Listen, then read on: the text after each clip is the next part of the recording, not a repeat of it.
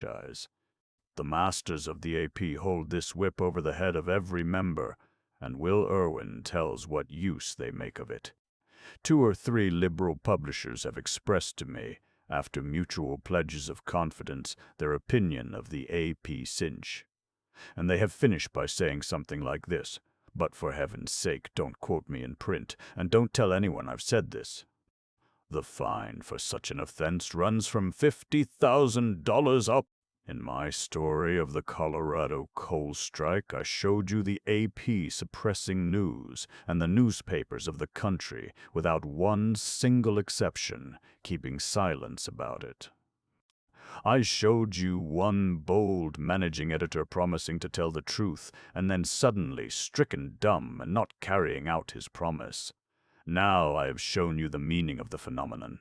And yet, in spite of everything, members of the Associated Press do kick. They kick repeatedly, and word of their kicks gets out. Fremont Older complained repeatedly, and so did Van Valkenburg of the Philadelphia North American. Herman Ritter complained, as Mr. Stone himself admitted when a Senate committee pinned him down. I quote a significant colloquy from a Senate lobby investigation. "Senator La Follette, Mr. Stone, has there ever been any complaint made by members of your association of unfairness on the part of the manager or the management of the association regarding news?" Mr. Stone: "Oh, yes, sir, there is hardly. Senator La Follette, have the members of your association or any member of your association complained that you suppressed important news?" Mr. Stone: "Oh, yes, sir, we have had that for years." Senator La Follette: "That you have colored news?" Mr. Stone: "No, sir, I do not think anybody has ever said that." "Well, I don't know about that. We have had complaints on all sides." This is the Committee on Finance of the United States Senate, holding hearings on the subject of reciprocity with Canada, Senate Document 56, 62nd Congress, First Session, Volume 2. The newspapers of the country want a clause by which they can get free paper pulp from Canada, so the Associated Press sends out full reports of the testimony of newspaper publishers before the Senate committee. But when certain farmers appear and oppose the reciprocity scheme, listen to Senator McCumber questioning Herman Ritter, a director of the Associated Press. How do you account for the fact, which every senator here must have noticed, that while these farmers were giving their testimony, the reporters of the Associated Press leaned back in their chairs day after day, scarcely taking a note, and that the moment any man came forward to give testimony in favor of this bill, every pencil came out and every pad was on the table, and all of our good friends were studiously at work? And that has been the case all through these hearings. And again, it is a notorious fact that we have been able to get but one side of the question before the public so far as these hearings are concerned. Also consider the testimony brought out by the Senate Committee on the Judiciary, 63rd Congress, First Session, Senate Resolution 92, Volume 2. It appears that the head of the Sugar Trust had issued a long statement advocating free raw sugar, and this press agent material had been sent out in full by the Associated Press. The senators questioned Melville E. Stone to find out why, and they cannot even get the name of the Associated Press correspondent who handled the material. It is brought out that the beet sugar interests of the West, which are fighting the Sugar Trust, have made bitter complaint concerning this article, and have been to the head of the Denver office of the Associated Press to demand that their side, too, shall be given a hearing. You remember how I went to the head of the Denver office of the Associated Press to try to get a hearing from my side, the people's side, and how completely I failed. Needless to say, it is different when a representative of big business makes complaint. This gentleman obtains the promise of the Associated Press to send out 650 words, and later on Mr. Stone is found writing to his Denver manager. Personally, I am inclined to discourage the carrying of long statements of a controversial nature, but inasmuch as we carried Mr. Arbuckle's statement rather fully, my judgment is that we might have handled a little more of Mr. Hamlin's provided it was prepared as briefly as our copy here indicates. Here, you see, we are close to the heart of a grave problem.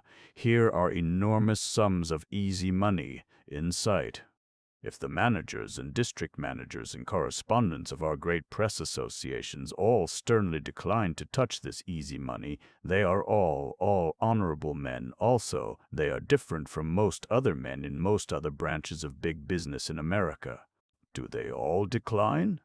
I sincerely hope so. But I recall how Max Eastman, in The Masses for July 1913, made very specific charges against the Associated Press, which thereupon caused Eastman's arrest for criminal libel. The indictment brought by the grand jury against Eastman and Art Young quotes a paragraph from the offending editorial as follows. I am told that every trust is to be encouraged to live its life and grow to such proportions that it may and must be taken over by the working public. But one trust that I find it impossible to encourage is this Truth Trust, the Associated Press. So long as the substance of current history continues to be held in cold storage, adulterated, colored with poisonous intentions, and sold to the highest bidder to suit his private purposes, there is small hope that even the free and the intelligent will take the side of justice in the struggle that is before us. The indictment goes on to interpret the above, meaning and intending thereby that the said corporation intentionally withheld, suppressed, and concealed from its members information of important items of news and intelligence, and intentionally supplied its members with information that was untruthful, biased, inaccurate, and incomplete, and that the said corporation, for and in consideration of moneys paid to it, intentionally supplied to its members misinformation concerning happenings and events that constituted the news and intelligence of the day. Then the indictment quotes another paragraph from the editorial. The representative of the Associated Press was an officer in that military tribunal that hounded the Paint Creek miners into the penitentiary in violation of their constitutional liberties, and this fact is even more significant and more serious than the abrogation of those liberties. It shows that the one thing which all tribes and nations in time have held sacred, the body of truth, is for sale to organized capital in the United States. The indictment interprets this as follows, meaning and intending thereby that the said corporation was willing to, and did in consideration of money paid to it, knowingly supply to its members information of such untruthful, biased, and prejudiced nature, and so distorted and incomplete as the person paying such money might desire. This indictment was widely heralded in the press, and everybody thought they were going to get the truth about the Associated Press at last. But when the case was ready for trial, it was mysteriously dropped. For 6 years I have wondered why it was dropped. I cannot say now that I know, but I have just met Max Eastman and heard from his lips the story of a certain eminent corporation lawyer in New York who on several occasions has kicked over the traces of big business. This man knows a great deal about the Associated Press, and he came forward in this Masses case, offering to assist the defense and to conduct the trial. It was his plan to summon the heads of high finance in New York, beginning with Pierpont Morgan, and to question them as to the precise details of their relationship to the Associated Press. Aren't you sorry that trial didn't come off? And don't you think it a very serious matter that the Associated Press did not face this precise and definite issue, which it had so publicly raised? Let me speak for myself. If any man accused me in the specific and damaging way above quoted, I would consider that my time, my money, my energy, my very life must be called to the task of vindicating my honor. And if, instead of fighting, I put my tail between my legs and sneaked away from the scene, I would expect men to conclude that there was some guilt upon my conscience. Chapter 40. The Owner and His Advertisers. The third method by which the kept press is kept is the method of the advertising subsidy. This is the legitimate graft of newspapers and magazines, the main pipeline whereby big business feeds its journalistic parasites. Financially speaking, our big newspapers and popular magazines are today more dependent upon their advertisers than they are upon their readers. It is not a cynicism, but the statement of a business fact that a newspaper or popular magazine is a device for submitting competitive advertising to the public, the reading matter being bait to bring the public to the hook. And of course the old saying holds that he who pays the piper calls the tune. The extent to which the bait used in the game of journalistic angling is selected and treated by the business fisherman is a subject which might occupy a volume by itself. Not merely is there general control of the spirit and tone of the paper, there is control in minute details, sometimes grotesque. For example, Arthur Brisbane wrote an article on dietetics, deploring the use of packaged cereals. The advertising men of the evening journal came to him, tearing their hair. He had knocked off $100,000 a year from the journal's income. Brisbane wrote an editorial pointing out that stiff hats caused baldness, and the journal office was besieged by the hat dealers who advertised in the paper. Brisbane went to Europe and wrote editorials supporting a municipal subway, said the advertising man. Don't you know that Mr. Wanamaker's is dead against that sort of thing? Max Sherover, in his excellent little pamphlet, Fakes in American Journalism, writes, the editor of a New York paper wrote an instructive editorial on the right kind of shoes to wear. The editorial was not inspired by any advertiser. It was simply the result of the editor's study and investigation of the problem of footwear. He advised against the wearing of the shoe with the curved point and urged in favor of the square-toed shoe. One of the big advertisers somehow got wind of the shoe editorial that was intended to appear on the following day. It so happened that this storekeeper had a shoe sale scheduled for the following week. He called up the business manager of the newspaper on the phone. After 5 minutes of conversation, the editorial went to the wastebasket. And if the advertisers censor the general ideas, needless to say, they censor news about themselves. Henry Siegel owned a department store, and our great metropolitan dailies are, as you know, strong protectors of the sanctity of the home. You saw how they treated Upton Sinclair when he got tied up in the divorce courts. You saw how they treated Gorky and Heron. But how about the late C.W. Post of Posthume fame when he decided to divorce his wife and marry his stenographer? Hardly a line in the newspapers throughout the country. I have told how the Philadelphia newspapers suppressed the suicide of one of the Gimble brothers. This same firm has a store in Milwaukee, and I have before me a letter from the district attorney of Milwaukee County setting forth what happened when the vice president of this firm was indicted for bribing an alderman. Representatives of Gimble brothers requested, as I am credibly informed, the newspapers in which their commercial advertisements appeared to suppress the facts connected with the proceedings of Mr. Hamburger's trial. With 2 exceptions so insignificant as to justify their being entirely ignored, the English press did so. The 5 daily English newspapers published no account whatever of the trial, which occupied about 1 week and disclosed sensational matter which would have undoubtedly been published broadcast in an ordinary case. Some of these papers printed a very brief notice at the time the case was called, stating this fact, but not all of them did even this much. It was shown that all the books of account of the Gimble brothers, together with their correspondence and legal documents pertaining to the transaction in connection with which the bribery was alleged, were burned under the direction of the defendant immediately after it was brought to his attention that the grand jury which indicted him was in session and about to investigate this case. This destruction of the books and documents occurred within the period of the statute of limitation, and less than 3 years after some of the entries had been made in them. The only explanation for this singular proceeding given by defendant or his business associates was that they lacked room in their vault and found it necessary to do away with papers, books, and documents which they felt they could dispense with.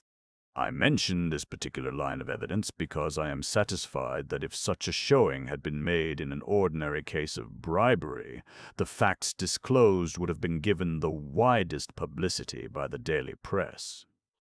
That the proceedings of this trial were suppressed by the English papers of this city for commercial reasons which appealed to their advertising department is unquestioned.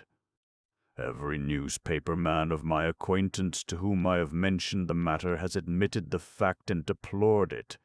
In the same way, when Wanamaker's was detected violating the customs laws, only one Philadelphia newspaper reported the circumstances.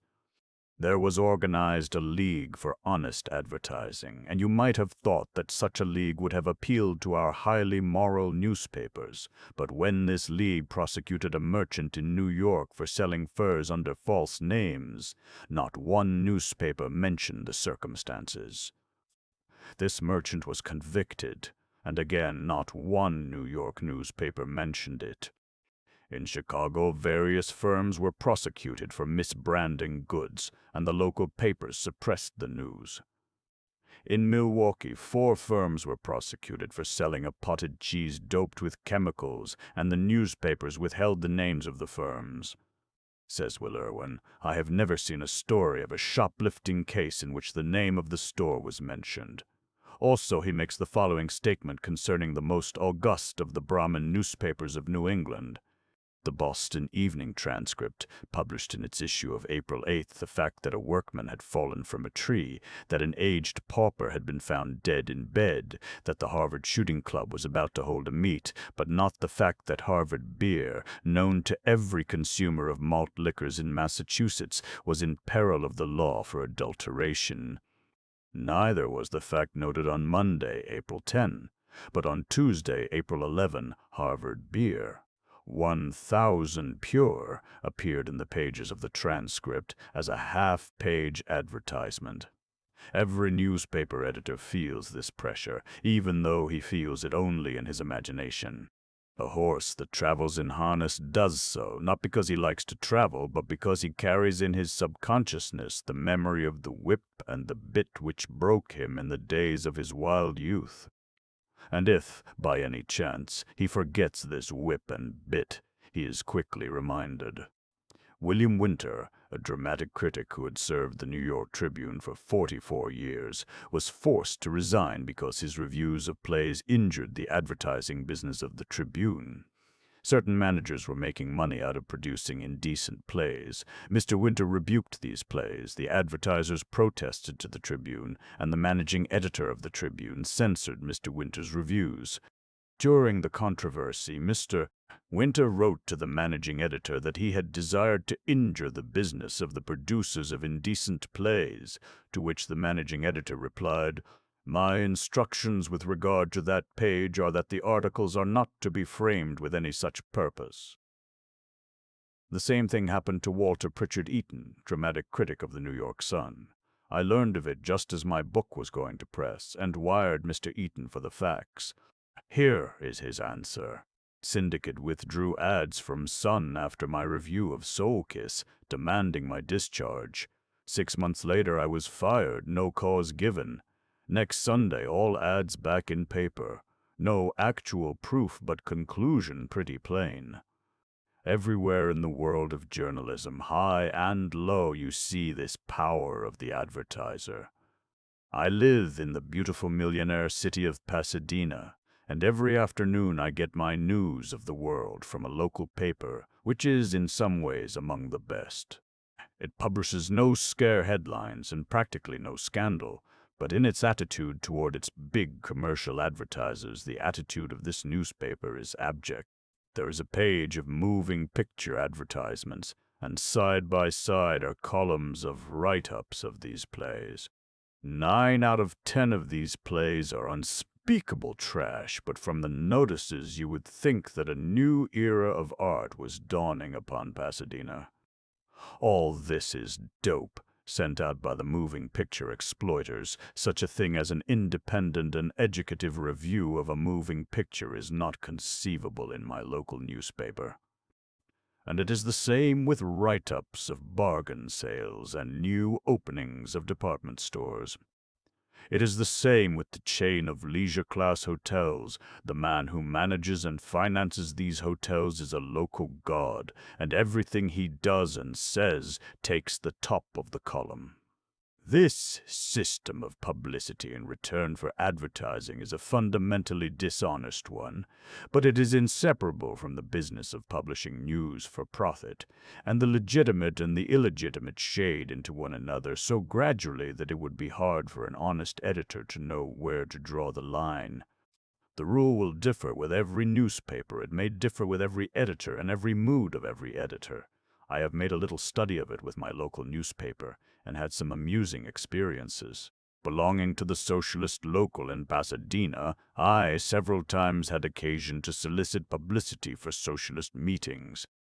Being a naturally polite person, I did not go to the editor and say, "I'll buy $10 worth of advertising space if you'll publish a quarter of a column of news about my radical venture." What I did was to insert the advertisement and then send to the editor the matter I wanted. But some time later, when the labor men of Pasadena started a cooperative store and I became vice president of the enterprise, I inserted an advertisement of the store and again presented my copy to the newspaper, and I did not get so much space. The advertising manager of the newspaper explained to the manager of the store that his paper could not boost a cooperative store because the local merchants which supplied the bulk of its advertising were hostile to such an enterprise. At the last election, the people of California had to decide upon a social insurance measure, and a friend of mine wrote an article in favor of this measure and could not get it published. I suggested that she publish it as an advertisement, but the Pasadena Star-News refused it even in that form and explained to me the reason, that the lady had referred to Christian Science as a foolish belief. The partisans of Christian Science are accustomed to rent a page in this paper every now and then, and to have their foolishness published without question. A still stranger experience befell a gentleman in Boston, Sinclair Kennedy by name. In April 1918, Mr. Kennedy learned that his state was falling far behind in the purchase of war savings and thrift stamps, and by way of helping his government in its thrift campaign, he prepared an advertisement consisting of 3 quotations, the first from a speech by President Wilson, the second from a speech by the Secretary of the Treasury, and the third from a speech by the chairman of the National War Savings Committee, all 3 of the quotations urging that people should purchase only necessities, so that the energies of the country might go to war production. The Boston Herald and Journal contracted to publish this advertisement in 4 issues. It published it in 2 issues, and then refused to publish it again, and paid to Mr. Kennedy the sum of $500 damages for breach of contract. The Boston Post refused to publish the advertisement at all, its manager giving the reason that it was contrary to public policy. I have read of many socialists being sent to jail upon a charge of interfering with the government's war activities, but if the manager of the Boston Post was sent to jail, the other newspapers did not report it. What this amounts to is a censorship of the small and occasional advertisers by the large and permanent ones. This censorship is common, and sometimes it is made to wear the aspect of virtue. The best-paying advertisements are those of automobiles and other leisure-class luxuries, as such advertisers will not publish alongside cheap patent medicine fakes. Publications like Collier's and The Outlook make a boast of censoring their advertisements. But when it comes to protecting their high-priced advertisers, these publications are, as I have shown, every bit as unscrupulous as the sellers of cancer cures and headache powders. I, who wish to attack these high-priced advertisers, am forced to publish what I have to say in a paper which can only exist by publishing the advertisements of cancer cures and headache powders. This is very humiliating, but what can I do? Stop writing? If I could have my way, of course, I would write for a publication having a large circulation and publishing honest reading matter and honest advertising matter. But no such publication exists, and I have to decide the question, which does the least harm, a publication with honest advertising matter and dishonest reading matter, or a publication with honest reading matter and dishonest advertising matter. Also, of course, there will be censorship of advertisements containing news. If the newspaper is suppressing certain facts, it will not permit you to make known these facts, even for money. The Los Angeles Times, although it bitterly opposed single tax, was willing to take my money for an advertisement in favor of single tax. But the Times would not take my money for an advertisement reporting a meeting at which the truth about Russia was told. The Times would not sell me space to make known that the socialists of the city had challenged the superintendent of schools to debate the truth of certain false statements which he had made about Russia. In Louisville is the People's Church, conducted by an independent clergyman in a theater, and attended by 1,000 or 2,000 people every Sunday. The Louisville Courier-Journal and its evening edition, The Times, have not contented themselves with suppressing all news about these meetings for several years. They have also refused all advertisements of this People's Church. Since this was written, they have put the People's Church out of business. Some 15 years ago, the most important news being put before the American people was in the form of paid advertisements signed by Thomas W. Lawson. The New York Times refused to publish these advertisements, and tens of thousands of New Yorkers, myself among them, were obliged to buy other newspapers in consequence. It cost the Times large sums of money to refuse these Lawson broadsides, but the Times made a virtue of it, because the broadsides threatened the entire profit system, without which the Times could not exist. In the same way, the newspapers of Baltimore and Boston refused advertisements of a magazine run by Thomas E. Watson in Georgia, on the ground that he was publishing in his magazine articles attacking foreign missions. If you do not believe that interests like this exercise pressure upon newspapers, just try to publish in any capitalist newspaper an advertisement of a book or pamphlet attacking the Roman Catholic Church. Here in Los Angeles, I know a man who set himself up in business as a land appraiser and interfered with the leading industry of our community, which is selling real estate to come-ons from the East. He advised one client that some land in Imperial Valley was worthless because it contained nearly 3% of alkali, and this judgment was later vindicated by a report of the USS Bureau of Soils, which I have read. But it happened that this land lay perilously near to the tracts of a great land company, in which the heads of Los Angeles newspapers are interested. The 3 leading newspapers of Los Angeles broke their contracts with this land appraiser, threw out his copy, and ruined his business, and now he is working as a cowboy in the movies. And if you think that the power of the real estate sharks is confined to the places where they prey, consider the experience of Rob Wagner, who wrote 2 articles about the Southern California land sharks for the Saturday Evening Post. The first article, being full of fun, a farce comedy, was accepted and paid for at once. The second, giving the real story and being full of meat, was turned down. Chapter 44. The Advertising Boycott.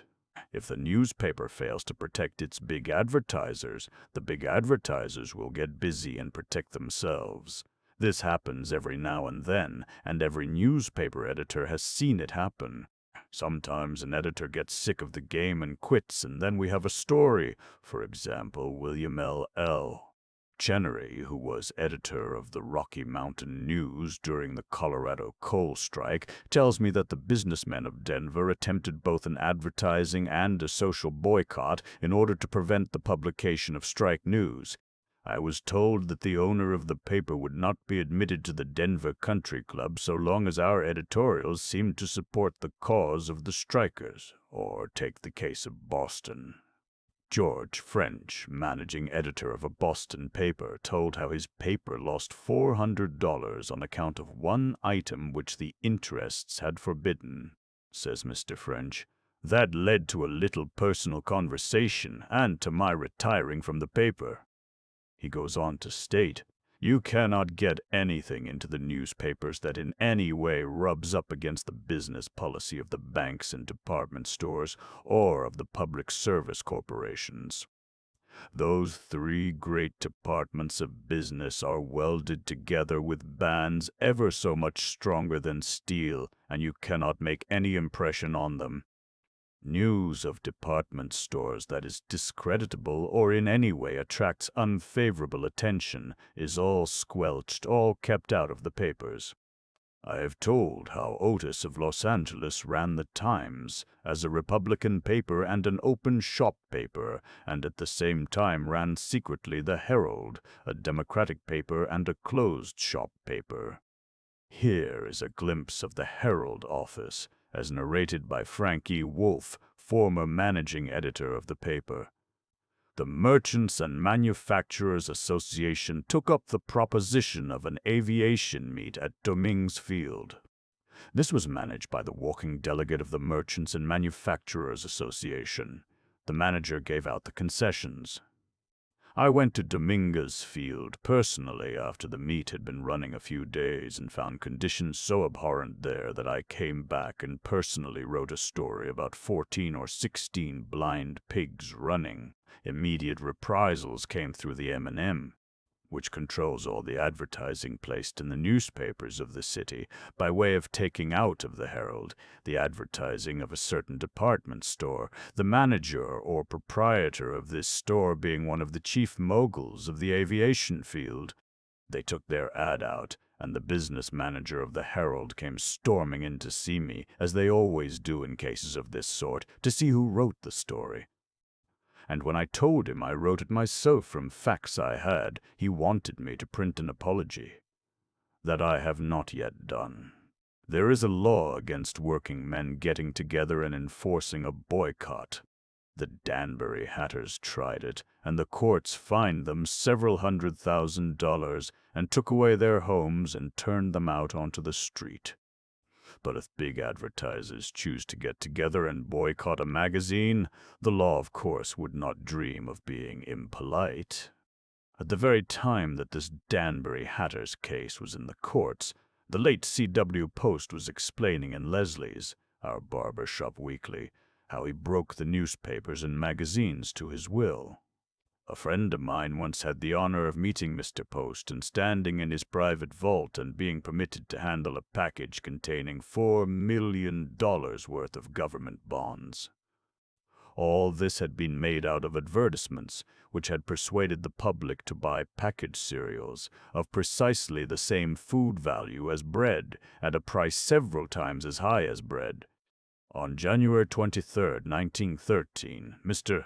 Post published in Leslie's an article urging businessmen to organize and refuse to give advertisements to muckraking publications, and Leslie's contributed an illuminating cartoon, "The Fool Who Feeds the Monster." On April 10th, Mr. Post contributed another article describing his methods. He had his clerks go over all publications listing objectionable matter, and he sent a form letter to offending publications threatening to withdraw his valuable advertising unless they promised to be good in the future. Mr. Post told what he was doing. There were others who preferred to work in the dark. Perhaps the most significant case was that of Collier's Weekly and the Ballinger land fraud scandals. Norman Hapgood and Robert Collier broke the Taft administration on that issue, and President Taft, a venomous old man when he was crossed, issued a furious denunciation of Collier's, whereupon the National Association of Manufacturers, the most powerful organization in the country, took the field against muckraking magazines. They not only applied the advertising boycott to Collier's, they set the banks to work, as in the case of Hampton's, and they took away control of the magazine from Robert Collier and put it into the hands of a banking committee where it stayed. Robbie took to flying aeroplanes, and a year or two ago he died, and colliers published a full-page obituary of him, telling the many services he had performed for the public, except the one really important service, that he had broken the Taft administration over the Ballinger land fraud issue. Imagine a magazine that, on the death of its owner, does not dare to mention the greatest event of its owner's life. I had an opportunity to watch, from the inside, the operation of this advertising boycott, in the case of my article, The Condemned Meat Industry. Many pages of advertising were withdrawn from Everybody's magazine, not merely advertisements of hams and lard, but of fertilizers, soaps, and railways. Lawson several times tried to publish the names of these boycotting advertisers, but Everybody's would not let him. Everybody's possibly reflected that it might not keep up this muckraking business always. When it had secured enough readers, it might let down and become respectable, and then all the big advertisers would come back to it, as they have done. The few men who really did mean business knew that the advertisers would never come back to them, so they fought the fight through to a finish, their own finish. So it was with Hampton's, so it was with Pearson's under the old regime. Pearson's tried publishing on the cheapest newsprint paper and with no advertisements, and for 2 or 3 years, Pearson's was the only popular magazine in America from which you could get the truth. It was the only one which dared to fight the Railroad Trust and the Beef Trust, the only one which dared tell the truth about the Associated Press and about capitalist journalism in general. Early in 1914, it published a series of articles by Charles Edward Russell, Keeping the Kept Press, the magazine soft pedal, and How Business Controls the News. Russell told the story of the Boston Traveler, which was bought by a young reformer and put under the control of a real newspaperman, Marlin E. Pugh, the young reformer, died, and the Shoe Machinery Trust bought the paper and ordered Pugh to be good. He refused, and stood on the contract which he had with the paper.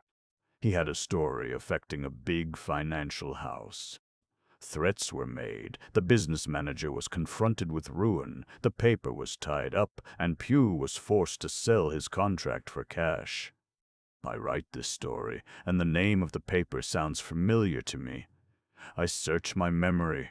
Oh, yes!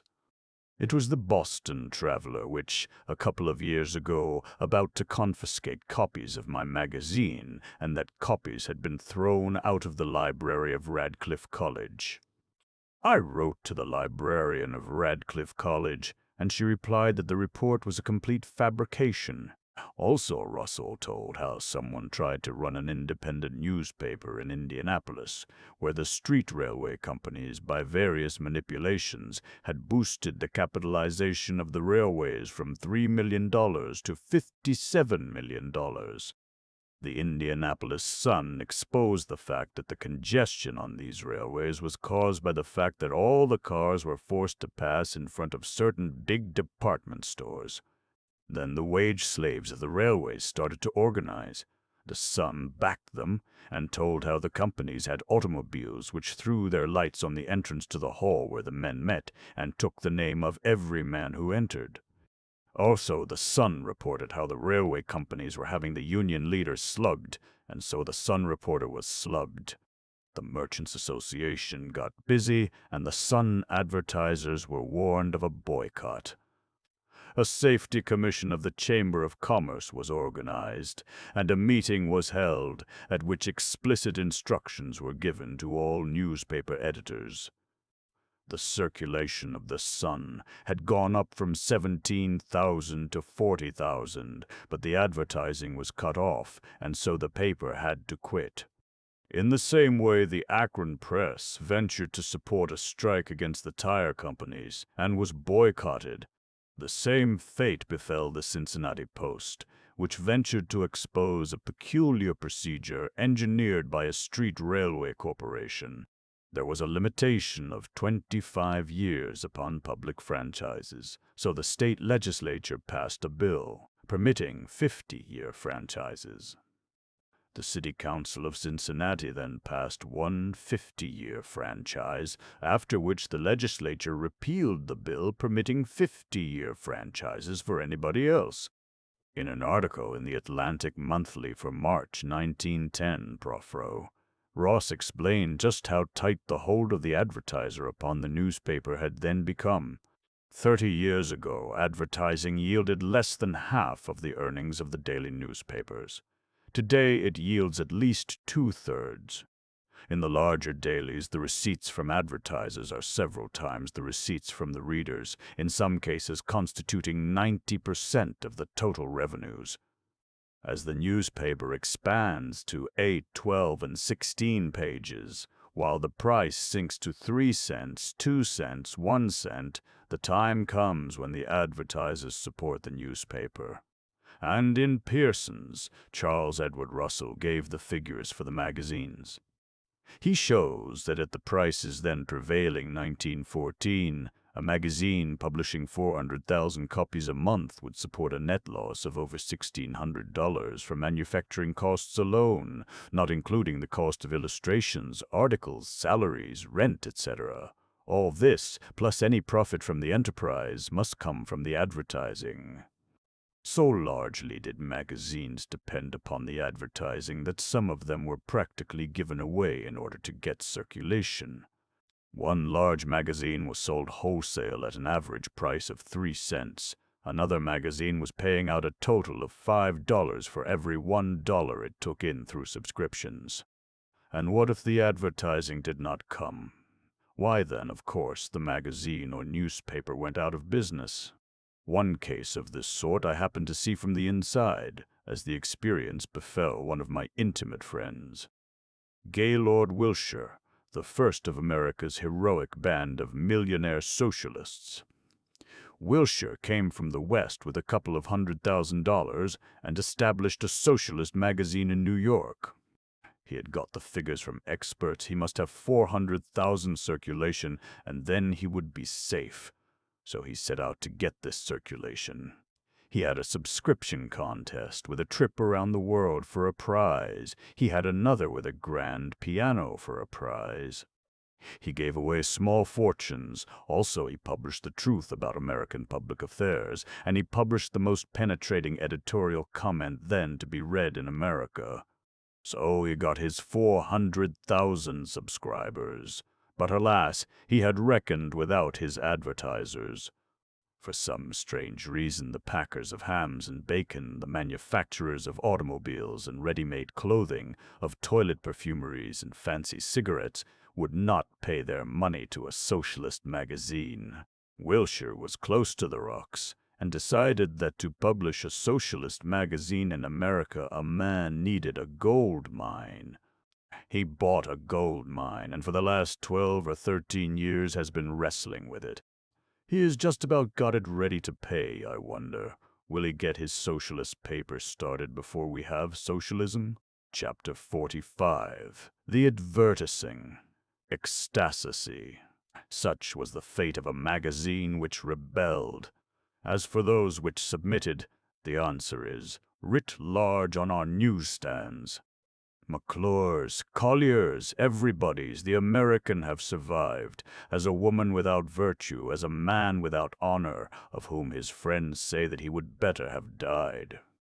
The masters of finance have taken not merely the conscience from them, they have taken the life from them. If there was a man on the editorial staff with red blood in his veins, they turned him out to become a socialist soapboxer, and in his place they put a pithed frog. You know perhaps how the scientist takes the nerves out of a frog's body and puts in pith? Not merely have the money masters stamped their sign upon the contents of the magazines, they have changed the very form to suit their purposes. Time was when you could take the vast bulk of a magazine and rip off 1/4 from the front and 2/4 from the back, and in the remaining fourth you had something to read in a form you could enjoy. But the advertising gentry got on to that practice and stopped it. They demanded what they call full position next to reading matter. One magazine gave way, and then another, Until now, all popular magazines are cunning traps to bring your mind into subjection to the hawkers of wares.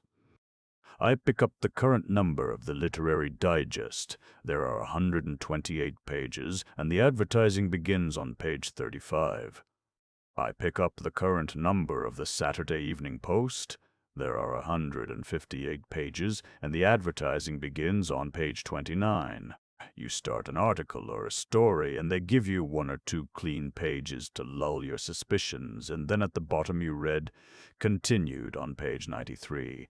You turn to page 93, and biff, you are hit between the eyes by a powerful gentleman wearing a collar, or swat, you are slapped on the cheek by a lady in a union suit. You stagger down this narrow column as one who runs the gauntlet of a band of Indians with clubs, and then you read, "Continued" on page 99. You turn to page 99, and somebody throws a handful of cigarettes into your face, or maybe a box of candy, or maybe it is the crack of a revolver, or the honk of an automobile horn that greets you. The theme of the reading matter may be the importance of war savings. But before you get to the end of the article, you have been tempted by every luxury from a diamond scarf pin to a private yacht, and have spent in imagination more money than you will earn in the balance of your lifetime. The culmination of this process may be studied in the supreme product of capitalist journalism, the Curtis publications, the peerless trilogy of the Saturday Evening Post, the Ladies' Home Journal, and the Country Gentleman. How many boys in college are making fortunes in their spare time, selling this trilogy to all America? I don't know, but if you write to the circulation department in Philadelphia, they will tell you and perhaps let you join the opulent band. 130 times every year these Curtis people prepare for their millions of victims a fat bulk of high class, that is to say, high-paying advertising. As street urchins gather to scramble for pennies, so gather here all the profit-seekers of the country to compete for your attention. They wheedle and cajole and implore, they shriek and scream, they dance and gesticulate and turn somersaults. I say, they do it. In reality, of course, they hire others to do it. They take the brains and vitality and eagerness of our youth. They waste in a single week enough writing talent and drawing talent to create an American literature and an American art. The stake is a colossal one. Writing 10 years ago, Hamilton Holt showed that the American people were spending $145 million a year for advertisements in periodicals. Also, he stated that one Chicago department store had spent $500,000 in advertising to sell $15 million in goods. At this rate of 30 to 1, the public was being persuaded by means of advertising to purchase $4.5 billion worth of goods. Allowing for the increase in extravagance and in prices today, the expenditure cannot be less than 10 or 20 billions. Such is the prize to be scrambled for, and when you realize it, you no longer wonder at the raptures to which our advertisement writers are impelled, the exhibitions of language slinging to which they treat us. What is your literary taste? Are you poetical? Does your temperament run to the flowery and ecstatic? If so, you will be landed by the full-page advertisement which I find in my evening newspaper, displaying a spreading peacock and half a dozen peacock ladies in a whirl of ruffles and frills. "The Rainbow of Fashions," runs the heading, and continues in this fine, careful rapture. Other than this, the impression is inadequate, that glimpse beheld of this fashion salon, this inimitable third floor of Goldstein's. What but the rainbow with its inexpressible sunburst of color could be the source, the inspiration from which fashion has modeled these veritable exquisites, these beautiful new frocks and suits and coats, these skirts and capes, these blouses and hats from a lady's luxury?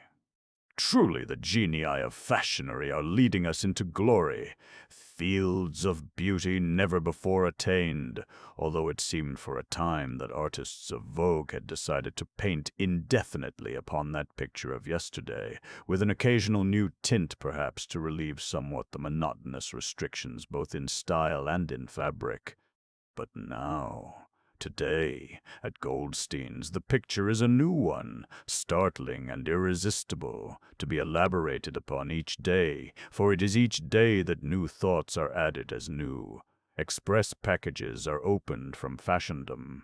Come, take a pencil peek with me, and only as a pencil sees them, not at all as they are, or as you may see them if you come where these pretties are all assembled, where fashions are wont to congregate at Goldstein's. Or does your taste run to humor? Are you bluff and hearty, a real fellow and a good sport? Then maybe your purse strings will be loosened by the full-page advertisement which appears in all the magazines for August 1919, portraying a stout and sensual gentleman with a pipe in his mouth and a wink in both eyes. Cries this gentleman, "Scrub, up your smoke decks and cut for a new pipe. Deal. Say you'll have a streak of smoke luck that'll put pep in your smoke motor, all right, if you'll ring in with a jimmy pipe or the papers and nail some devil's dung for packing. Just between ourselves, you never will wise up to high-spot smoke joy until you can call a pipe or a home-rolled cigarette by its first name. Then, to hit the peak of pleasure, you land square on that two-fisted man tobacco, devil's dung. Well, sir, you'll be so all-fired happy you'll want to get a photograph of yourself breezing up the pike with your smoke throttle wide open. Talk about smoke, sport.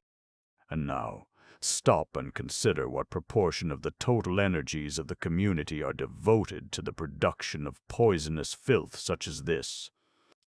I do not count the people who read and answer the advertisements. I count only those who write them and sell them, those who set the type and manufacture the paper, those who distribute the publications and keep the accounts of the complicated operations. There cannot be less than 1,000,000 people thus occupied with the advertising business in America, and all of them buried to the eyes in this poisonous filth, all compelled to absorb it, to believe it, to have their personalities befouled by it. It means, of course, that these people are permanently excluded from the intellectual life. These people cannot know beauty, they cannot know grace and charm, they cannot know dignity, they cannot even know common honesty. To say that they are bound as captives to the chariot wheels of mammon is not to indulge in loose metaphor, but to describe precisely their condition. They are bound in body, mind, and soul to vulgarity, banality, avarice, and fraud. You, perhaps, are not connected with the advertising business, so you think you may ignore the fate of these pitiful captives. You are a banker, perhaps. You handle the money of advertisers, and your mind is shaped by the effort to understand them and their ways. Or you are a telegrapher and send telegrams for the advertising business. Or you are a farmer and raise food for the million advertisement makers. Or you are a steel worker and help to make their typewriters, the nails for their shoes, and the rails over which their products are carried. Or perhaps you are a person of leisure. You dwell alone in an ivory tower of art. Now and then, however, you have to know something about the world in which you live, and competitive commercialism ordains that when you seek to learn this, you shall have the maniac shrieks of advertisers resounding in your brain. You shall have the whirling dervishes of this new cult of publicity for profit cavorting about in your ivory tower. More than that, you shall have the intellectual content of everything you read distorted by the advertisements which adjoin them, your most dignified editor, your most aloof, art for art's sake. Poet will be a parasite upon advertisements, and if he thinks the advertisements have nothing to do with him, it is only because the dignified editor and the aloof, art for art's sake, poet are fools. Take the American magazine, that awful flub-dub I quoted earlier in the book.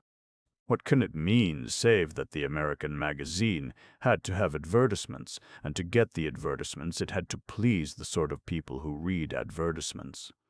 Or take the Curtis publications. What is the obvious fact about this colossal advertisement distributing machine? The owner of this machine, needless to say, is not in the business of distributing advertisements for his health. On the contrary, he has lost his health and made $11 million. His price for advertisements is $6,000 per page. To carry these advertisements, he must have reading matter, and to select this reading matter, he employs a group of men and women called editors. These editors are, of course, in position to offer prices such as thrill the soul of every hungry author and cause him to set diligently to work to study the personalities of the editors so as to know what they want. If he doesn't find out what they want, he doesn't write for the publications. That is obvious enough. On the other hand, if he does find out what they want, he becomes a new star in America's literary firmament, and at the cost of pretty nearly all his ideals of truth, humanity, and progress. Take up the Saturday Evening Post.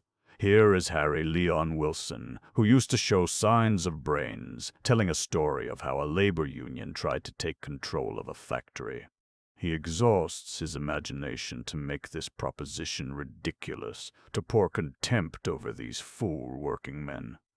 And here is a short story writer named Patullo, solemnly setting forth that socialism means dividing up.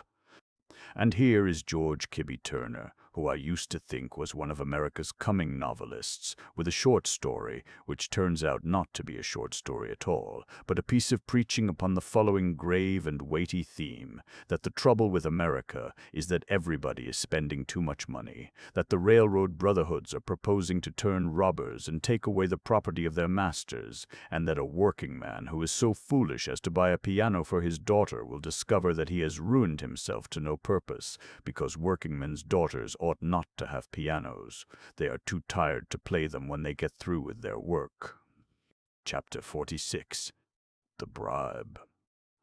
Direct, we are accustomed to the idea that in Europe there exists a reptile press, meaning a press whose opinions are for sale, not merely to politicians and governments, but to promoters and financiers. We read of the Bourse Press of Paris, and understand that these papers accept definite cash sums for publishing in their columns news favorable to great speculations and industrial enterprises. I have heard America congratulated that it had no such newspapers. I myself was once sufficiently naive so to congratulate America. Naturally, it is not so easy to prove direct bribery of the press. When the promoter of an oil deal or of a franchise grab wishes to buy the support of a newspaper, he does not invite the publisher onto the sidewalk and there count a few $1,000 bills into his hands. But as a person who steals once will go on stealing, so a newspaper proprietor who takes bribes becomes a scandal to his staff, and sooner or later bits of the truth leak out. America has been fortunate in the possession of one bold and truth-telling newspaper editor, Fremont Older. And when you read his book, My Own Story, you discover that we have a reptile press in America, a press that is for sale for cash. The chances are that you never heard of Fremont Older's book. It was papers. American journalism maintained about it, the same silence it will maintain about the brass check. For 25 years, Older was managing editor of a great newspaper, and now, in the interest of public welfare, he has told what went on inside that newspaper office. Older began as a plain, everyday hireling of privilege, but little by little his mind and his conscience awakened. He took his stand for righteousness in his city and fought the enemies of righteousness, not merely at peril of his job, but at peril of his life. The first time I met Older 10 years ago, he had just been kidnapped by thugs and carried away in an automobile and locked under armed guard in a compartment of a sleeping car to be carried into Southern California, where the S.P. controlled everything and could put him away. He told me the story, and to this day I remember my consternation. 2 or 3 years later, I happened to tell it in England to a group of members of Parliament.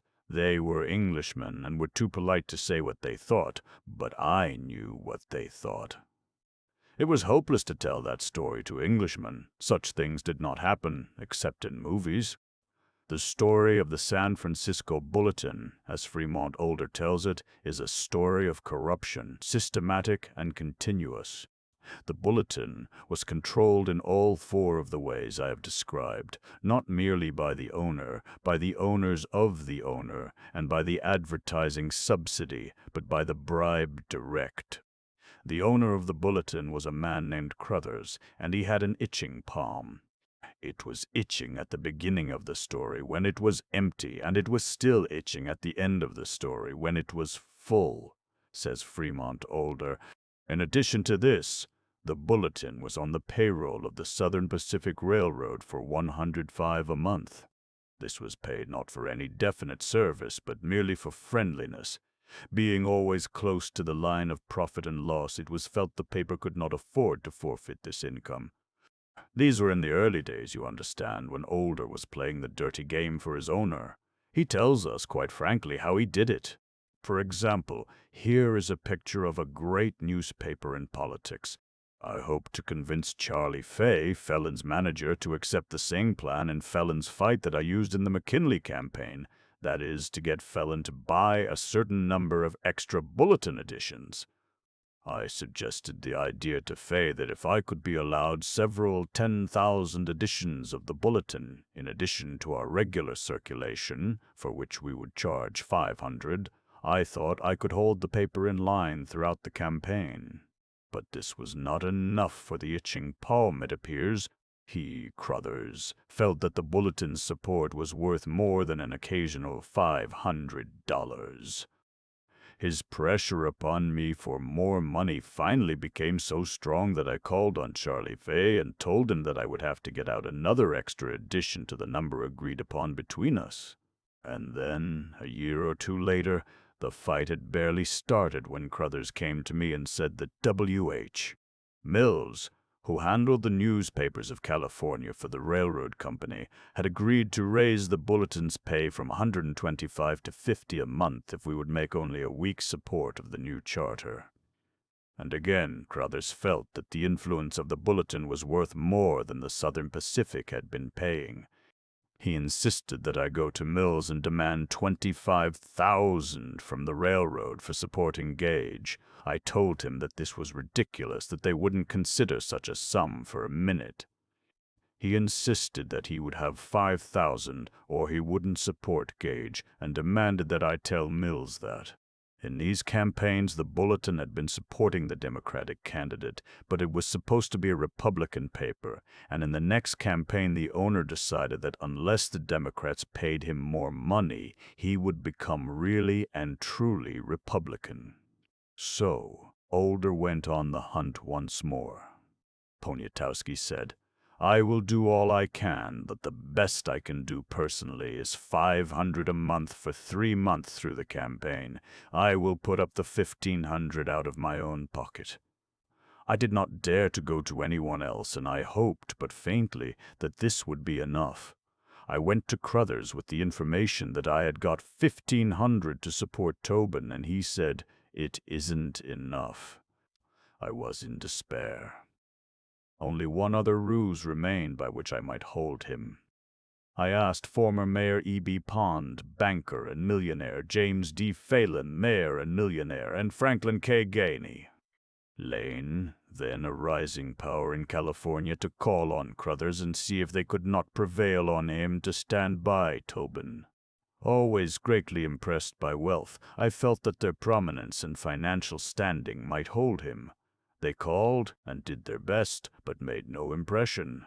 A few days later, the railroad paid Crothers $7,500. It was paid to him by a man not openly connected with the railroad. I learned of it almost instantly. The report was confirmed by Crothers ordering me to support Wells. And now Fremont Older has been forced out of the bulletin, and the paper has become rancid in the cause of reaction, and carries at the top of its editorial page this proud slogan, R. Crothers, editor and proprietor. And do you think that the owner of the bulletin was alone among San Francisco newspaper owners in the possession of an itching palm? The San Francisco Liberator, organ of the reformers, showed how, in the effort to keep the president of United Railroads out of jail, every crime up to murder had been committed. Armed mobs had been organized to resist the city's authority. Thieves had been hired and safes broken open. Juries had been bribed and witnesses spirited away. Last but not least, public sentiment had been corrupted through the press. The Liberator gives names and dates, a whole mass of detail which would fill a chapter of this book. One example. Well authenticated, one little local paper had been purchased for $75, and in a period of 13 weeks had obtained $3,250 from the Publicity Bureau of United Railroads. And as I write, there comes to me a letter from an editor of one of San Francisco's largest newspapers, a man who knows the game from A to Z. He tells me the sordid history of Mike DeYoung's San Francisco Chronicle. The owner's brother was murdered not many years ago because of a blackmail story run in the paper. During the war, it was he who got the advertising rates for all war loan organizations, etc. He was a strong ally of the Southern Pacific when that road ran California and still fights for the railroads whenever he gets a chance. I write to others in San Francisco to be sure that I am making no mistake. One sends me a letter by Arthur McEwen, a well-known journalist, made public 25 years ago. Mr. DeYoung, says McEwen, has a grammar of his own. He speaks of being attacked, and he made famous the phrase, the tout ensemble of the whole.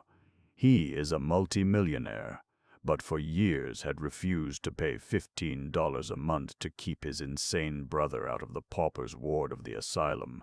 He plunders the big corporations mercilessly, having never been able to see why he should not share in their prosperity. Says McEwen, he set up in court the contention that it is legitimate for a newspaper to sell its editorial columns, and though he was reviled by his startled contemporaries for that dangerous frankness, there is no reason to doubt that he was sincere or unaffectedly astonished at the notion of there being aught disgraceful in his admission. Not until the archives of the Crocker family have been opened to the historian will it be known whether or not the common report be true which affirms that the title deeds to his California Street mansion are the intercepted love letters of a millionaire. Another friend sends me a poem by Ambrose Bierce entitled A Lifted Finger. It is one of the most withering denunciations of a human being ever penned. As a sample, I quote the last stanza, in which the victim is forbidden to kill himself, pregnant with possibilities of crime, and full of felons for all coming time. Your blood's too precious to be lightly spilt, in testimony to a venial guilt. Live to get well paid and preserve a name. No praise can sweeten, and no lie unshame. Live to fulfill the vision that I see, down the dim vistas of the time to be, a dream of clattering beaks and burning eyes, of hungry ravens glooming all the skies, a dream of gleaming teeth and fetid breath, of jackals wrangling at the feast of death, a dream of broken necks and swollen tongues. The whole world's gibbets loaded with DeYoungs. Let us go to Denver, where there lives another fighter and teller of truth, Ben Lindsay. I have made you acquainted with the Denver Post, and with one of its owners, Mr. F.G. Bonfils, who made his pile as a lottery promoter, and went into partnership with another man. Now let Judge Lindsay introduce us to this other man. The Post was then as independent as a highwayman. One of its proprietors, H. Tamman, had begun life as a barkeeper, and he would himself relate how he had made money by robbing his employer. "When I took in $1, Tamman said, I tossed it up, and if it stuck to the ceiling, it went to the boss." He had a frank way of making his vices engaging by the honesty with which he confessed them, and he had boasted to me of the amount of money the newspaper made by charging its victims for suppressing news stories of a scandalous nature in which they were involved. He admitted that he supported me merely because it was the popular thing to do. It helped circulation. I knew it was a very precarious support, although the editorial writer, Paul Thiemann, seemed to me an honest and public-spirited young man. Or come to Kansas City, where William Salisbury is working on the Times. There is a fight on with the gas companies, which have formed a trust and doubled the price of gas. A solitary alderman named Smith has spoken against the ordinance. When I returned to the Times office that night, the city editor came up to my desk, sat down, and said confidentially, "We'll have to print a favorable story on this consolidation." I wouldn't give much space to that man Smith's remarks. I don't know what the gas people have done here in this office, but you can guess. They've bought the council. Mr. Salisbury, you see, is only a reporter, so all he gets is gossip and suspicion. He notes that the Kansas City, Pittsburgh and Gulf Railway is completing a line to Port Arthur, Texas. The railway company is advertising heavily in the Times, and he is sent to write up a 2-column interview upon the beauties of Port Arthur. Again, he tells us, I could write columns about Cuban revolutions and anti-cigarette and anti-high hat laws. But there were things that I couldn't write about at all, and other things that I had to write as the city editor told me, and as the owner or managing editor told him to tell me. These included street railway and paving and gas and telephone and other corporation measures, and anti-department store bills. And the City Hall reporters of the 3 other newspapers wrote of such things, just as I did, from dictation.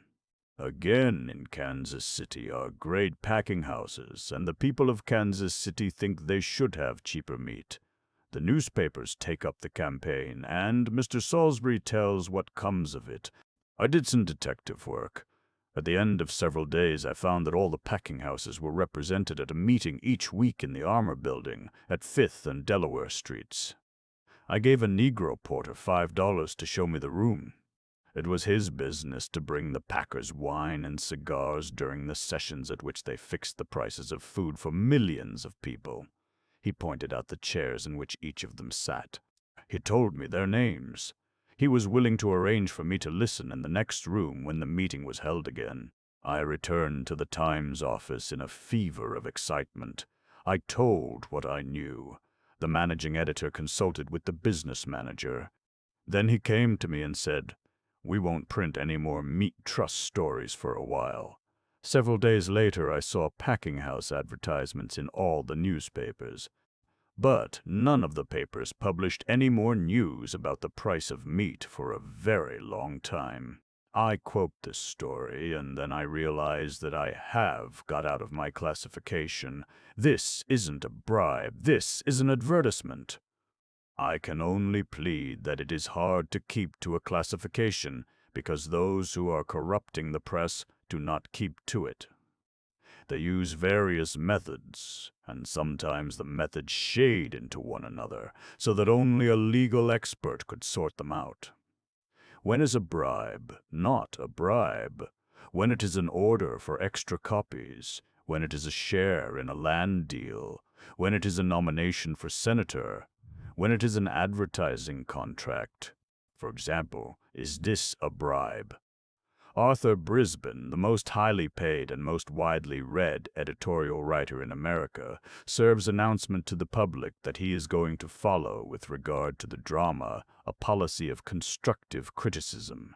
He is going to tell the people about the plays that are really worth seeing, so that the people may go to see them. He writes a double-column editorial praising a play, and 2 or 3 days later there appears in the Evening Journal a full-page advertisement of this play.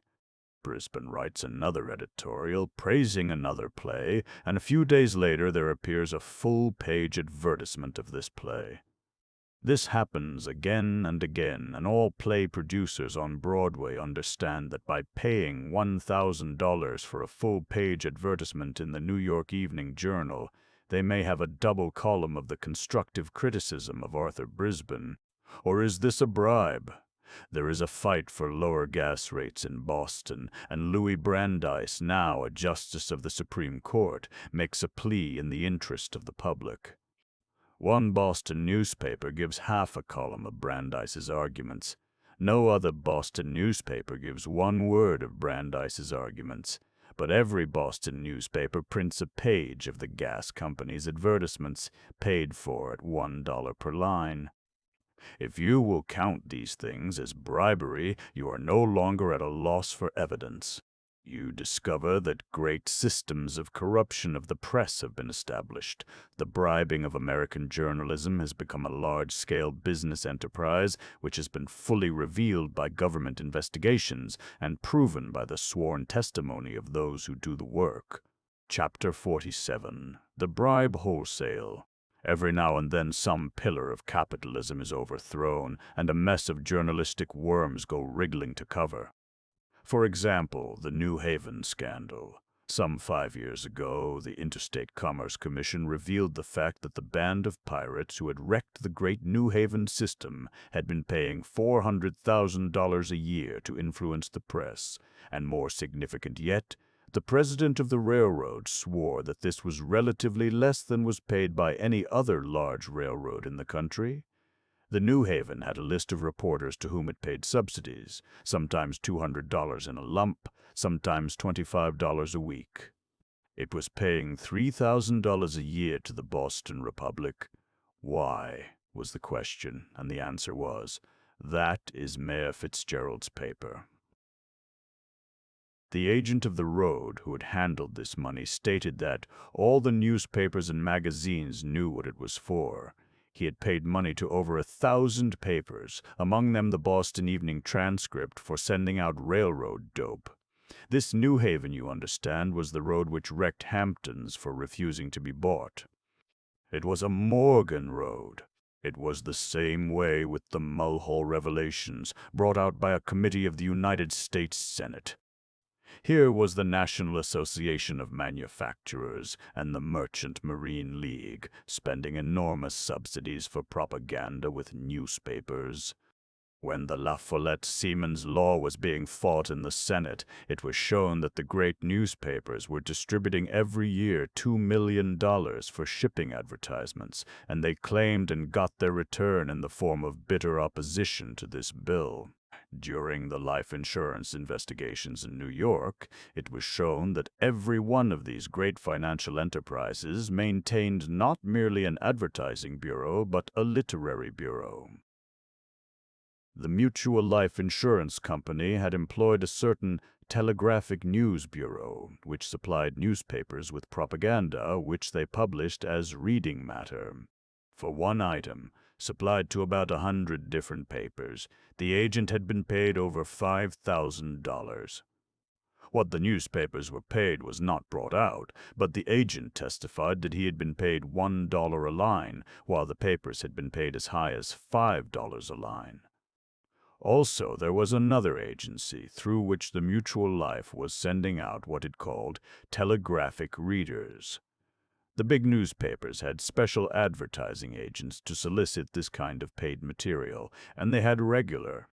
In the same way, Attorney General Monnet of Ohio brought out that the Standard Oil Company maintained the Jennings Advertising Agency to distribute and pay for propaganda upon this contract.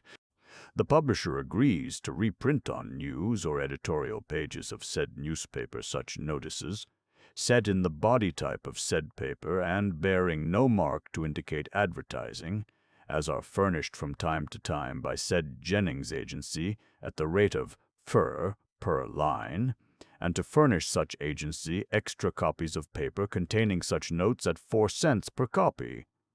In the same way, the Standard Oil Company was shown to have paid from $500 to $1,000 for the publication of a single article in Kansas newspapers. The Standard Oil had a subsidized press of its own, for example, the Oil City Derrick, and it had subsidized Gunton's magazine to the extent of $25,000 a year. In the same way, it was brought out by Governor Hunt of Arizona during the recent Great Copper Strike that the mine owners had been bribing the local newspapers in Greenlee County for printing plate matter favorable to them. It was shown that the liquor lobby had maintained an enormous slush fund for the press. It was shown that the great public utility interests of the Middle West had maintained a publicity bureau to send out material against municipal ownership. It was shown that the high tariff interests had been maintaining a Washington bureau and sending out newsletters, all paid for. It was shown that the railroad companies were doing the same thing in a single office of their publicity department, that in Chicago they had 43 employees, and the manager stated to Ray Stannard Baker that before this bureau began its work, 412 columns of matter opposed to the railroads had appeared in the newspapers of Nebraska, but after the bureau had been in operation for 3 months, in 1 week the newspapers of Nebraska had published 202 columns favorable to the railroads, and only 4 columns against them. And year by year, as the plundering of the people increases, this bribe wholesale becomes a greater menace. Today, as I write, it has become a nationwide propaganda. Testifying before the Committee on Agriculture and Forestry of the United States Senate, January 14, 1919, Frank Henney shows that to defeat the bill for government regulation of the packing industry now before Congress, Swift and Company alone are spending $1 million a month upon newspaper advertising. Henney testifies that he has had an examination made of every newspaper in California, and everyone has published the full-page advertisements of this firm.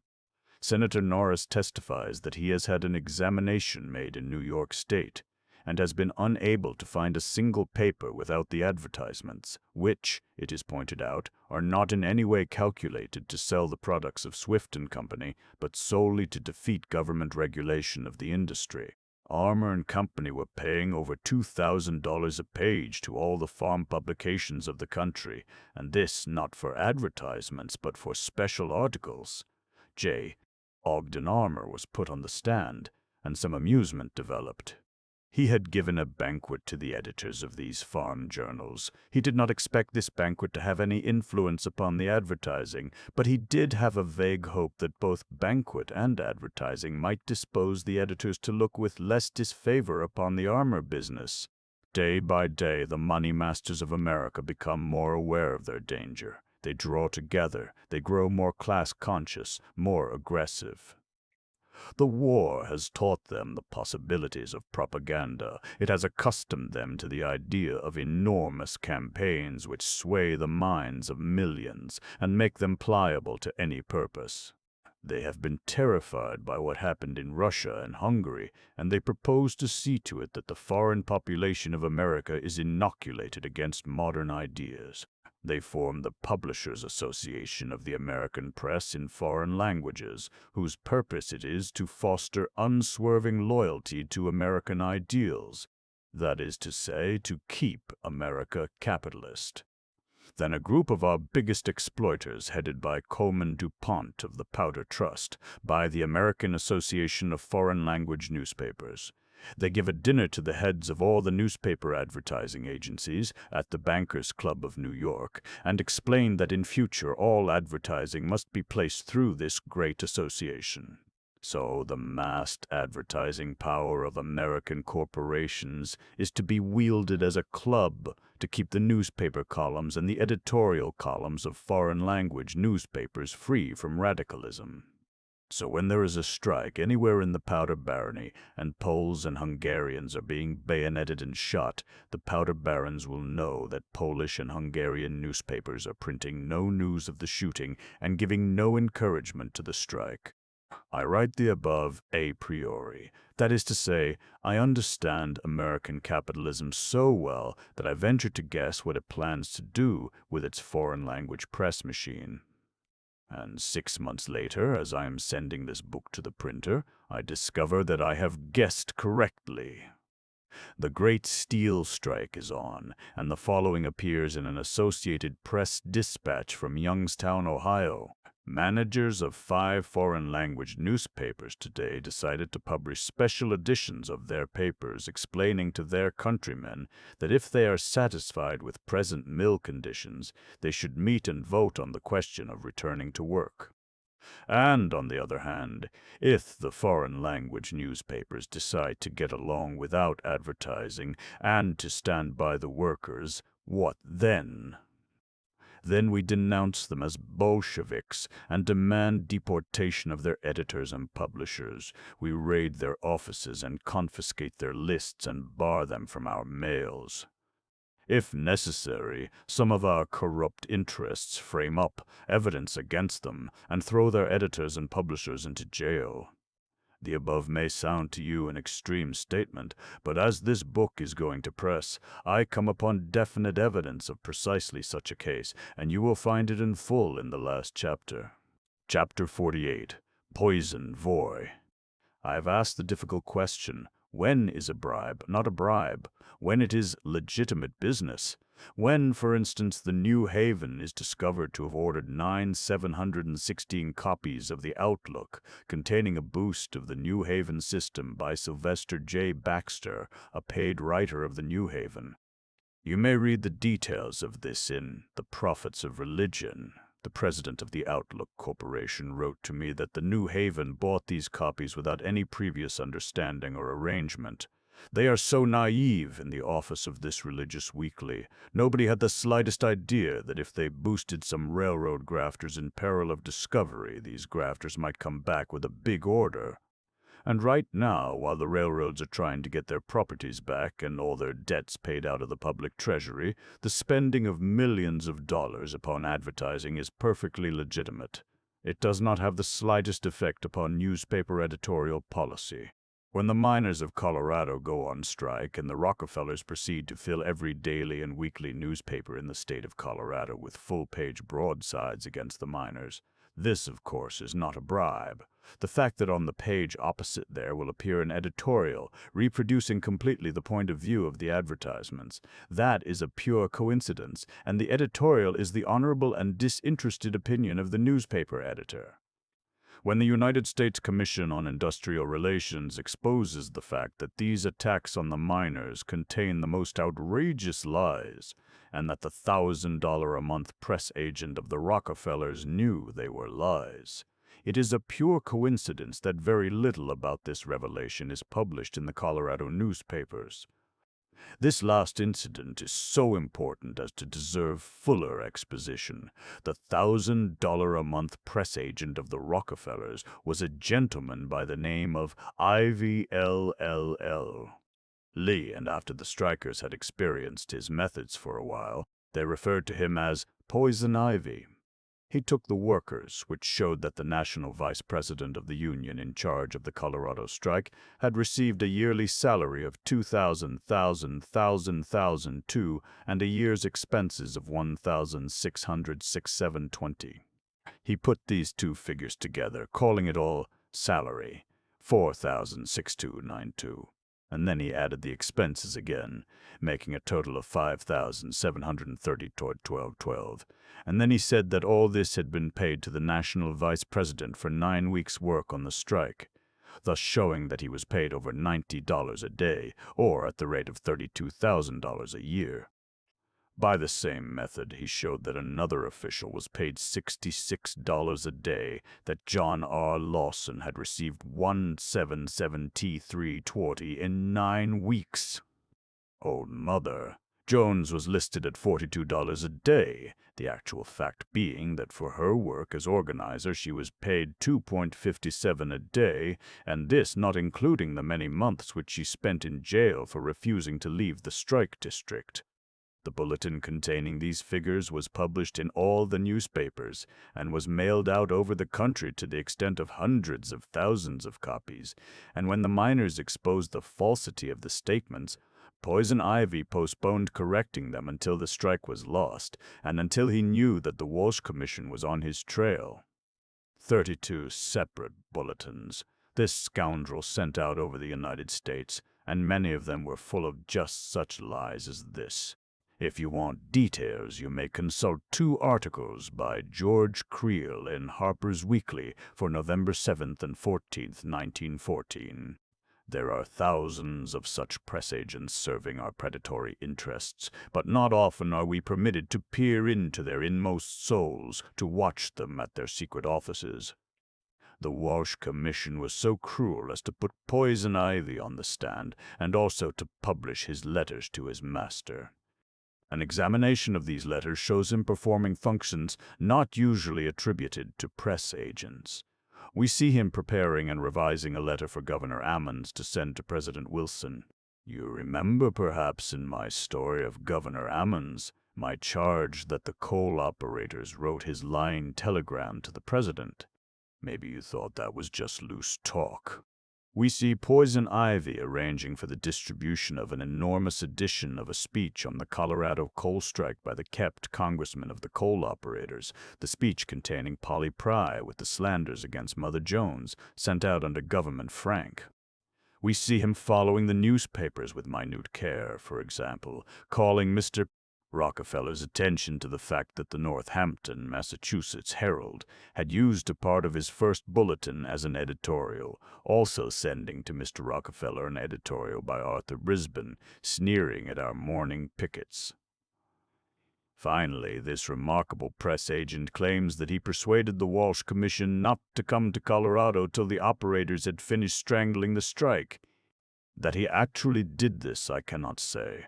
Perhaps it was just a coincidence that the commission delayed to come, and Poison Ivy was stringing Mr. Rockefeller to make sure of that $1,000 a month.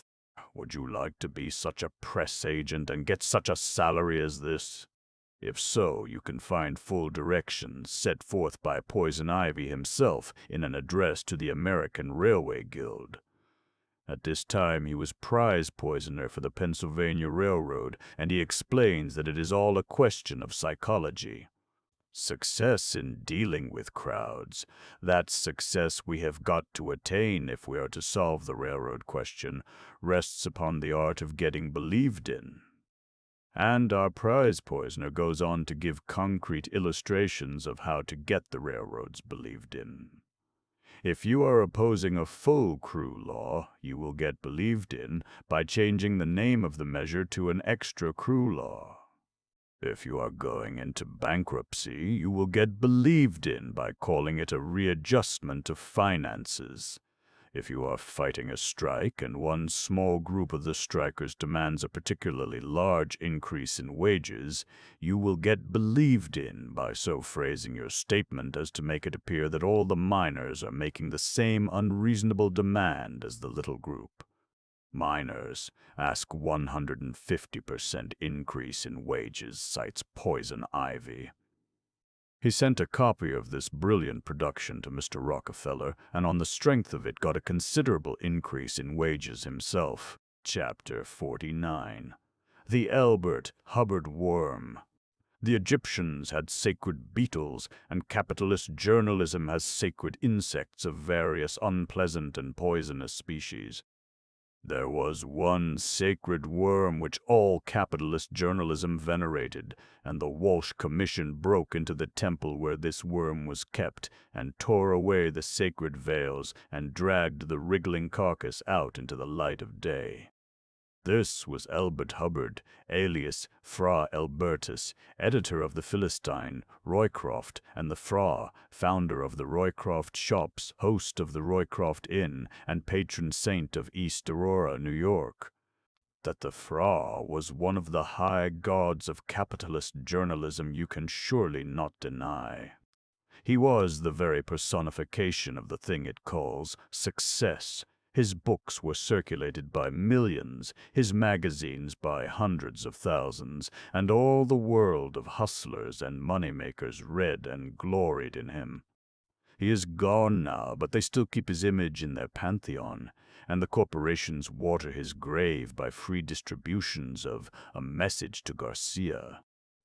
We are told to say nothing but good of the dead, but my concern in life is for the living, so I shall tell what I know about this sacred worm. I have mentioned in Chapter 5 my early experience with him. Prices were low in these days, and I am told that Hubbard got only $500 from the packers for his slashing of the jungle. Can it be possible that anyone is deceived by this insane rant and drivel? You may think that I cherish anger because of such violence to myself. You may not believe me, but I state the fact. I cherish anger because I tried to bring help to 30,000 men, women, and children living in hell, and this poisonous worm came crawling over their faces and ate out their eyes. And because again and yet again I saw this same thing happen. The wage slaves of the Copper Trust went on strike, and this poisonous worm crawled over them and ate out their eyes. And then came the Colorado coal strike, and the poisonous worm crawled on its belly to the office of the Rockefellers, looking for more eyes to eat. Thanks to Frank Walsh, we may watch him and learn how to be a worm. It applies what it calls the human touch. It establishes itself upon terms of equality. It gives them a hearty hand clasp, perhaps a slap on the back, if you can imagine such actions from a worm. Listen to Fra Albertus addressing young Rockefeller. I had a delightful game of golf with your father on Saturday. How fine and brown and well and strong he is. To which young John responds with graceful cordiality, Father has spoken of your visit to Tarrytown the other day, and of the good game of golf which you had together. He is indeed in the best of health. These little amenities having been attended to, we proceed to the business in hand, says the worm. I have been out in Colorado and know a little about the situation there. It seems to me that your stand is eminently right, proper, and logical. A good many of the strikers are poor, unfortunate, ignorant foreigners who imagine that there is a war on and that they are fighting for liberty. They are men with the fighting habit, preyed upon by social agitators. I am writing something on the subject, a little after the general style of my article on the Copper Country in the Fra magazine for May. I mail you a copy of the Fra today. I believe you will be interested in what I have to say about the situation in northern Michigan. Just now it seems very necessary that someone should carry on a campaign of education, showing this country, if possible, that we are drifting at present in the direction of IWW socialism. Are you interested in distributing a certain number of copies of the Fra containing my article on the Colorado situation? Also, what do you think of the enclosed booklets? I have distributed these on my own account up to the extent of nearly 1 million, but I have not the funds to distribute 1 million more as I would like to do. Any suggestions from you in the line of popular education will be greatly appreciated. Popular education, you perceive. The worm is a public worm, serving the public welfare, animated by a grand, lofty ideal to protect the poor, unfortunate, ignorant foreigners who are preyed upon by social agitators. Mr. Rockefeller, of course, appreciates this and is grateful for the support of so noble and disinterested a worm. He writes, "Your letter of May 3rd is received.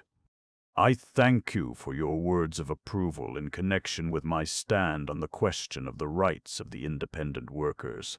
But of course, as a businessman, Mr. Rockefeller has to be cautious. He has to know what he is buying. He will pay for the silk which a worm can make, but not until it is made. I have looked over the number of the Fra which you have sent me with interest, and shall be glad to see the article which you are proposing to write regarding the Colorado situation.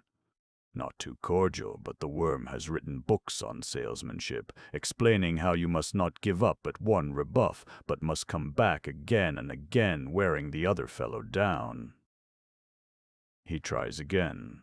On May 3rd, I sent you a copy of the Copper Country number of the Fra magazine. Our friends up north have distributed a large number of these, sending the magazines out from here duly blue-penciled. I have upwards of 1,000,000 names of members of boards of trade, chambers of commerce, advertising clubs, Rotarians, Jovians, school teachers, all judges, members of Congress, etc. It seems to me that we could well afford to circulate a certain number of copies of the FRA, containing a judicious and truthful write-up of the situation in Colorado. Judicious and truthful, you note? Never would our noble worm write anything that was not truthful, while as for being judicious, it is a virtue desperately needed in this crisis, while agitators are parading back and forth in front of the entrance to Mr. Rockefeller's office building. The judicious worm has observed our antics and their success, and he tactfully reminds Mr. Rockefeller of this. Just here I cannot refrain from expressing my admiration for the advertising genius displayed by those very industrious, hard-working people, Bill Haywood, Charles Moyer, Mother Jones, Emma Goldman, Lincoln Steffens, and Upton Sinclair. They are continually stating their side of the controversy. I believe if we would state ours, not of course in the same way or with the same vehemence, that we would be benefiting the world to a very great degree. The worm is all for benefiting the world, not for benefiting the worm, nor even for benefiting Rockefeller. But the worm is worthy of his hire, and would not cheapen himself and his advertising genius in the esteem of a businessman. The price of extra copies of the FRA is $200,000, he writes.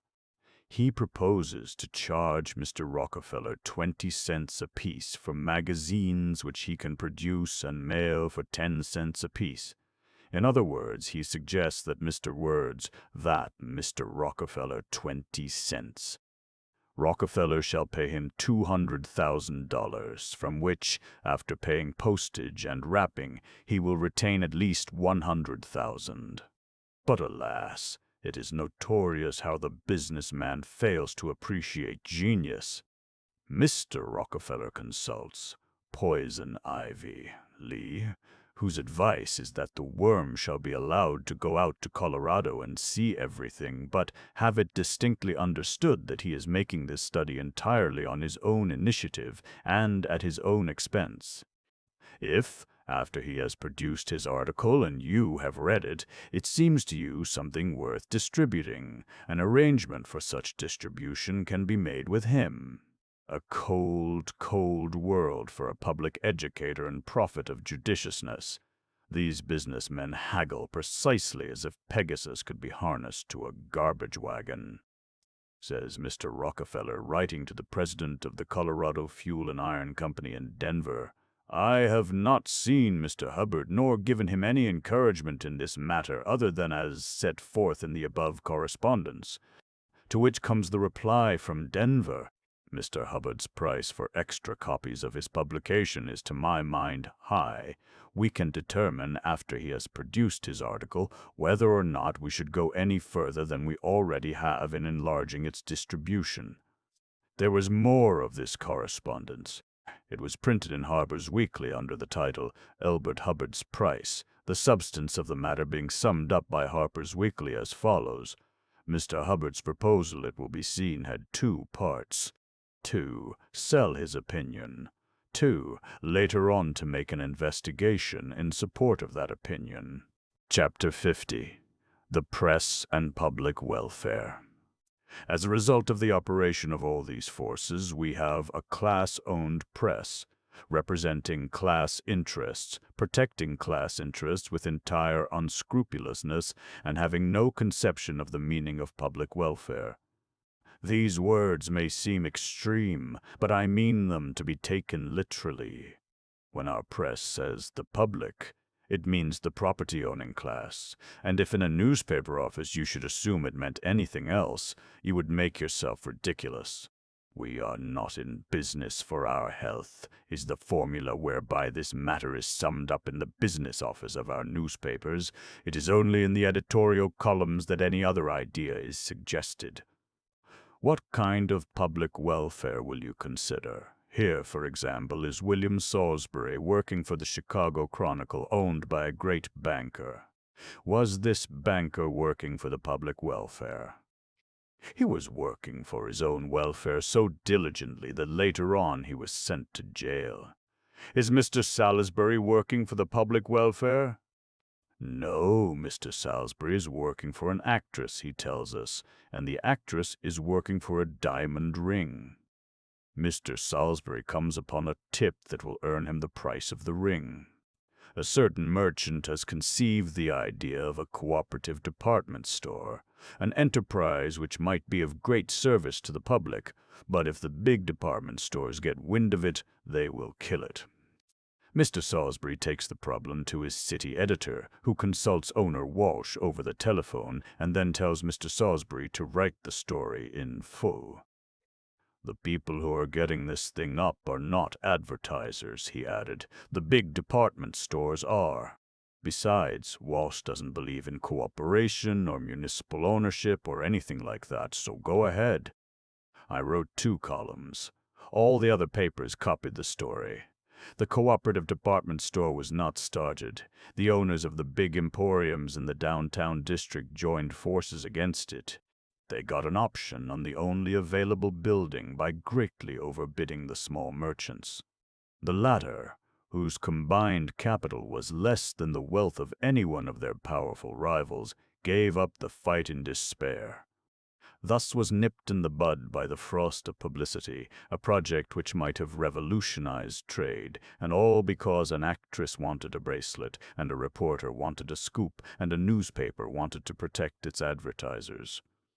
But sometimes the Chronicle was merciful, as Mr. Salisbury lets us see.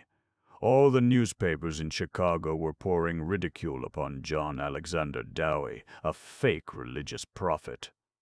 When I returned to the office, I offered to write of Dowie's weeping about the birds. That was the only thing that struck me as unusual. Anything that would put Dowie in a ridiculous or unfavorable light was generally wanted by all the papers. But I was told to write nothing.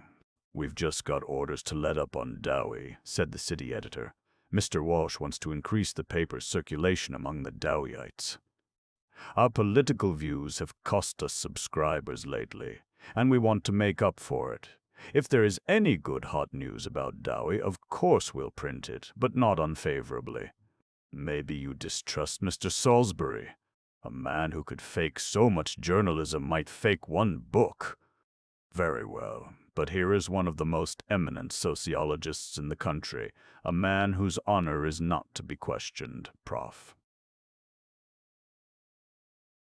E. A. Ross of the University of Wisconsin. Writing in the Atlantic Monthly for March 1910, Prof. Dow Ross gives several pages of incidents of this sort. I quote, "On the desk of every editor and sub-editor of a newspaper run by a capitalist promoter now under prison sentence lay a list of 16 corporations in which the owner was interested. This was to remind them not to print anything damaging to these concerns. In the office, these corporations were jocularly referred to as sacred cows. Nearly every form of privilege is found in the herd of sacred cows, venerated by the daily press. The railroad company is a sacred cow." At a hearing before a state railroad commission, the attorney of a shippers' association got an eminent magnate into the witness chair with the intention of wringing from him the truth regarding the political expenditures of his railroad. At this point, the commission, an abject creature of the railroad, arbitrarily excluded the daring attorney from the case. The memorable excoriation which that attorney gave the commission to its face was made to appear in the papers as the cause, instead of the consequence of this exclusion. Subsequently, when the attorney filed charges with the governor against the commission, one editor wrote an editorial stating the facts and criticizing the commissioners. The editorial was suppressed after it was in type. The Public Service Company is a sacred cow. In a city of the Southwest last summer, while houses were burning from lack of water for the fire hose, a lumber company offered to supply the firemen with water. The water company replied that they had sufficient. Neither this nor other damaging information concerning the company's conduct got into the columns of the local press. A yellow journal conspicuous in the fight for cheaper gas by its ferocious onslaughts on the gas trust suddenly ceased its attack. Soon it began to carry a full-page "Cook with Gas" advertisement. The cow had found the entrance to the sacred fold. Traction is a sacred cow.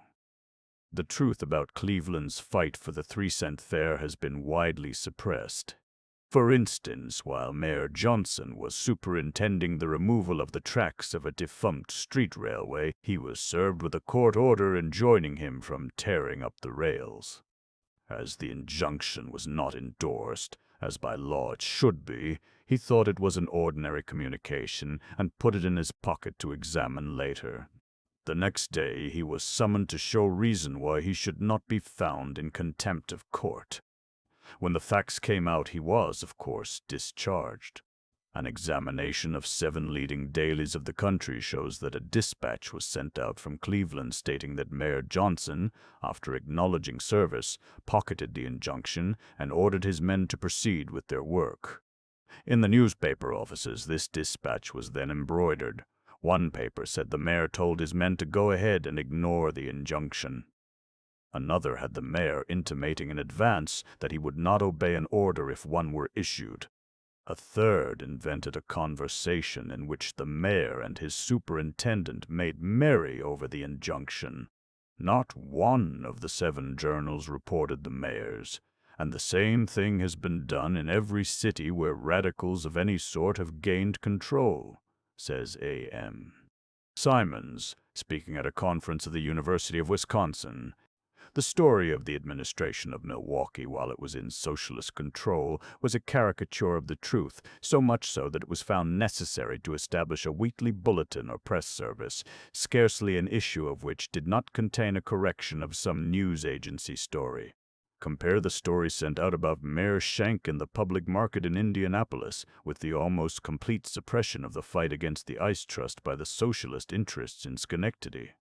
One of the most incredible instances of news suppression in the interests of big business occurred early in 1914 during the hearings of the Interstate Commerce Commission. For 3 years, the newspapers had carried on an elaborate campaign in favor of a 5% increase in freight rates. $50 million a year was at stake, and the roads were spending millions in advertising their cause in the newspapers. The presidents of our biggest railroads appeared before the Interstate Commerce Commission to tell of the ruin which was threatened unless the increase were granted. The campaign was all worked out in advance, the dope for the newspapers provided, but there came an unexpected hitch in the proceedings, caused by the appearance of a young man by the name of Thorne, a member of the State Railway Commission of Iowa. Mr. Thorne had the finances of all these railroads at his fingertips, and he proceeded to cross-question the railroad presidents and tear their testimony to pieces. He showed that in 12 years the capitalization of the roads had been increased 92%, and their dividends increased 359%. In the year 1912, their dividends had been the greatest in history. In 1910, the Pennsylvania, the Baltimore and Ohio, and the New York Central had assured the Interstate Commerce Commission that they could not borrow money, yet in 2 years they had borrowed $500 million. Mr. Thorne showed how in their reports just submitted they had padded their costs. Every locomotive had cost 112% more to maintain in 1930 than it had cost in 1912. Freight cars had increased 33% in cost, despite the fact that iron and steel were cheaper. The Interstate Commerce Commission allowed Mr. Thorne to question all the railroad presidents, and not one of them could answer him. "And what do you think the newspapers did with this most sensational incident?"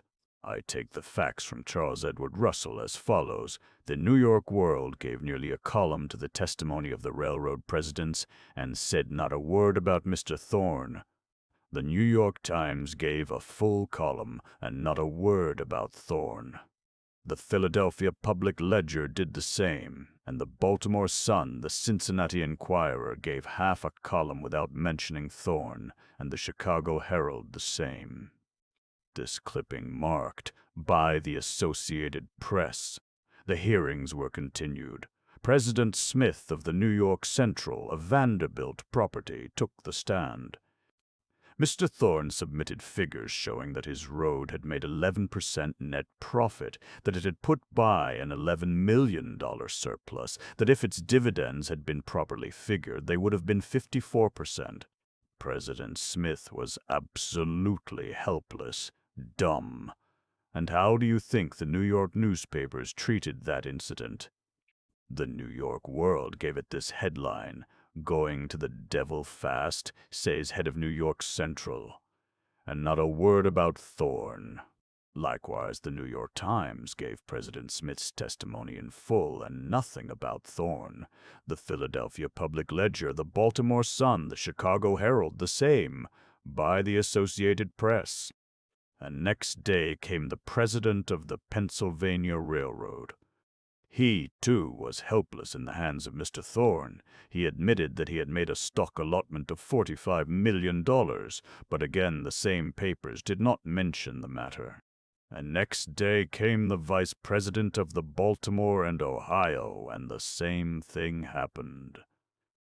All over the country, the newspapers were full of articles portraying a railroad panic, our greatest roads going to the devil according to the sworn testimony of their officials, and never one word about State Railroad Commissioner Thorne of Iowa. All these are positive acts, and now for a moment consider the negative, the good things that newspapers might do and don't. I could write a volume dealing with plans and social possibilities known to me, whereby the life of mankind might be made over. But you might as well start to fly to the moon as ask a capitalist newspaper to take these things up. For example, the idea of a cooperative home as tried at Helicon Hall, or the idea set forth by Edgar Chambliss in his book Road Town. Did you ever hear of Road Town? The chances are 99 out of 100 that you never did. If you are near a library, you may look it up in the Independent, May 5, 1910. I will say in brief that it is a plan which won the approval of the best engineers, to build a city in a way that would save 70% of the necessary labor of mankind forever after, and increase by several 100% the total of human happiness. You did not find this plan boosted by capitalist newspapers, because its inventor sternly refused all propositions to exploit it for profit, and insisted upon preserving the idea for the free use and benefit of humanity. Chapter 51. The Press and the Radicals. If you go into a New York club in the middle of August, you will be told in entire good faith that everybody is out of town. It is this everybody who is out of town in August that American journalism knows and serves.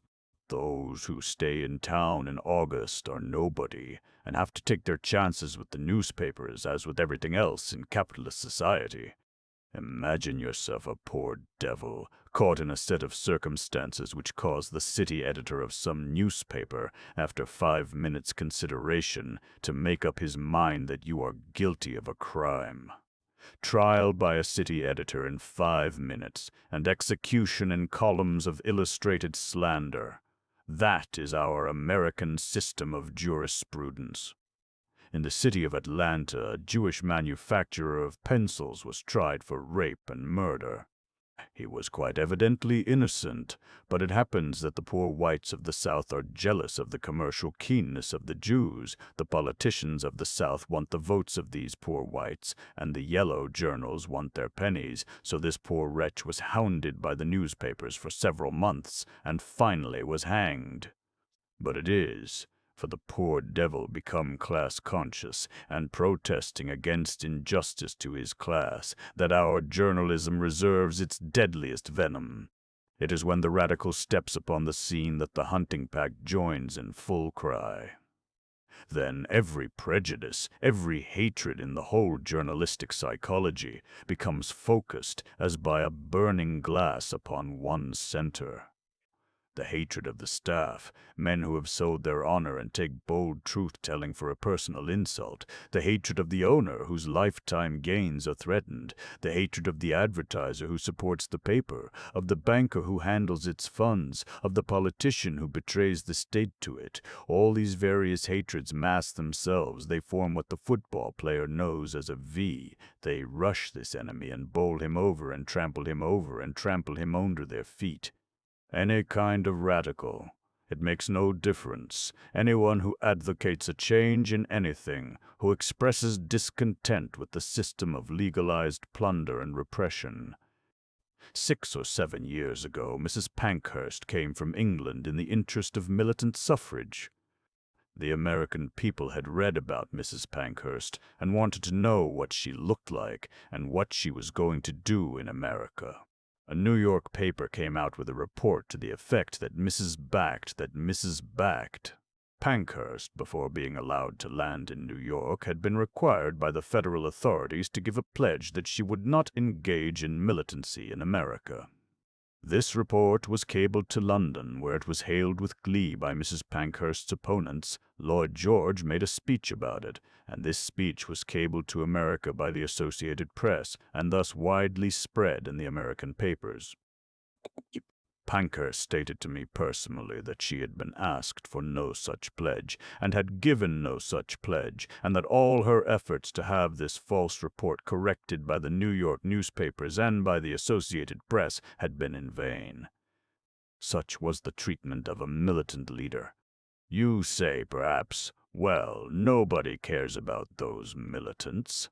If so, let us hear one of those who vehemently opposed militancy. I write to Mrs. Alice Stone Blackwell, and she replies, "For many years the news carried by the great press agencies on the subject of woman's suffrage was habitually twisted, and the twist was almost always unfavorable to suffrage. As editor for a long time of the Woman's Journal, and later as one of the editors of the Woman's Citizen, I had constant occasion to observe this, and I commented upon it repeatedly. The thing happened so often as to make it impossible to explain it as accident or coincidence. As an extreme instance, take the following. Every time that the woman's suffrage bill was defeated in the British House of Commons, the fact was promptly cabled to this country. But when the bill finally passed, an event which both friends and opponents of suffrage were awaiting with great interest, not one of the papers in the United States that are served by the Associated Press gave the news. In my suffrage work, I learned beyond question that the news coming through the great press agencies was colored and distorted, and if this has been done on one subject, it has doubtless been done on others. A good many women, I think, learned a wholesome distrust of press reports during the suffrage struggle. And now let us hear some radicals of the male sex. Hiram Johnson of California is a radical. In Everybody's magazine during 1908 there appeared an interview which had been submitted to him and printed with his corrections. 16 newspapers published on their front page the report that Governor Johnson had repudiated this interview, and when he declared that the report was false, they refused to correct it. Charles Zublin is a radical, a very quiet and conservative one, who lectures on municipal ownership to ladies' clubs.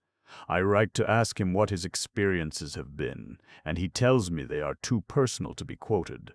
He gives me one illustration, which I take the liberty of quoting. The Kansas City Journal has pursued me every season I lecture there because it is an organ of the local public utilities. At one time they twisted some statement of mine in a report of a lecture which they headed, "Zublin believes every woman should marry a Negro."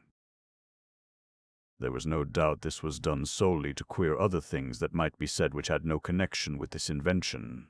Senator La Follette is a radical, and here is a public man who has been almost wiped out by deliberate newspaper boycott. The story of what was done to La Follette in the 1912 presidential campaign can hardly be made to sound like reality. It is a plot out of an old-time Bowery melodrama. La Follette was a candidate for the Republican nomination. He was conducting a tremendous campaign all through the Middle West, and the Associated Press was suppressing the news of it. At an open conference of newspapermen held at the University of Wisconsin, the editor of the Milwaukee Journal, a strong capitalist paper, openly stated that the Associated Press was sending something, of course, but so little that it amounted to nothing.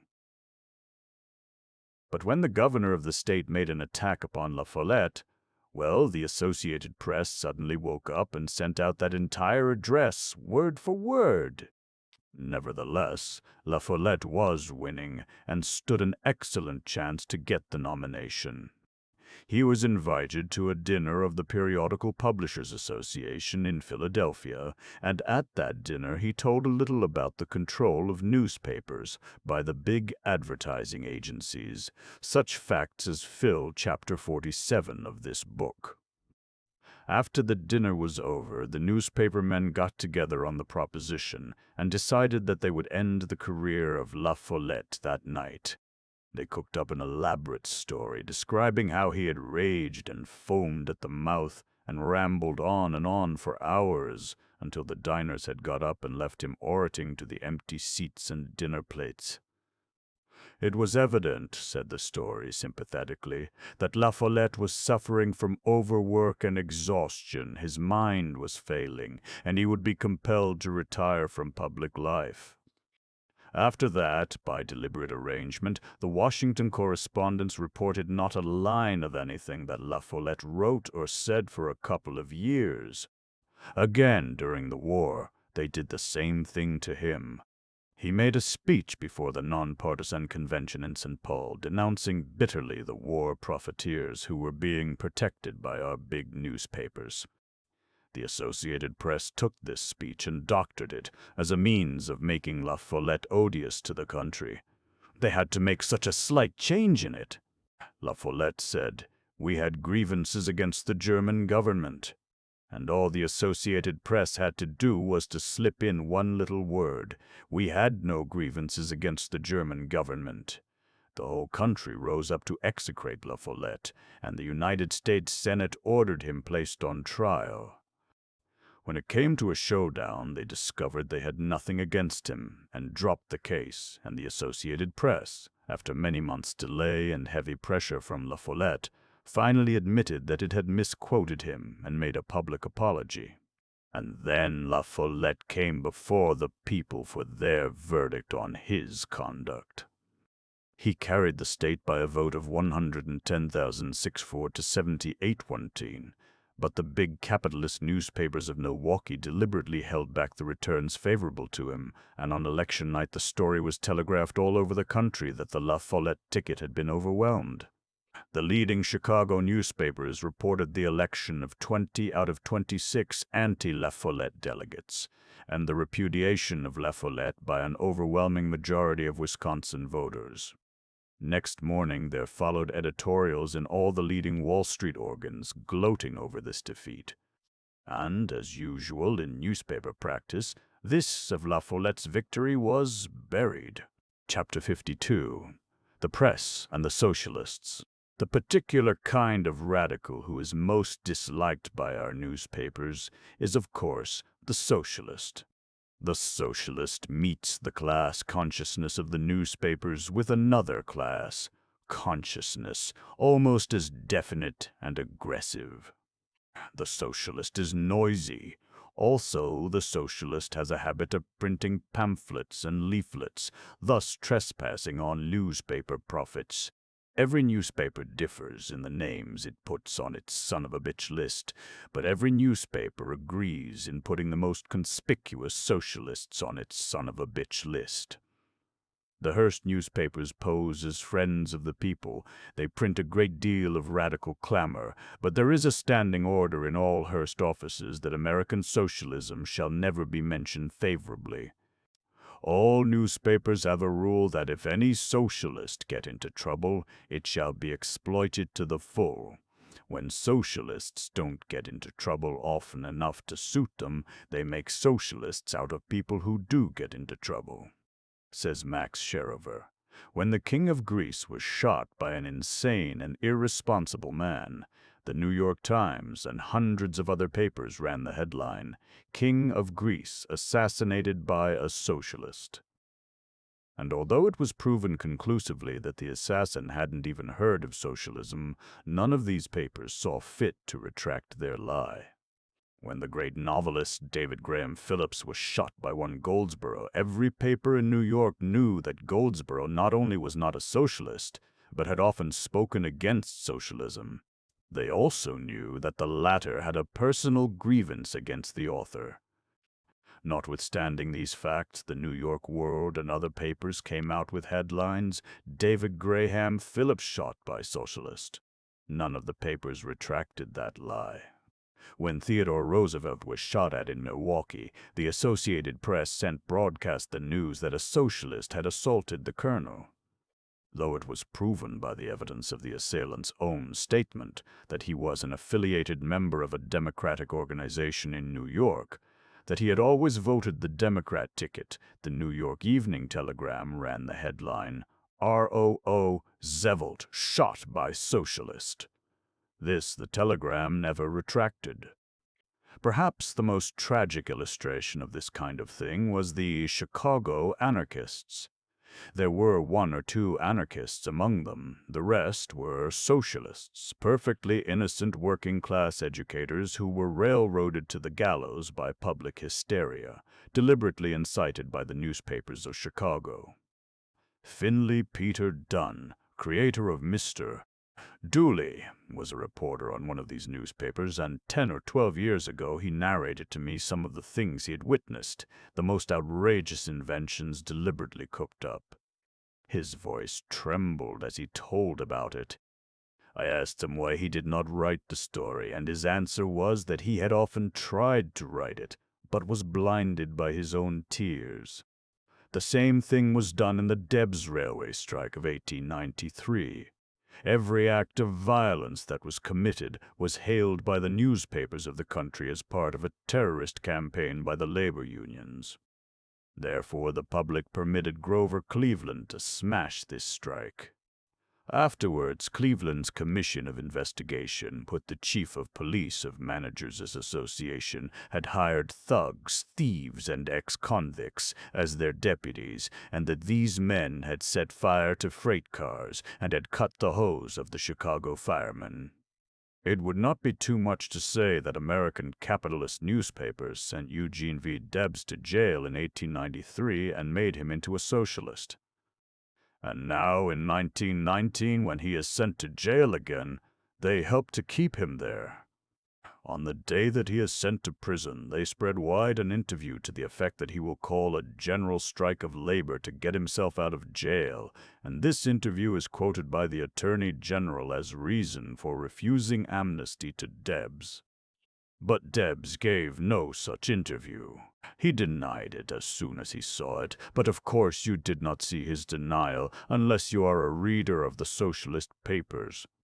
The Appeal to Reason is preparing to have a suit brought against the Associated Press on this issue. It reprints a letter from Debs to the general manager of the Associated Press, written in 1912, protesting against a false story to the effect that the Appeal is suspending publication. This report, obviously a great injury to the Appeal, the Associated Press refused to deny. Says Debs, "Am I to infer from your letter that the Associated Press aims to deal fairly, honestly, and justly with all people, to disseminate the truth and taboo what is false? I happen to know differently by personal experience. If there is in this country a strictly capitalist class institution, it is the Associated Press. Pardon me if I give you just an instance or two of my personal experience. During the heat of the Pullman strike, when the Pullman cars were under boycott, the Associated Press sent out a dispatch over all the country that I had ridden out of Chicago like a royal prince in a Pullman Palace car, while my dupes were left to walk the ties. 100 witnesses who were at the depot when I left testified that the report was a lie, but I could never get the Associated Press to correct it. This lie cost me more pain and trouble than you can well imagine, and for it all I have to thank the Associated Press, and I have not forgotten it. During the last national campaign, at a time when I was away from home, the Associated Press spread a report over the country to the effect that scab labor had been employed to do some work at my home. It was a lie, and so intended. I had the matter investigated by the chief union organizer of the district, who reported that it was a lie, but I was never able to have the correction put upon the wires. That lie is still going to this day, and for that, and still others I could mention, I have also to thank the capitalistically owned and controlled Associated Press. You might think this a pretty small lie for a big organization like the Associated Press to bother with, but if you think that, you do not know the Associated Press. Hardly ever do I mention this organization to a radical, that I do not hear a new story. Frequently just such a petty and spiteful story as the non-union labor in the home of Eugene Debs. In Pasadena lives my friend Gaylord Wilshire, and I mention the Associated Press to him, and he laughs. Did I ever tell you my story of York, Pennsylvania? What did you do in York, Pennsylvania? Nothing, says Wilshire. That's the story. It appears that he was on a socialist lecture tour, and the schedule was badly arranged. The trains were late, and so he cut out York, Pennsylvania, and on the date in question was up in Maine.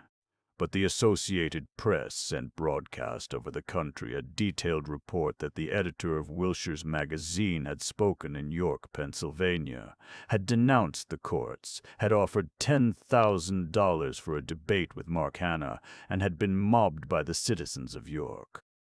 You will say, perhaps, that this must have been a mistake. Yes, but how comes it that the Associated Press makes all its mistakes one way? Why is there never a mistake favorable to a socialist? Why does not the Associated Press report that Gene Debs has rescued a child from drowning, or that Gaylord Wilshire has been awarded a gold medal by a Chamber of Commerce, or that Upton Sinclair has been made a bishop of the Episcopal Church for writing The Prophets of Religion? One of the most interesting illustrations of newspaper lying about socialists occurred during a May Day meeting in Union Square, New York, a few years ago. It is interesting because we may go behind the scenes and watch the wires being pulled. It appears that police arrangements for this meeting were in charge of Chief Inspector Schmidberger, an old-style Tammany clubber, but he could not handle the affair in the usual fashion of the New York police because the administration of Mayor Mitchell had ordained free speech.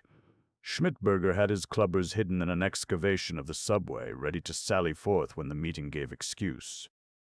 But the meeting did not give excuse, and some of the policemen grew impatient and sallied out without orders and started clubbing. My friend Isaac Russell, who was reporting the day's events for the New York Times, was standing by Schmidberger's side and heard him shout to these unauthorized clubbers.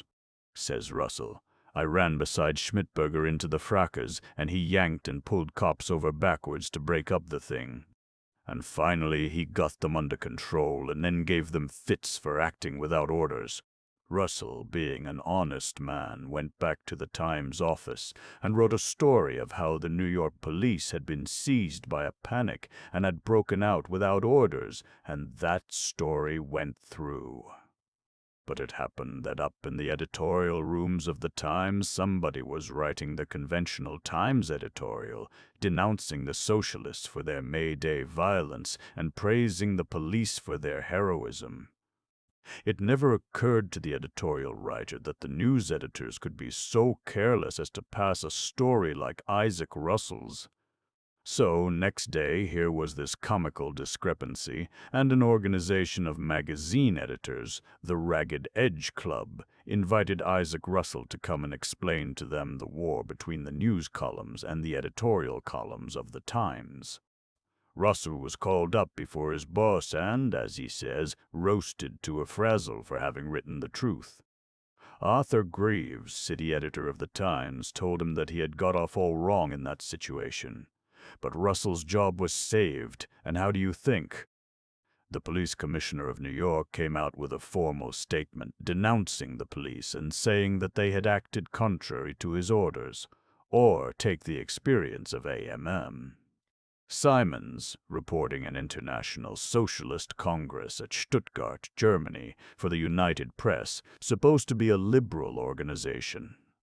Simons received a dispatch from the London headquarters of his organization, wire 300 words on probable split of Congress into Bebelists, Hervists, and Laborites. And Simons continues, "Now there was not a single human being in that Congress that ever dreamed there would be a split. The particular question on which they were supposed to split was passed by a unanimous vote. I sent a straight news story out. At the close, I put these 3 words, 'Split talk rot.' Judge of my surprise when I landed in New York to find that story of the split of the Socialist Congress had been carried over the United Press wires to the paper I was serving. And now, as this book is going to press on November 11th, 1919, the Associated Press sends from the town of Centralia, Washington, a series of dispatches telling how IWWWW members fired from windows of their meeting hall upon an Armistice Day parade of returned soldier boys. The dispatch does not say directly that the firing was done in cold blood. It simply tells in elaborate detail about the firing and says not one word about incidents occurring before the firing.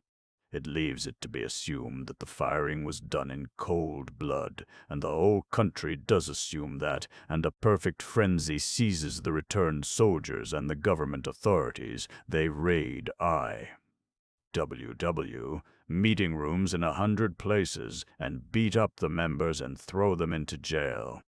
And I, who understand the infamies of our journalism, wait patiently, knowing that in due course the truth will begin to leak." And sure enough, 3 days later comes an Associated Press dispatch from Centralia, Washington, mentioning, quite casually and incidentally, the Dr. Bomb. Frank Bickford, one of the marchers, testified at the coroner's inquest that the former soldiers attacked the IWWWW hall before any shots were fired. And the Hearst service reports the same news with the comment that no special significance was attached to this testimony. Later, it appears that the soldiers were battering in the door, and Chapter 53, The Press and Sex. There is a whole field of problems connected with our sex nature which we are only beginning to explore. Metchnikoff has told us something. Freud and Jung have told us more. But long after we have solved our economic problems, we shall still be seeking knowledge about sex. And meantime, men and women grope blindly and are betrayed into entanglements and misunderstandings and cruel miseries. If they happen to be ordinary, respectable citizens, they keep these things under cover. If they are radicals trying to square their preaching and their practice, they will get into weird and awful predicaments, and then there will be sport for predatory journalism. I have told you the stories of Maxim Gorky, of George D. Heron, of Upton Sinclair. How many such stories would you care to hear? Would you care to hear about Charlotte Perkins Gilman? About Thorstein Veblen? About Jack London, Reginald Wright Kaufman, Clarence Darrow? About Marion Craig Wentworth, Mary Ware Dennett, Gaylord Wilshire, Oscar Lovell Triggs, George Sterling? This that I am giving you is not a list of the vital spirits of our time. It is merely a list of persons of my acquaintance who happen to have been caught upon the hook of an unhappy marriage, gutted, skinned alive, and laid quivering on the red-hot griddle of capitalist journalism. I will tell you a story told to me only the other day. The man asks me not to give his name he is trying to forget. Poor fellow, as he talks about it, I see the color creep into his forehead. I see his hands begin to shake, all the symptoms I remember so well. I ask him, "Do you start in your sleep as if someone had touched a live nerve? Do you cry aloud and carry on long discourses through the night?" A few years ago, this man was a popular extension lecturer in Chicago. Anywhere in the Middle West he chose to go, he could have a couple of thousand people to listen to him. He was unhappily married. His wife was living with another man and desired a divorce. When this happens in, and likewise all Chicago newspaper editors perfectly understand that this is a conventional charge, having no necessary relation to the facts. I have quoted the case of Mr. Trow News. Booth Tarkington, returning from Europe and saying to the newspaper reporters with a smile, "When one's wife accuses one of cruelty, no gentleman would think of replying." The reporters all understood what that meant, and the public which read it appreciated Mr. Tarkington's tact. Mr. Tarkington, you see, is a novelist whose work involves no peril to the profit system. Therefore, Mr. Tarkington's wife could charge him with cruelty, without Mr. Tarkington's reputation being destroyed and the sale of his books wiped out. A recent item sent out by Mr. Tarkington's publishers, Messrs., reposing in the vaults of J.P. Morgan and Company, stated that they had sold a total of 1,032,900 copies of Mr. Tarkington's novels. But it was entirely different with this Chicago lecturer. This man, you see, was a socialist and therefore a menace to mortgages. In a lecture room, the question came up of a teacher who had switched a child. The speaker remarked playfully that the caveman had been accustomed to inflict discipline with a club, and that boys, according to biology, were in the caveman stage of development. So next day, the readers of a yellow journal in Chicago read a scare headline about a highbrow society lecturer who was preaching caveman philosophy to his students and applying caveman treatment to his wife, so that she was divorcing him for cruelty. Half a dozen such yarns at this were piled in quick succession upon the head of this socialist lecturer, with the result that his career was ruined. By way of contrast, let me tell you about another man, proprietor of a great department store in New York. I will not name him. He is a worm, poor in everything but money. It happened that through mutual friends I knew about his private life. He kept numerous mistresses and flaunted them boldly on the Great White Way, starting them on showy theatrical careers and otherwise making himself a joke to the tenderloin. This man's wife divorced him for his infidelities, and what do you think happened? What did the newspapers do? Not a line about the matter in any newspaper of New York City. To some of the rules which I laid down in this book there are exceptions. It is sometimes possible for a radical to be quoted honestly by a capitalist newspaper. It is sometimes possible to get news unfavorable to the profit system into the most reactionary sheet. But to the following two rules there is no exception anywhere. Rule 1. Any proprietor of a department store anywhere in America may divorce or be divorced with entire immunity so far as concerns the press. Rule 2. No radical in America can divorce or be divorced without being gutted, skinned alive, and placed on the red-hot griddle of capitalist journalism. I will tell you about another Chicago socialist whom I have mentioned, Oscar Lovell Triggs.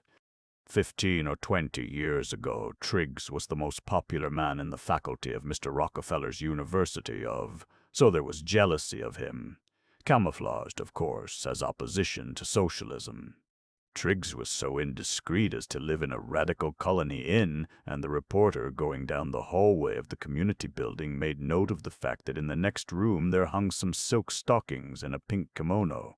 So he went off and wrote a cunningly devised and highly suggestive story about silk stockings and a pink kimono in the room adjoining that of the Chicago college professor. Here was a scandal, of course, and Triggs was expected to fight it. But as it happened, Triggs was unhappily married. His wife was living with an artist in Paris and desired a divorce.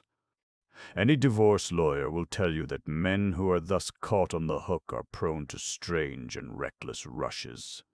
Triggs, whose wife wanted a divorce, decided that this story would serve as well as anything. A friend who lived in the building at the time and knew Triggs intimately assures me that there was not a word of truth in the insinuations. There was nothing between Triggs and the young lady of the silk stockings and the pink kimono. Nevertheless, this most popular professor of literature was driven out of the university and set to work as a common laborer on a California chicken ranch. I write to ask him to verify the details of this story. I ask him to be heroic and let me tell the story in the interest of the public welfare. He gives the permission, adding the following comment: "In this statement, you speak of only one detail, the last one. But the real story involves what amounted to a conspiracy against me in the 2 years preceding my retirement from the university. This consisted in so reporting lectures and statements that a very quiet and reasonable scholar came to be regarded as a freak professor. No one could stand up against this kind of attack and retain a position in a conventional university. I never could get to the bottom of it.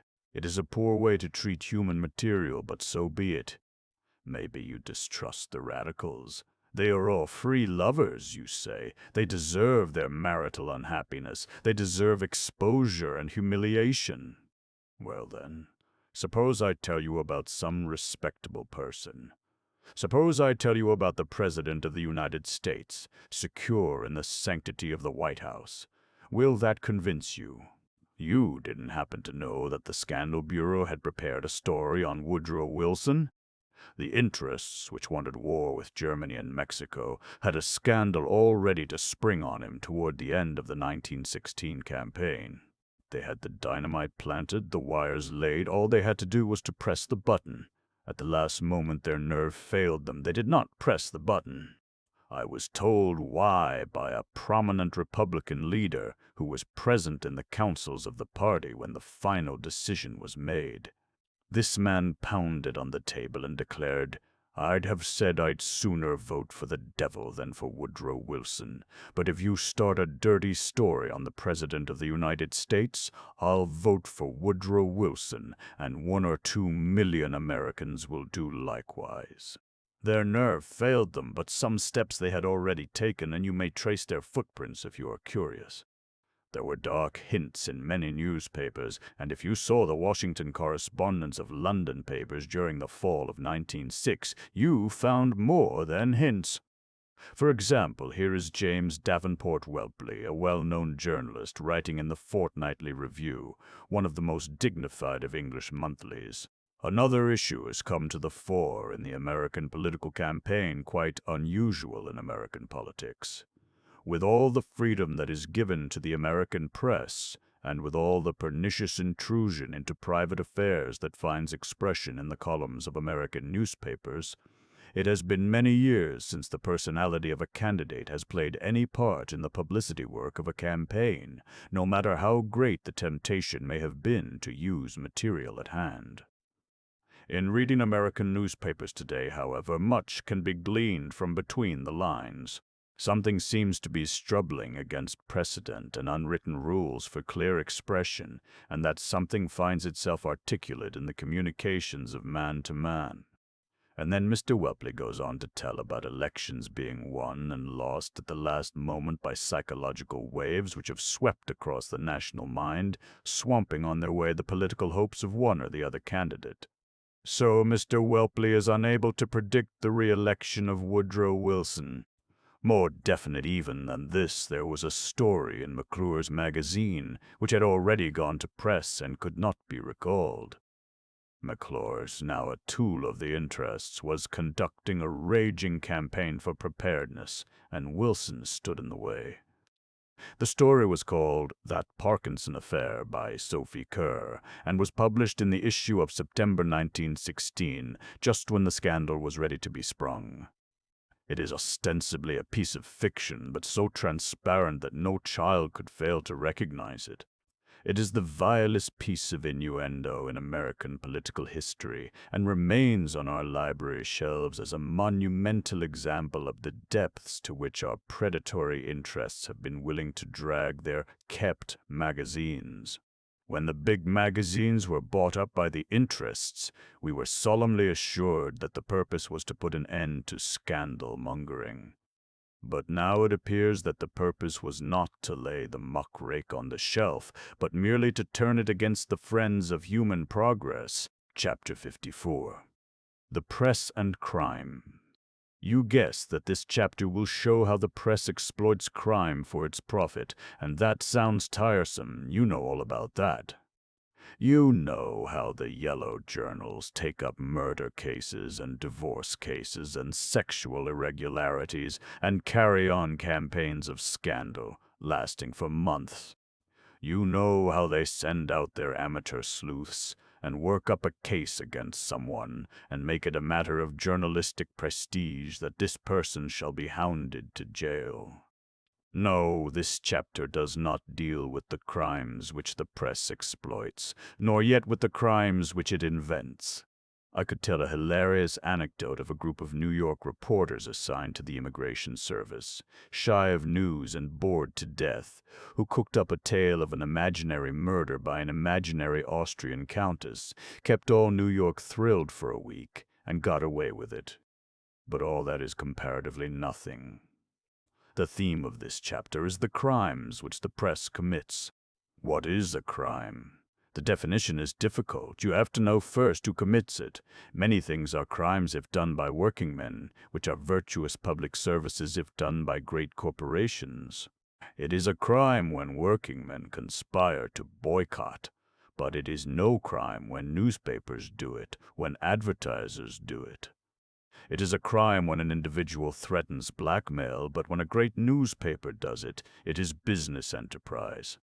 For example, in Los Angeles, there was started a municipal newspaper which was thriving. Harrison Gray Otis of the Times sent agents to various advertisers to notify them that if they continued to advertise in this paper, they would be boycotted, blacklisted, and put out of business. So the big advertisers deserted the municipal paper. I have told in this book about many crimes committed by newspapers against myself, not metaphorical crimes, but literal, legal crimes. It was a crime when a Philadelphia reporter broke into my home and stole a photograph. It was a crime when the New York Evening Journal sent forged cablegrams to Dr. James P. Warbass and Mrs. Jessica Finch Cosgrave. It was a crime when the newspapers of New York bribed a court clerk to give them the testimony in my divorce case. Any lawyer will tell you that these things are crimes, yet they are a recognized part of the practice of American journalism and follow logically and inevitably from the competitive sale of news. Nietzsche says of the soul of man that it hungers after knowledge as the lion for his food.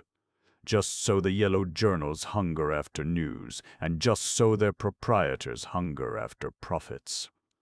When profits are at stake, they stop at nothing.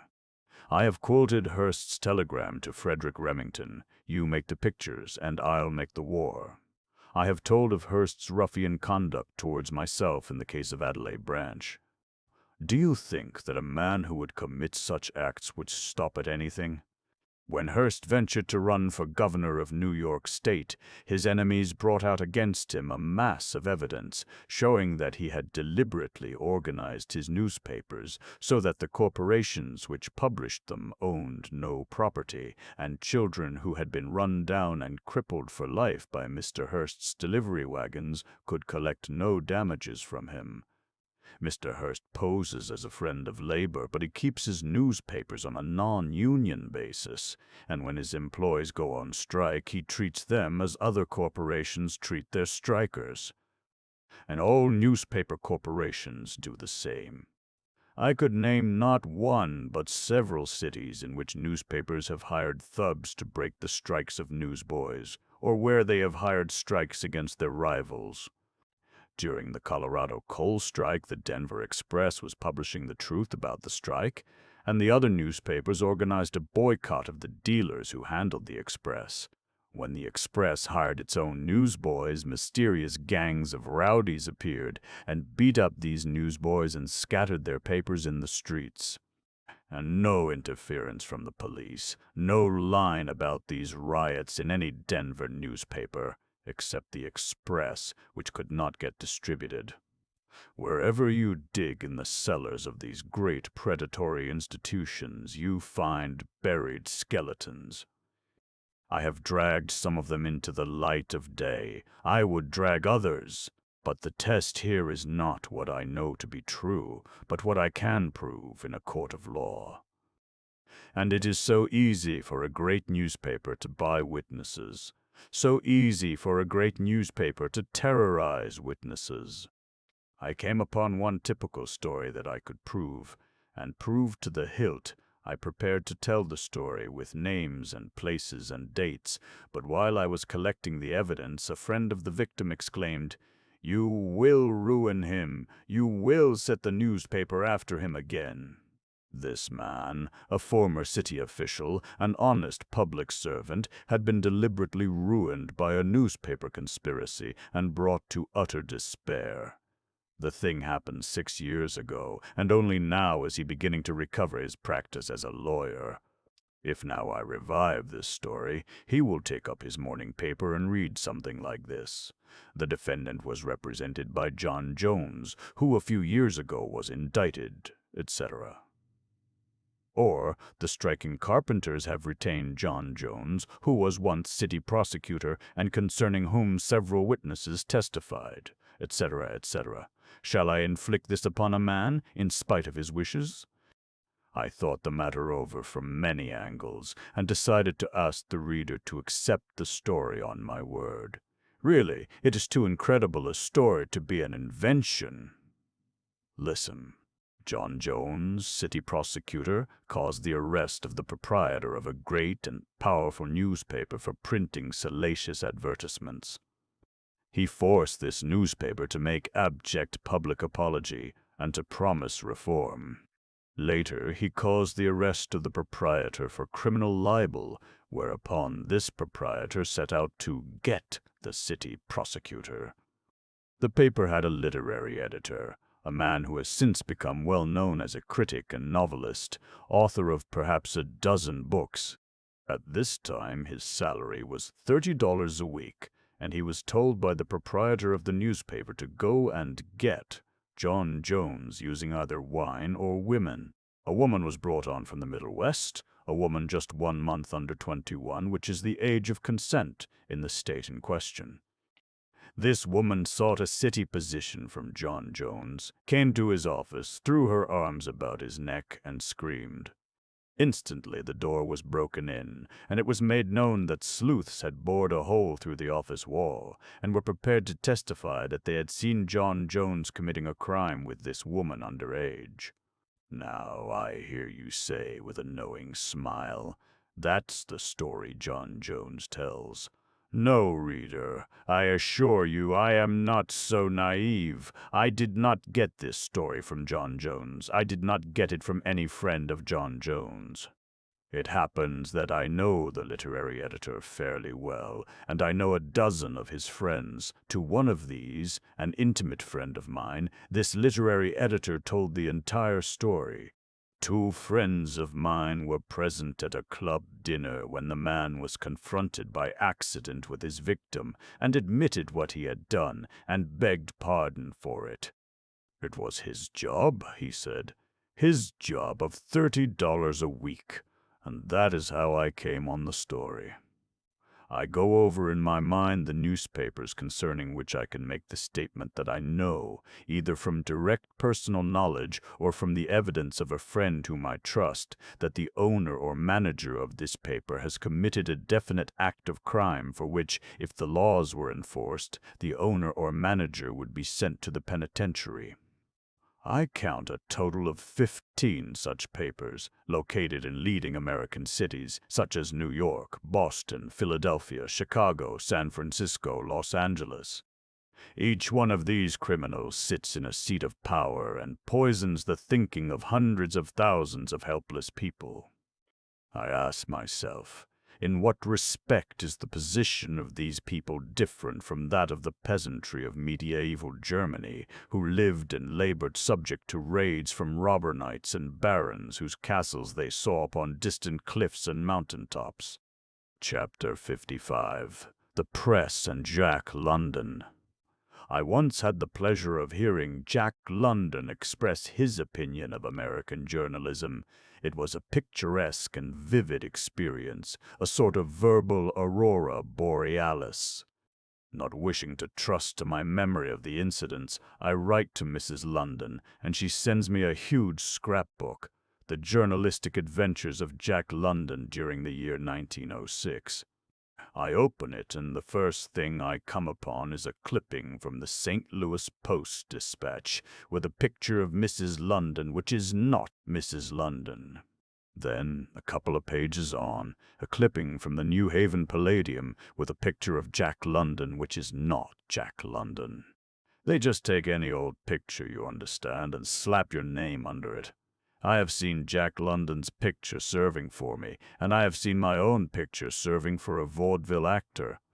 As I write, the Los Angeles Times comes to my desk with a scare headline all the way across the page: Britain defies union, labor threat of revolution. It appears that the miners are preparing a general strike, and the Los Angeles Times, wishing to make them odious, publishes on its front page a large portrait with this caption: "Trying to throw Britain off balance." Robert Smiley, brains of the Triple Alliance of powerful labor unions, seeking social and economic revolution in the United Kingdom. The portrait shows a foreign-looking individual with straggly beard and tousled hair, wearing a Russian blouse. It is Abram Krylenko, commander-in-chief of the Russian Bolshevist armies. If you are near a library, you may find the picture in the Outlook, Volume 118, p. 254, or in the Independent, Volume 93, p. 405, or in the Metropolitan Magazine for October 1990. A picture of Smiley appears in Current Opinion for August 1919, an entirely conventional-looking Englishman. To return to Jack London, this was the year that Charmian and Jack got married. It was in Chicago, and the Hearst paper of that city reported it in this chaste fashion: Jack London wins in battle for a bride. Messenger boys, telephones, Korean valet, political influence, pleadings, many explanations, and a special dispensation finally won a marriage license on Sunday for Jack London. And then next day the Hearst reporters discovered that this marriage was not legal. Jack was liable to 3 years in jail, so, as a matter of precaution, he was going to be married in every state in the Union. All over the country this story was telegraphed. Such trifling with a sacred institution displeased certain women's clubs in Iowa, which canceled their engagements to hear Jack London lecture. Returning to his home after these excitements, I find Jack being interviewed by the Oakland Herald. That report was all the imagination of the Chicago reporters who were scooped on the wedding story. There was nothing in that at all. Later on, Jack took another trip to the East and delivered his famous address, Revolution, which you may find in his volume, Revolution and Other Essays. He is describing the feelings of a Colorado working man under the regime of the militia general Sherman Bell, whose orders were, "To hell with the Constitution," says London.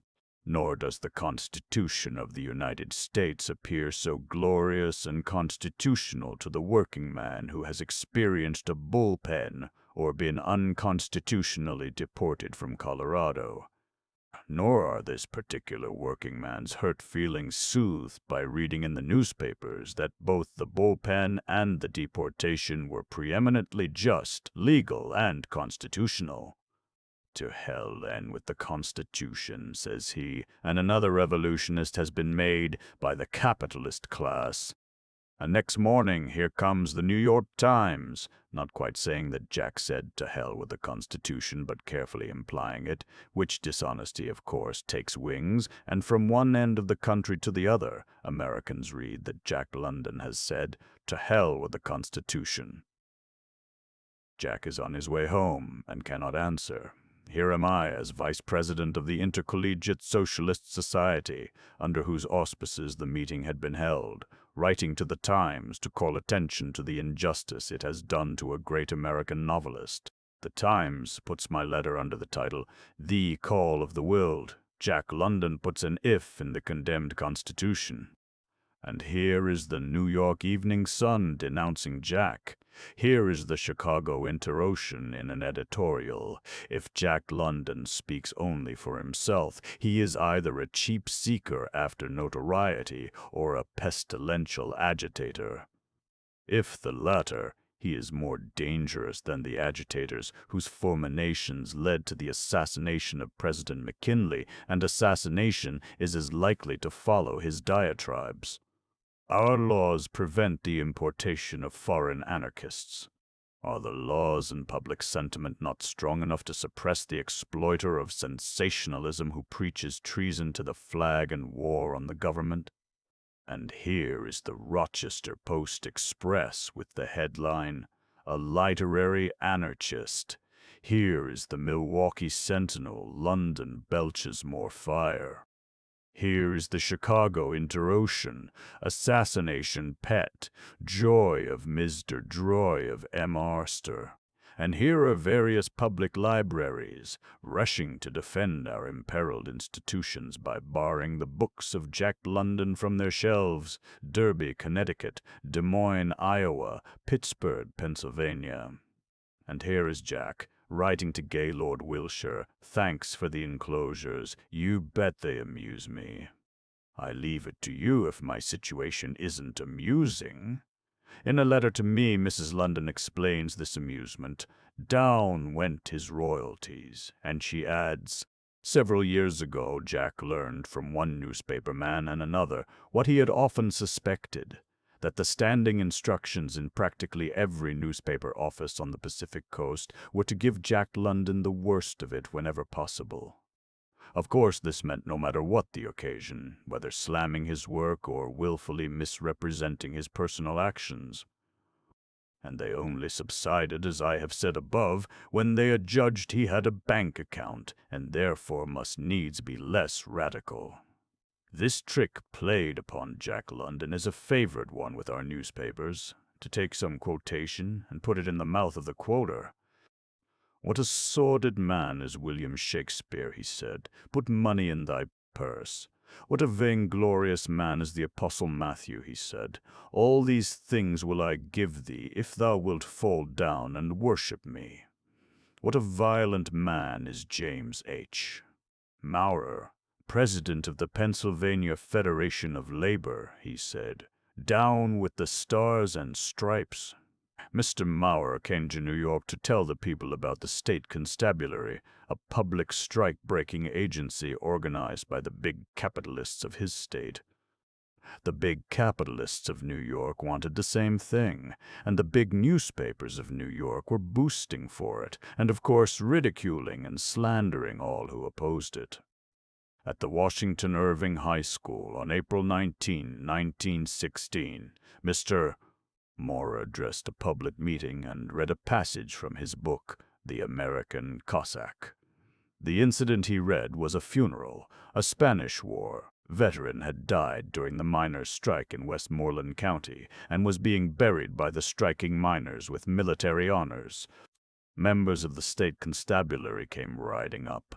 They objected to these lousy strikers using the American flag and ordered that the flag be lowered. The strikers refused, whereupon the Cossacks threatened to shoot unless the flag was lowered and furled. Maurer quoted them, "Down with the stars and stripes." So next day the newspapers reported Maurer as saying, "Down with the stars and stripes." The New York Times went farther yet and reported him as saying, "To hell with the stars and stripes." I quote Maurer's letter. Mayor Mitchell of New York ordered the school board to investigate these charges at once, and they did so. At the hearing, 12 witnesses were heard. 11 swore that I said nothing of the kind and repeated what I did say. 1, a New York Sun reporter by the name of Lester S.S. Walbridge contended that I had said, "Down with the stars and stripes," but admitted that there had been much cheering at the time and that he did not catch all that I said. 3 others wrote and telegraphed their testimony, all saying that I said nothing of the kind. Some of the witnesses were people favorable to the state police. The verdict of the school board was to the effect that I said nothing of the kind, but had simply told my audience what the state police had said, that it was the state police who said, "Down with the stars and stripes," and not Mr. Maurer. A clear vindication. The day the story first appeared in the New York papers, charging me with the flag slander, the story was used to stampede the New York senators into voting for the state police bill, then pending, and it worked.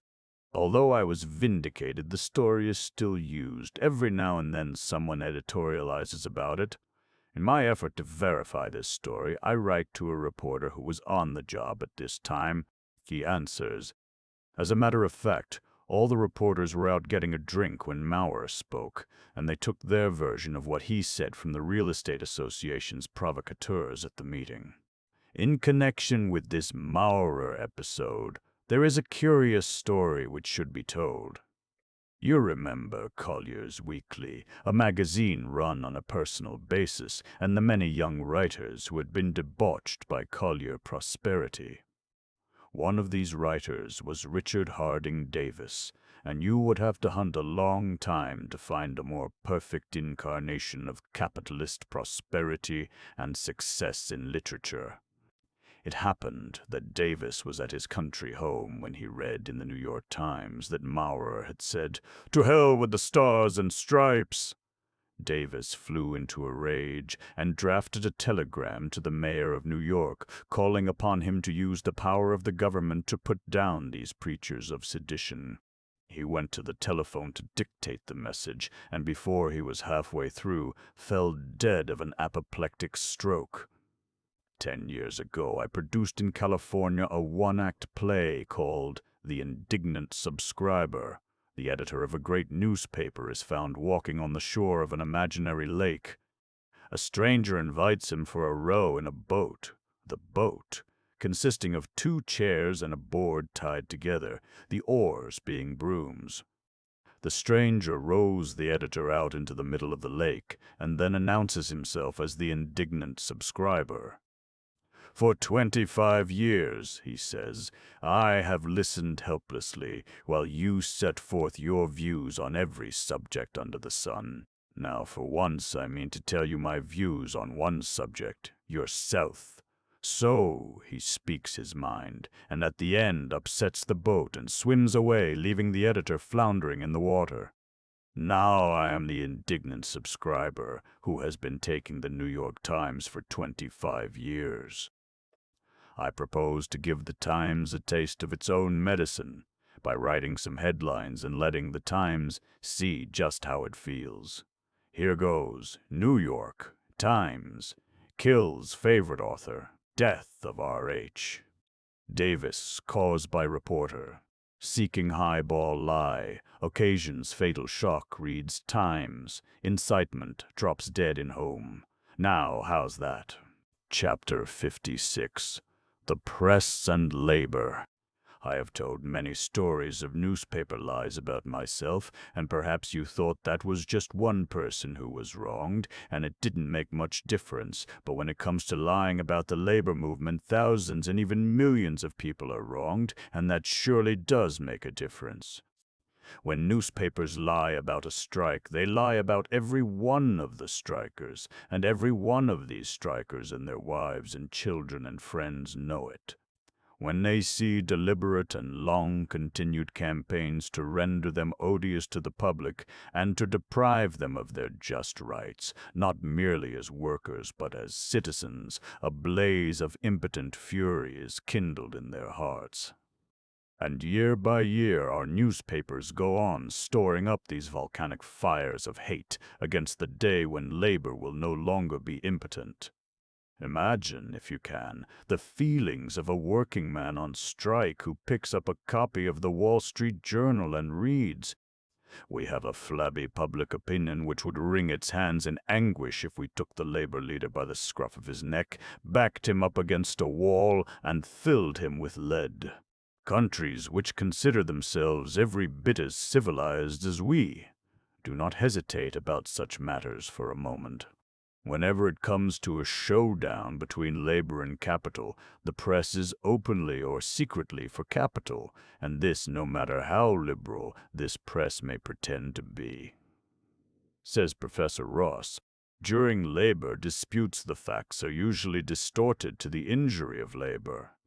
In one case, Chicago, strikers held a meeting on a vacant lot enclosed by a newly erected billboard. Forthwith appeared in a yellow journal professing warm friendship for labor, a front-page cut of the billboard, and a lurid story of how the strikers had built a stockade, behind which they intended to bid defiance to the bluecoats. It is not surprising that when the van bringing these lying sheets appeared in their quarter of the city, the libeled men overturned it. During the struggle of carriage drivers for a 6-day week, certain great dailies lent themselves to a concerted effort of the liverymen to win public sympathy by making it appear that the strikers were interfering with funerals. One paper falsely stated that a strong force of police was being held in reserve in case of riots, and that policemen would ride beside the non-union drivers of hearses. Another, under the misleading headline, "Two Funerals Stopped by Striking Cabmen," described harmless colloquies between hearse drivers and pickets. This was followed up by a solemn editorial, "May a man go to his long rest in peace." Although, as a matter of fact, the strikers had no intention of interfering with funerals. That was in Chicago 10 years ago. And now, as I write, the employees of the packing houses, my old friends of the jungle, are on strike again, and the Chicago newspapers are at their usual game of deliberate lying. Violence is expected, situation is critical, and so on. It happens that an honest man, Alfred W. McCann, is on the scene. He writes, "I say it isn't true. To the shame of the press, no foundation can be discovered for the wild stories now filling their columns, spreading public anxiety and inciting labor to outbursts of indignation against what is called the deliberate misrepresentation of the press." The packers advertise heavily in Chicago newspapers, and so also do in the same city, Chicago. During a strike of the elevator men in the large stores, the business agent of the Elevator Starters Union was beaten to death in an alley behind a certain emporium by a strong-arm man hired by that firm. The story, supported by affidavits, was given by a responsible lawyer to 3 newspaper men, each of whom accepted it as true and promised to print it. The account never appeared. Try, for a moment, to put yourself in the position of a girl slave of one of these big department stores. You resist the flirtatious advances of the floor walker and continue to eat your 20-cent dinners, but after a few years you grow desperate, and in the face of the heaviest pressure you organize and declare a strike for better pay. How much chance do you stand for fair play from the newspapers? Why, they won't even print the names of the stores against which you are striking, says Max Sheriver. While addressing a street meeting held under the auspices of the Retail Clerks Union in front of Stern Brothers Department Store, Miss Elizabeth Dutcher was arrested at the instigation of one of the store managers. Miss Dutcher is highly prominent in social and labor circles, and the papers did not dare to be entirely silent about the arrest. Every paper in New York except one, and that one does not carry department store advertising, spoke of a meeting at the doors of a large retail establishment. They also referred to an earlier incident as a disturbance at the doors of a 6th Avenue store, not daring to mention the name, Gimbel's. Or again, Prof. Pew less. Ross, in New York, the salesgirls in the big shops had to sign an exceedingly mean and oppressive contract which, if generally known, would have made the firms odious to the public. A prominent social worker brought these contracts and evidence as to the bad conditions that had become established under them to every newspaper in the city. Not one would print a line on the subject. And not only do they exclude the news, they keep watch over the general ideas which go into their columns, to make sure there is nothing to injure the sensibilities of department stores, or to favor the girl slaves of department stores. Would you think I was absurd if I were to declare that there is a whole set of philosophical ideas which the newspapers forbid you to know about, because the department stores ordain? Yes, even so. You must believe in free will. You must not believe in economic determinism. You must think that prostitution is a sexual phenomenon. You must not learn that prostitution is an economic phenomenon. Anybody who advocates the heretical anti-department store doctrine that white slavery is caused by low wages will be suppressed, and if necessary will be slandered as an immoral person. You remember the New York World, its solemn editorial about 20-cent dinners? Some years ago, the World was under contract to publish every week a short story by O. Henry. They received the manuscript of what posterity has come to recognize as O. Henry's masterpiece, The Unfinished Story. They refused to publish this unfinished story because it was injurious to department stores. Or consider what happened when the Illinois Vice Commission made an investigation of the causes of prostitution and submitted one of the best reports on this subject ever written. The report was highly sensational. Also, it was highly important. It was news in every possible sense of the word. But it attributed prostitution to low wages, and therefore only one Chicago newspaper gave an adequate account of this report. You saw the Boston Herald and Journal, and also the Boston Post, forbidding you to know that President Wilson was urging you not to spend money on luxuries. In the same way, when there is a crisis of unemployment, the department stores and other advertisers command that falsehoods shall be told you. If you know that business is bad, you may be cautious and save your money, whereas the department stores want you to spend your money, and the kept press wants its share of this money for advertisements. Says Prof. Ross, the alacrity with which many dailies serve as mouthpieces of the financial powers came out very clearly during the recent industrial depression. The owner of one leading newspaper called his reporters together and said, in effect, "Boys, the first of you who turns in a story of a layoff or a shutdown gets the sack."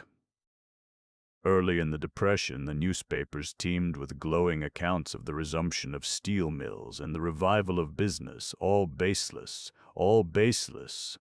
After harvest time, they began to cheap. Prosperity, bumper crops, farmers buying automobiles. In cities where banks and employers offered clearinghouse certificates instead of cash, the press usually taken by depositors and working men. The numbers and sufferings of the unemployed were ruthlessly concealed from the reading public. A mass meeting of the men out of work was represented as anarchistic or instigated by the socialists for political effect. In one daily appeared a dispatch under the heading, 5,000 jobs offered, only 10 apply. It stated that the Commissioner of Public Works of Detroit, misled by reports of dire distress, set afoot a public work which called for 5,000 men. Only 10 men applied for work, and all these expected to be bosses.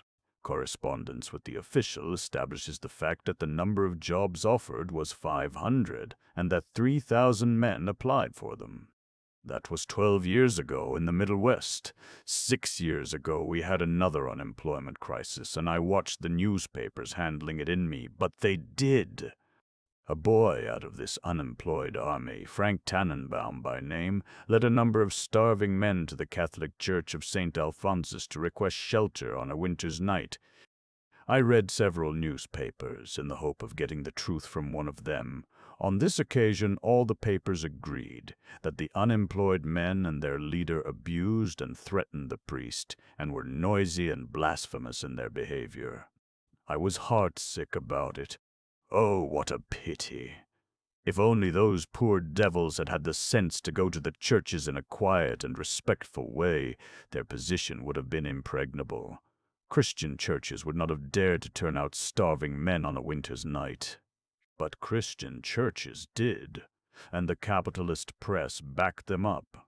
The leader, Frank Tannenbaum, was arrested, and he called as witnesses the very newspaper men who had written the stories of his raid. These men had been willing to lie in what they wrote. That was part of the newspaper game, but they were unwilling to lie under oath. That was not part of the game. So they testified that these unemployed men had been entirely peaceful in their conduct, that Tannenbaum had addressed the priest with politeness and respect, and that the crowd had left the church when told that they must do so. Some years ago, there was a strike of the hotel workers in New York, an IWW strike, and of course there is nothing with which the newspapers deal more freely than the IWWW. They quoted Joe Ettor as having advised the strikers to put poison in the soup which they served to hotel patrons, also as having insulted the American flag. Ettor denied vigorously having made any such statements, but of course his denial went for nothing. Some of us who knew Ettor thought that the public ought to get a little of the truth about conditions under which these hotel workers were forced to live, conditions menacing not only to themselves but to the public they served. Therefore, the Intercollegiate Socialist Society called a meeting in Carnegie Hall to hear the IWW leaders.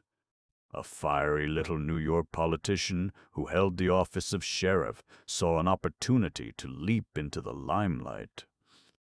He would attend that meeting with a large force of deputies and protect the American flag from insult. He brought some 30 deputies, to whom the county paid $3 each, and we provided them with seats on the platform, and all the orators made speeches to them, and the young ladies who passed the collection plates took away a part of their $3. And next morning the newspapers reported that the gallant sheriff had protected the American flag and tamed the seditious fury of the IWWWW. You remember, perhaps, my story of the Paterson silk strikers and how the New York Times quoted me as telling them that they had the police at their mercy. Here is another glimpse of this strike through the eyes of Max Sherover. At the IWW pageant held about 2 years ago at Madison Square Garden, New York, for the benefit of the Paterson N.J. Silk strikers, the writer was an eyewitness to the following scene. A reporter, whose identity we were unable to learn, in the basement of the garden hurriedly printed the following words on an improvised banner: "No God and no Master. I.W.W." One of the illiterate strikers was asked to hold the banner aloft and pose, while a newspaper photographer was taking a flashlight photo. This Paterson pageant was a result of the effort of a few literary men and women in New York who saw the shameless lying of the press and the shameless violation of law by the authorities in Paterson. A group of people, including Ernest Poole, Hutchins Hapgood, Leroy Scott, John Reed, Thompson Buchanan, Margaret Sanger, and myself worked for weeks, giving all our time and energy and a great deal of money, and brought about 1,000 strikers to New York City to rehearse the story of their sufferings before an audience in Madison Square Garden. This was so sensational that the newspapers could not suppress it. Therefore, what they did was to ridicule and betray it. They always make out that labor movements are rolling in wealth and that agitators are making fortunes. In this case, they said that we were planning to finance the strike by this pageant. Every newspaper man knew this was absurd, for they knew the seating capacity of the garden and could figure the possible gross receipts. The enterprise suffered a deficit of $1,000 or $2,000, so of course the poor, starving strikers who had read in the newspapers that they were to be financed were bitterly disappointed. The New York Times thus had a chance for a story to the effect that the strikers were accusing us of having robbed them, and this while we were engaged in making up the deficit out of our own pockets. Or take the Lawrence strike. I have told the story of how conspirators of the great Woolen Trust planted dynamite in the homes of strikebreakers as a frame-up to discredit the strikers. The man who was convicted of this was a school commissioner and a prominent Catholic, a close friend of the mill owners. When this dynamite was found, the Associated Press sent the story fully. When the plot was exposed, it sent almost nothing. These statements were made publicly at a conference at the University of Wisconsin by A.M. Simons, and never challenged by the Associated Press. And at this same conference it was stated by George French that the department stores served notice upon all the Boston newspapers that if they featured this strike they would get no more Sunday advertising. Or take the present struggle of the railroad brotherhoods for a living wage. The Saturday Evening Post published a series of articles by Edward Hungerford full of gross falsehoods regarding the wages of railroad workers and managers under the federal administration. These, mind you, were flat misstatements of facts officially recorded and available to anyone. The Brotherhoods asked a certain United States Railroad Administration official to prepare from official records a statement concerning these misrepresentations. This was formally submitted to the Saturday Evening Post and was absolutely ignored. Or take the case of Tom Mooney.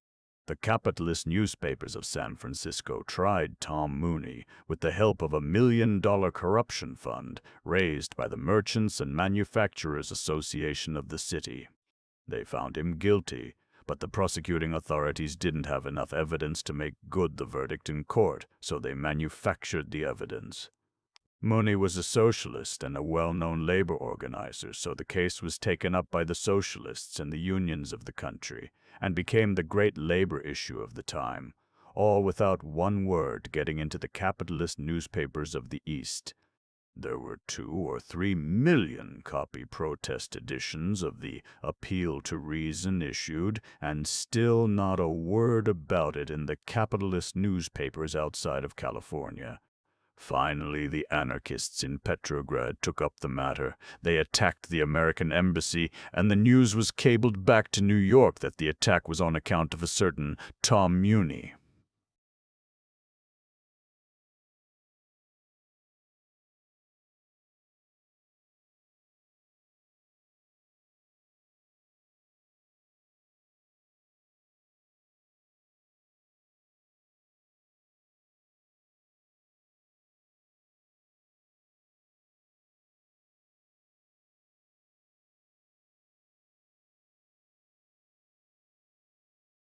Could any writer of farce comedy have invented a greater satire upon New York journalism than the fact that it had to get its San Francisco labor news misspelled from Petrograd? Chapter 57. The Associated Press and Labor. Great strikes are determined by public opinion, and public opinion is always against strikers who are violent. Therefore, in great strikes, all the efforts of the employers are devoted to making it appear that the strikers are violent. The greatest single agency in America for making it appear that strikers are violent is the Associated Press. How does this agency perform its function? In the first place, by the wholesale method of elimination.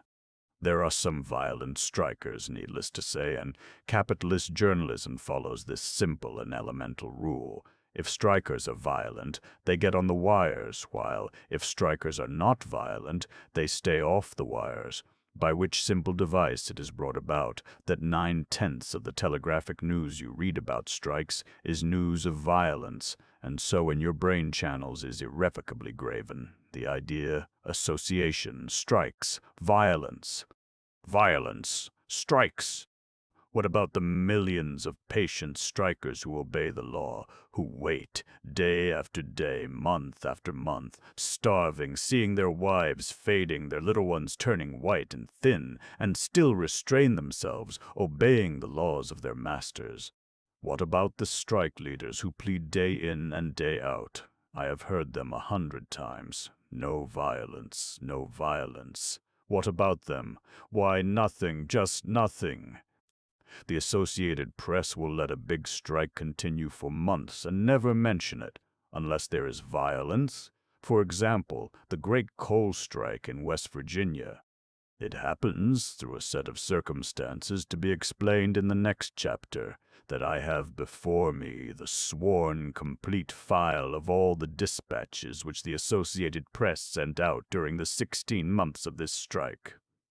The strike began April 1st, 1912, the dispatch telling of threats of violence. The second dispatch was on June 1st, this also very brief, to the effect that serious rioting is imminent. The third dispatch was on July 23rd, also brief, telling of rioting and of state troops sent in. Thus it appears that during 113 days of a great strike, the Associated Press considered it necessary to send only 2 brief items, and these containing not one line about the causes of the strike, not one line about the demands of the miners, not one line about the economic significance of a ferociously bitter labor struggle.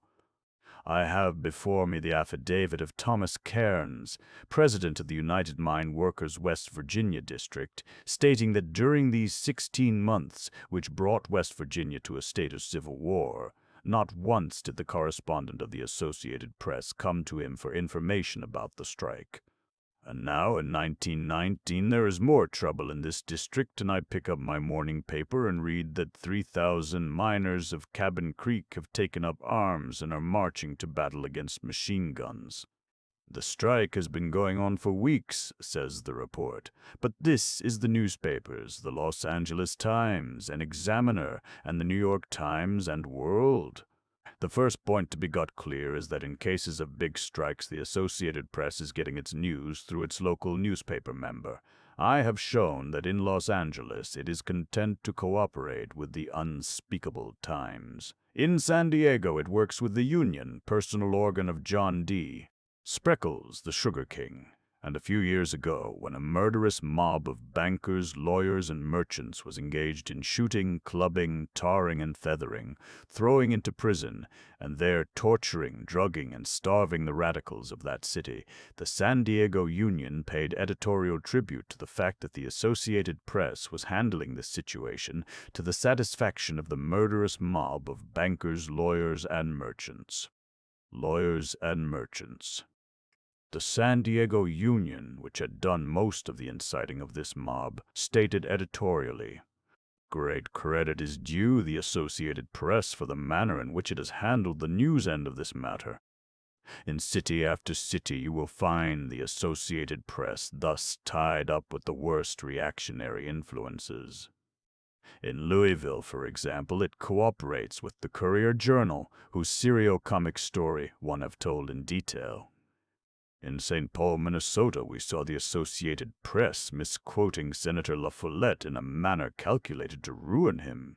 It sought at first to put the blame upon its member paper, the St. Paul Pioneer Press. You recall the charges made against this paper by Walter W. Liggett, quoted on page 268. Note that the Associated Press did not cease taking its news through a paper which had failed to resent such grave charges as these.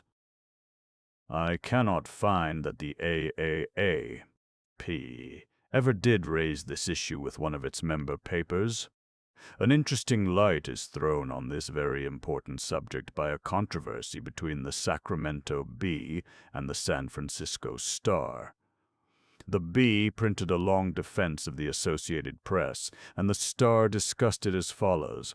Another damaging admission is that the Associated Press doesn't care a picayune what manner of pirates buy a newspaper that has an Associated Press franchise.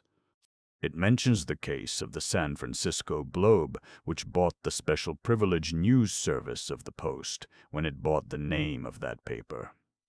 The franchise went with the name to a band of industrial pirates who wanted a special privilege news service to supplement their special privilege traction service in this city.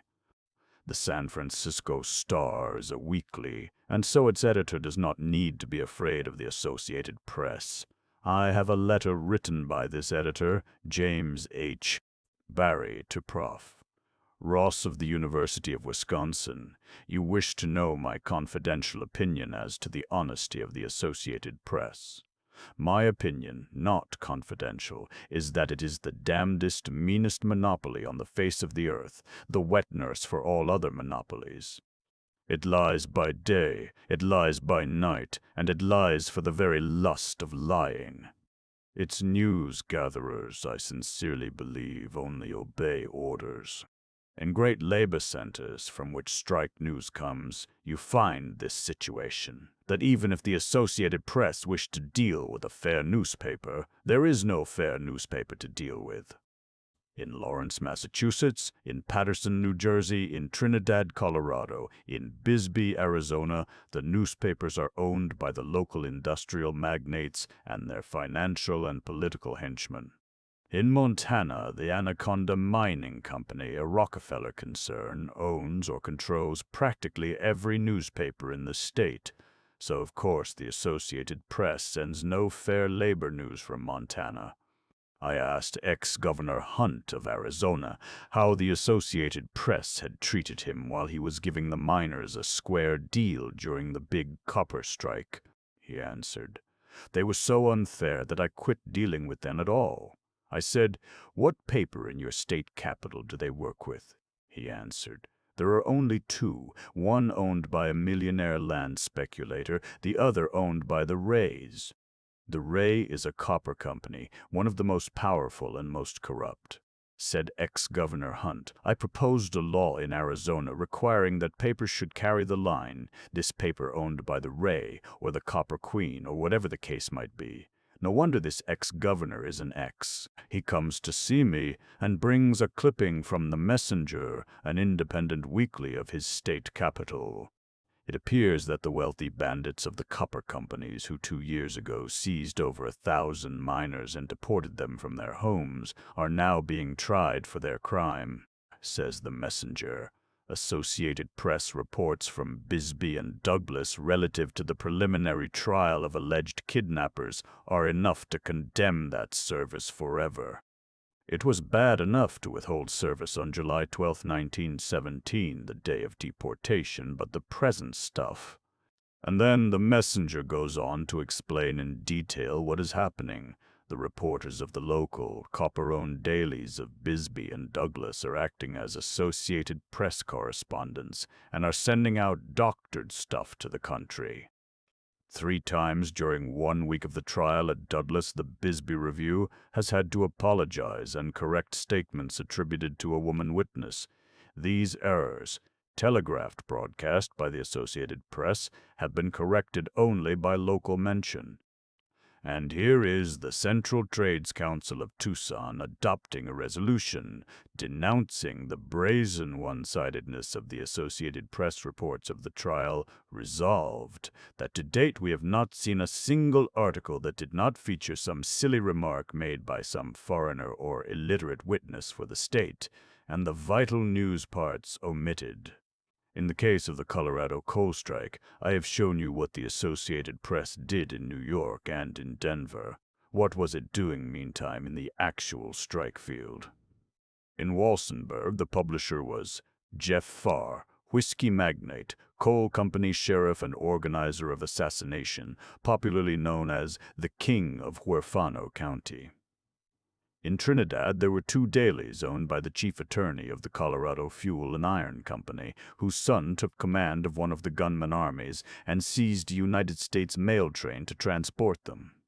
The A.R.P. Dayman was the editor of the evening paper. The A.P. Nightman was the telegraph editor of the morning paper.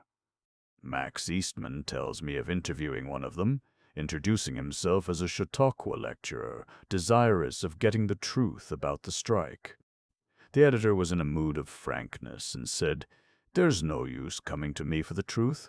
A man in my position naturally gets only one side, the operator's side. And, of course, he sent out that side. During the latter part of the strike, the Rocky Mountain News of Denver sent its own correspondent to the field, and one of the editors told me of a conversation with the Associated Press representative in Denver. Said the latter.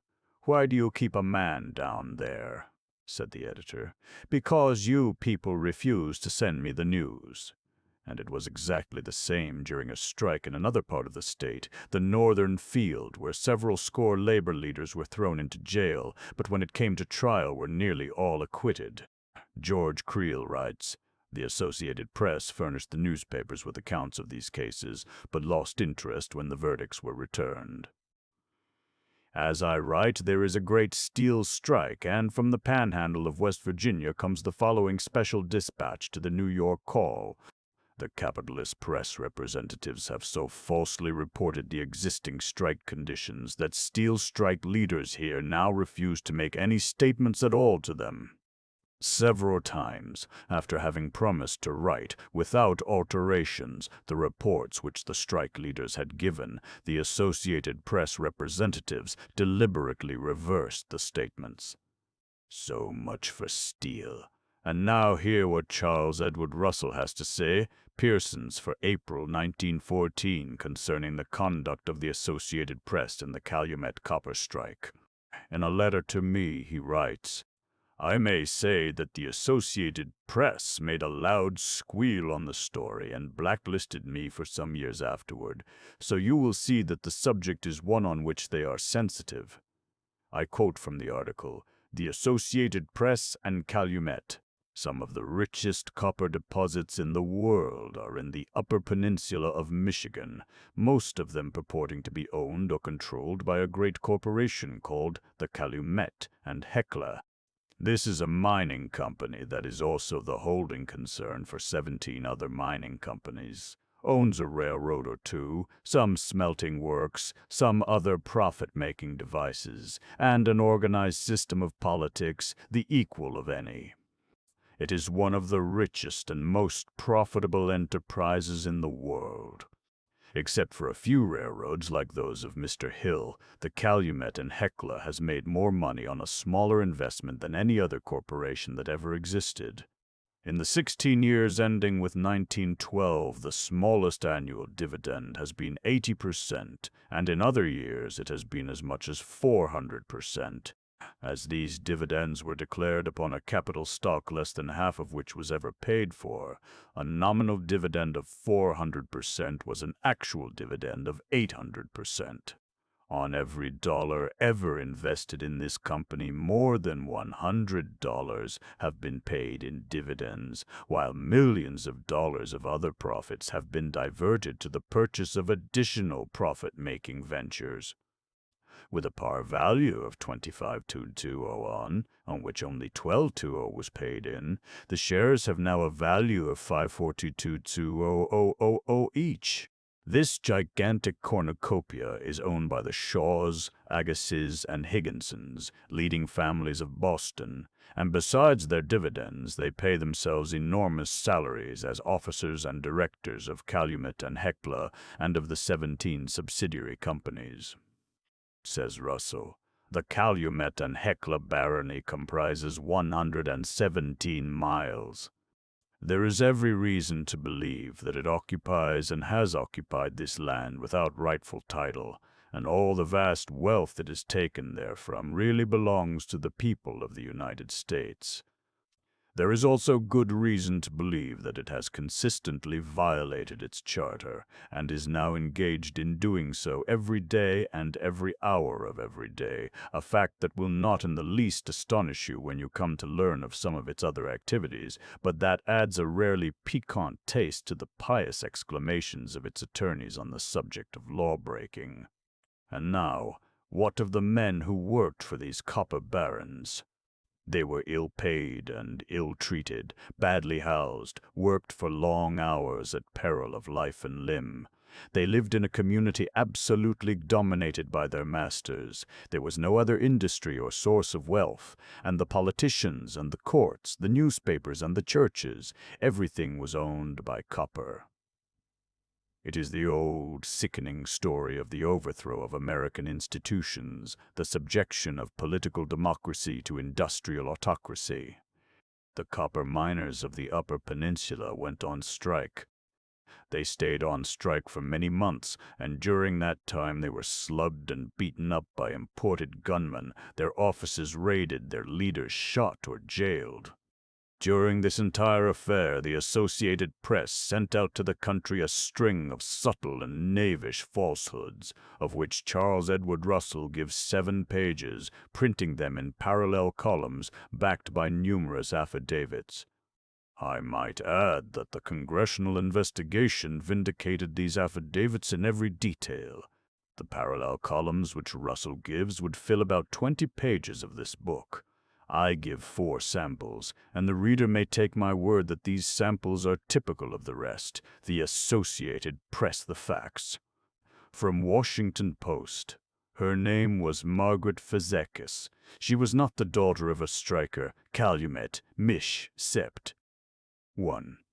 To copper, and had no connection with the strike situation, took a serious strike. There was no clash with any aspect today as a result of the picket. A Labor Day procession was fatal shooting of Margaret Fazekas being held at Kearsarge. It had aged 15, daughter of a striker, had nothing to do with the strike. The North Kearsarge mine, when a band of armed guards without excuse picket of strikers and women or occasion attacked, the procession clashed with deputy sheriffs and broke it up, firing about 100 guarding a mine. Shots from their revolvers. This girl was not in the procession. She was walking along the sidewalk and a bullet from a gunman's revolver pierced her skull. The Associated Press the affidavits. Calumet, Mitch, October 22, 1913. For instance, Victor Ozonik swears that on July the 1st he was walking, to the Associated Press, Chicago, quietly along the public road when ill. He was arrested, taken to Houghton and thrust into jail. After a time, as a measure of precaution against, he was taken into the sheriff's possible disorder. The troops have office and searched. A deputy kept on the move. Bodies of strikers sheriffs struck him in the face with who collect while men are going to his clenched fist and then kicked work in the morning, but this is him. He was then asked if he was not construed as interference with member of the miners' union, when any of the rights of the strikers. He said yes. He was dragged back to a cell and locked up for 24 hours. After that he was released. No warrant was issued for his arrest. No charge was made against him. No proceedings of any kind were had. There are sheafs of such affidavits relating the manner in which the armed guards proceeded to obey the orders to start something. The results of their efforts to obey their orders was a reign of terror throughout the strike zone. Men, women, and children were shot at, beaten, ridden down by armed guards, or pursued along the highways. At the road intersections, shacks were erected, from the windows of which the guards could command every house in a village, and the inmates could not stir out of their dwellings except under the watchful eyes of the gunmen and the muzzles of rifles. The Associated Press, the affidavits. From Chicago Record Herald. A mob composed chiefly of the gentlemen of the Citizens' Alliance, Calumet, Mish, Deck.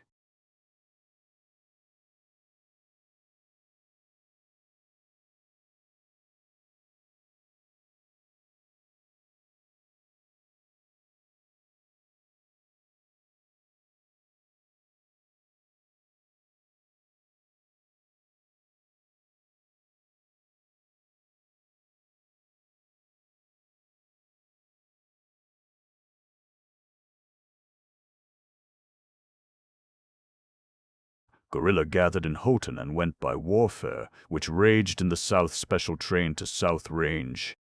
There, Range District of the Copper, the mob attacked the hall of the miners' strike zone. was ended South Range branch of the Western Today when a force of Deputy Federation of Miners broke down sheriffs invaded several towns, the door, smashed all the there and made 39 arrests. The only furniture, seized all the books. Person injured was Timothy papers and records, and destroyed Driscoll, a deputy sheriff who was several thousand relief coupons, shot and seriously wounded when he that had been prepared for the and other officers attempted to miners' families. Henry Koski, the force and entrance into a Union secretary of the branch, lived over the hall. When the work of destruction had been completed, the trouble this morning centered mob rushed upstairs and began around the hall of the Western Rifles to beat down the door to Federation of Miners in the town of Koski's rooms. He warned the South Range. Here Driscoll was shot rioters that if they did not desist and several of the arrests made, he would fire. They continued to Henry Oski, a striker, was batter the door, whereupon he fired, specifically charged with wounding 2 shots, one of which passed the officer, and he is said to have, through the belly of one of the implicated by his confession, 2 rioters. Other members of the Union, the Associated Press, the facts. From the Washington Post, a mob broke into the room in Scott's Hotel, Hancock, occupied by Calumet, Michigan, Deck. 26. Charles Mr. Moyer and Charles Tanner, H. Moyer, president of the Western General Auditor of the Western Federation of Miners, was put on a Federation of Miners, seized them train and sent out of the copper both, beat and kicked them, shot strike district tonight. The Moyer in the back and dragged them. Deportation was the direct result, both wounded from the hotel of a refusal of families stricken the street. By the Christmas Eve disaster here to accept relief from a committee, the 2 prisoners were held so that the majority of whose members they could not defend nor protect belonged to the Citizens' Alliance themselves. And in this position an organization combating the 5 were dragged through the streets, month strike of the Federation, and across the bridge to Houghton, being incessantly kicked and, at the local Federation, beaten. Mr. Moyer was bleeding in headquarters. Moyer's departure was weak from a revolver shot, and Mr. Smoyer was bouse. Called a kidnapping by the Tanner was bleeding from a wound, Citizens' Alliance. The action was just below his right eye. Said to have caused no great surprise, as it was said that in this condition they were placed. Threats of such a possibility had upon a train and under armed guard been received 2 weeks ago. Taken out of the state, being threatened with lynching if they... The Relief Committee, which should return, collected $25,000, found itself unable to give away 1 cent when nobody has been indicted, nor it started today to deliver the arrested for these assaults fund. Although the persons that committed them are perfectly well known in every bereaved household that was Hancock. Approached told the men and women in charge of the distribution that, but Mr. Moyer has been indicted for they had been promised adequate aid conspiracy by the Western Federation of Miners, and nowhere was there any assistance wanted.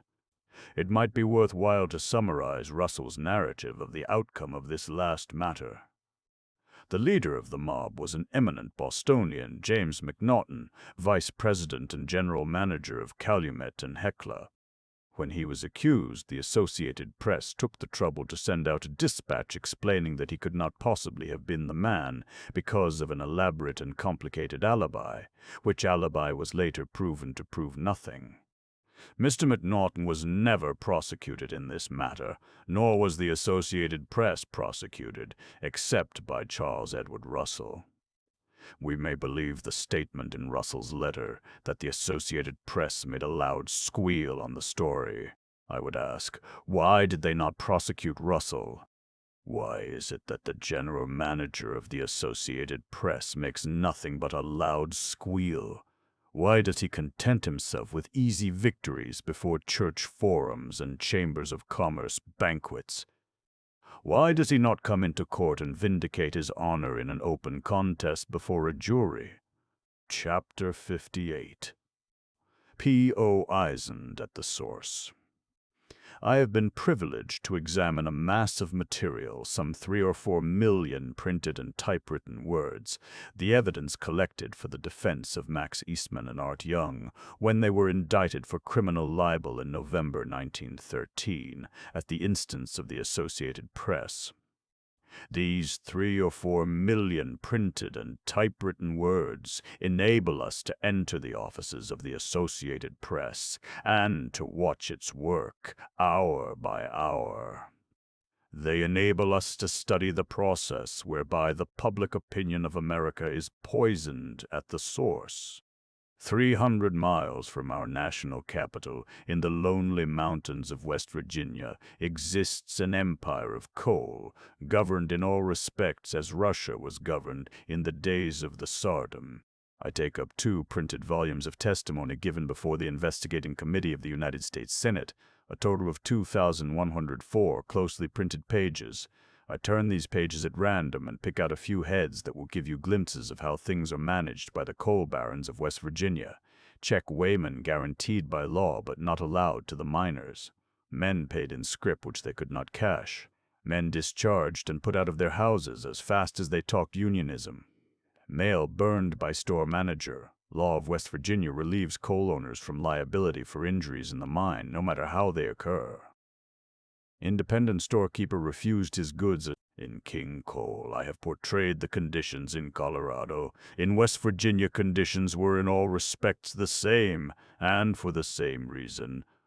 When the 16-month strike in West Virginia had been smashed, the same mine guards with the same rifles and machine guns were shipped to Colorado, and under the direction of the same Baldwin Felts Detective Agency, they smashed the 14-month strike in Colorado.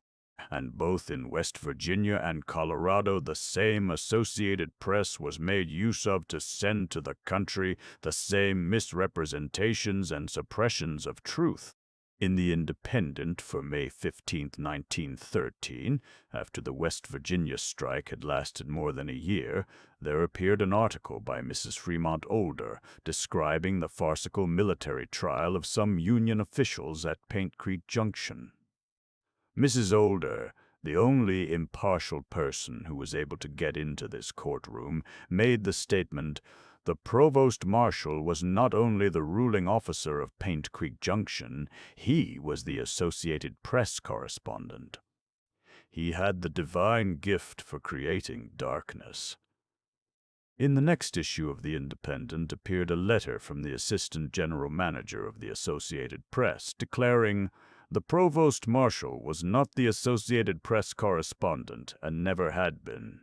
Nevertheless, this rumor would not down, and in the masses for July 1913 appeared a cartoon, poisoned at the source, representing the president of the Associated Press engaged in pouring the contents of a bottle labeled Lies into a reservoir labeled Public Opinion.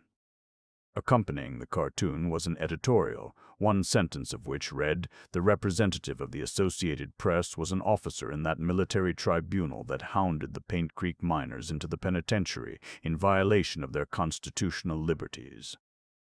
The answer of the Associated Press to this was the indictment for criminal libel. The masses, presumably by advice of counsel, did not discuss the case and continued to maintain silence even after the case was dropped.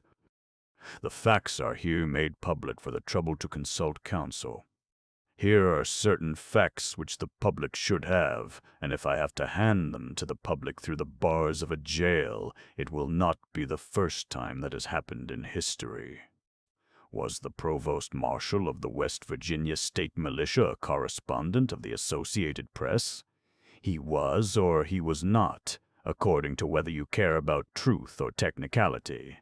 You are doubtless a loyal American.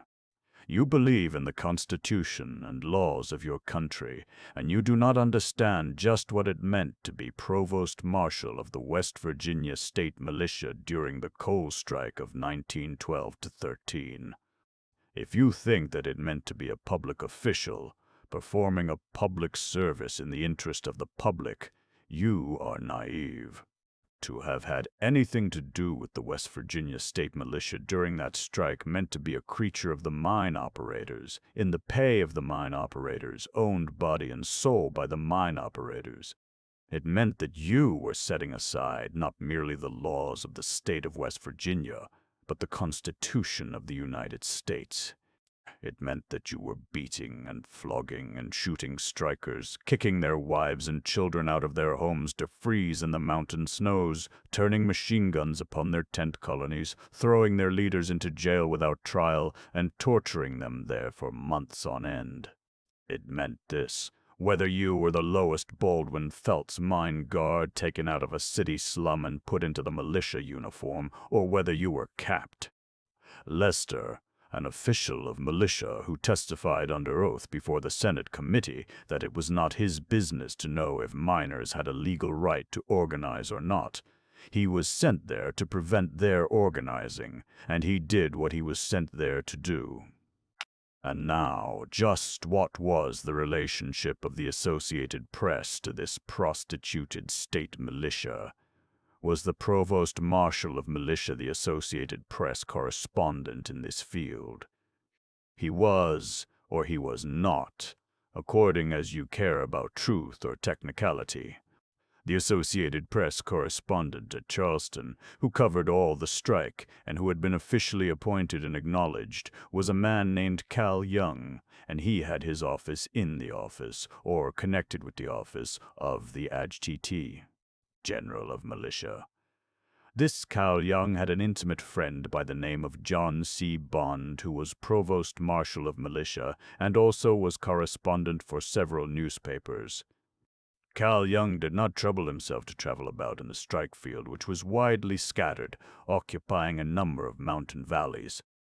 Bond, however, was compelled by his militia duties to travel to the scene of all troubles. Therefore, Bond and Young had an arrangement whereby Bond telephoned news from wherever he was, and Young sent this news not only over the Associated Press wire, but to the papers which Bond represented. The above was stated from first-hand positive knowledge by Jesse Sullivan at the State House, to an attorney for whom I can vouch. Also, it was sworn to by W. Fires, Bruce Reed, reporter for the Charleston Gazette and the Kanawha Citizen. Reed swore that he knew Young intimately, that Young maintained his offices in the AGT, General's office without charge, that Young from this office transmitted orders for the movements of the state militia, and for these services was paid out of the governor's contingent fund, that he acted as official reporter for the state administration, that anyone who called at the State House for news was referred by the governor and the AGT. General to Young, that Young received news of military doings and of strike incidents from J.C. Bond, who was a printing clerk in the Secretary of State's office and also captain and paymaster of militia, that Bond was made provost marshal with absolute authority over the strike territory and tried a number of citizens, 98 in all, by military tribunal, that Bond had a regular arrangement with Young whereby he furnished Young with news reports, and that Young had an understanding with the military department whereby all news was given out through him. Reed further testified that he was instructed by the militia authorities to distort news, and also to write editorials for his paper, supporting the military policy, that when he refused to do this, the editors of his paper were called up and practically instructed to write such editorials, and that they did this, that furthermore Reed was threatened if he failed to distort news as directed, that all these things were well known to Young, correspondent of the Associated Press, that Young was extremely bitter against the miners' cause, that he continually so expressed himself before Reed, that a correspondent of the Baltimore Sun, who came to Charleston, was so. It was known that Young, while Associated Press representative, was seeking employment from the state administration, and he had since obtained such employment. So much for outside evidence, and now let us hear from Young himself. The attorney sent by the masses called upon Cal Young, who told him that after the strike he had been discharged from the Associated Press by W.H. French, manager of the Pittsburgh division, and that French had stated to him that the reason was that Fremont Older and others had made complaint concerning the news that the Associated Press had furnished from West Virginia. Young admitted practically everything as stated by Reed, his desk in the Adjutant General's office, his relations with the administration, and his arrangement with Bond, whereby Bond furnished him regularly and continually with news from the field. I note 3 sentences from the investigator's report. Young also stated that before martial law he got most of his information from the sheriff or deputy sheriff, or from telegraph operators who were in the employ of the railroad company or the mine owners. He stated that although he went up the creek a few times, he obtained most of the information through official reports. Young stated that through the senatorial investigation he had to cover other territory, and that during that time Bond covered the investigation for the AP. Such are the facts. I have taken the trouble to give them at length so that you may judge for yourself. And in the light of these facts, what do you think of the letter published in the Independent over the signature of Frederick Roy Martin, Assistant General Manager of the Associated Press? Do you think that Mr. Martin was entirely ingenuous when he stated the Provost Marshal was not the Associated Press correspondent and never had been? W. H. French, manager of the Pittsburgh division of the Associated Press, was subpoenaed by the Masses editors and gave his deposition in advance of the expected trial. It was a trial all in itself, and the stenographic record of it lies before me. For the light it throws on Mr. French's sincerity, let it be noted that he swore he could remember nothing whatever of his conversation with Cal Young when he discharged Young from the employ of the Associated Press. The discharge had taken place less than a year previously, and Mr. French had taken a special trip from Pittsburgh to Charleston, West Virginia, to attend to the matter, but he could not remember why he had discharged Young, nor what he had said to Young. He could not remember having mentioned Fremont Older's complaints. He vaguely thought that he had mentioned Bond, but he couldn't be sure in what connection he had mentioned Bond. Mr. French explained in detail the methods by which the Associated Press handled its news, and the principles upon which he and his subordinates edited it. He produced a bulky mass of typewritten sheets, containing all the dispatches dealing with the West Virginia strike sent out by the Associated Press during 16 months. Mr. French swore that this record was complete, and you will readily understand that in studying the reports it is of the utmost importance whether Mr. French was telling the truth. If the Associated Press sends out hundreds of dispatches about a strike, and if, before such dispatches are offered in evidence, they are carefully gone over, and those which are flagrantly untrue and damaging to the reputation of the Associated Press are extracted and destroyed, then obviously the Associated Press has poisoned the evidence of the trial at the source. Can I say that the officials of the Associated Press did thus poison the evidence by which they endeavored to send Max Eastman and Art Young to the penitentiary? No, I cannot say that. All I can say is that Mr. French submitted this record under oath as the original record and a correct and complete record, and testified under oath that there was no possibility of its being incorrect or incomplete. Also, I can say that an investigation made in the bound files of 2 Associated Press newspapers revealed the fact that these papers had published dispatches marked as sent by the Associated Press which did not appear in the correct, and dispatch may be found in the Los Angeles Times, September 9, 1912, marked by A. P. Night Wire to the Times. Another such dispatch may be found in the Nashville American, September 22, 1912, marked, by Associated Press. Let us take the 537 exhibits that the Associated Press did submit. By means of them we are enabled to enter the Associated Press's Pittsburgh office and watch step by step the process of poisoning the news at the source. Mr. French, it appears, was not satisfied with the bitterly prejudiced reports which his correspondent, Young, and Young's partner, Bond, sent in to him. He found it necessary to go over their dispatches and to put in still more poison. The dispatches, as submitted in evidence, contain numerous pencil marks, excisions, and revisions, and all these were initialed so that it was possible to tell whether Mr. French or one of his assistants had done the work. Mr. French, under cross-examination, explained exactly upon what principles this editing had been done. Thus there had been cut out a sentence that mine guards have resorted to unlawful practice is generally conceded. Mr. French explained that this sentence was editorial opinion. The dispatch did not say who conceded it. Mr. French declared that he used this same system of editing all through the dispatches. But in the same dispatch his attention was called to the sentence, "Contrary to expectations, the miners did not go to the meeting armed with rifles." This clearly prejudiced sentence stayed in the dispatch, in spite of the fact that the dispatch did not reveal whose expectations were referred to. And Mr. French testified that such cutting out of a sentence favorable to the miners and leaving in of a sentence injurious to the miners did not, in his judgment, render the dispatch unfair. Mr. French repeated the words twice. "I do not say unfair. I do not say unfair." So we are provided with a precise measure of the sense of fairness of an Associated Press manager in charge of strike news. In one case, the story of an ambush by miners came to the Pittsburgh office with the qualification, "according to the story which reached here this afternoon."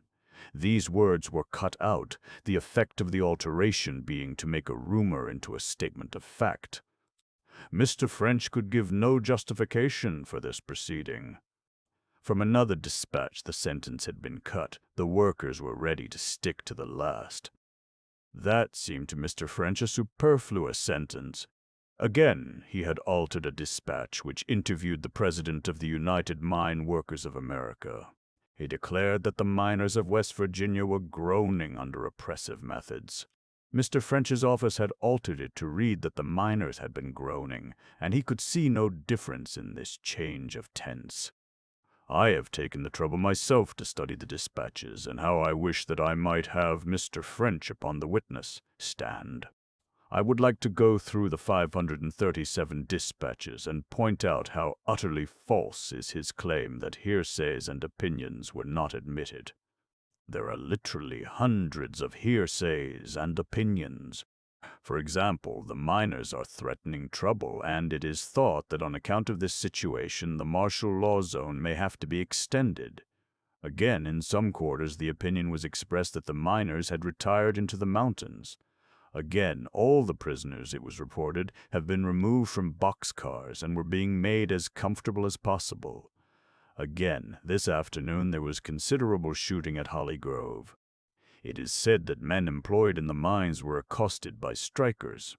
Again, armed miners have taken possession of the strike territory, according to reports.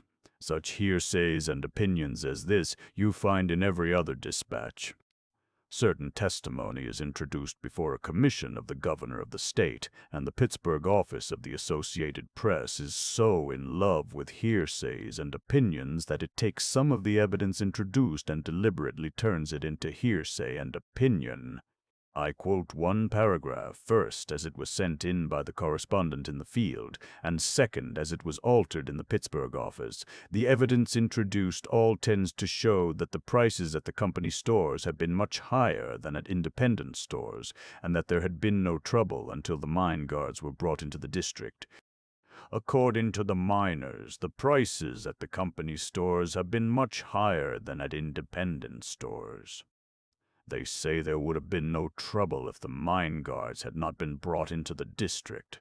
On November 20, 1912, the Charleston correspondent sent a long dispatch about the fighting, and whole paragraphs of this dispatch were cut out in the Pittsburgh office. I note that in these paragraphs were many hearsays and opinions. But I note that Mr. French's assistants were not content to cut out the hearsays and opinions. They also cut out the news. Here, for example, is one paragraph that never saw the light.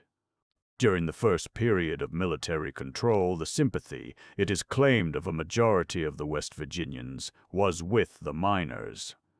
Since that time, many of the Union miners have left this section, taking their families into other coal fields.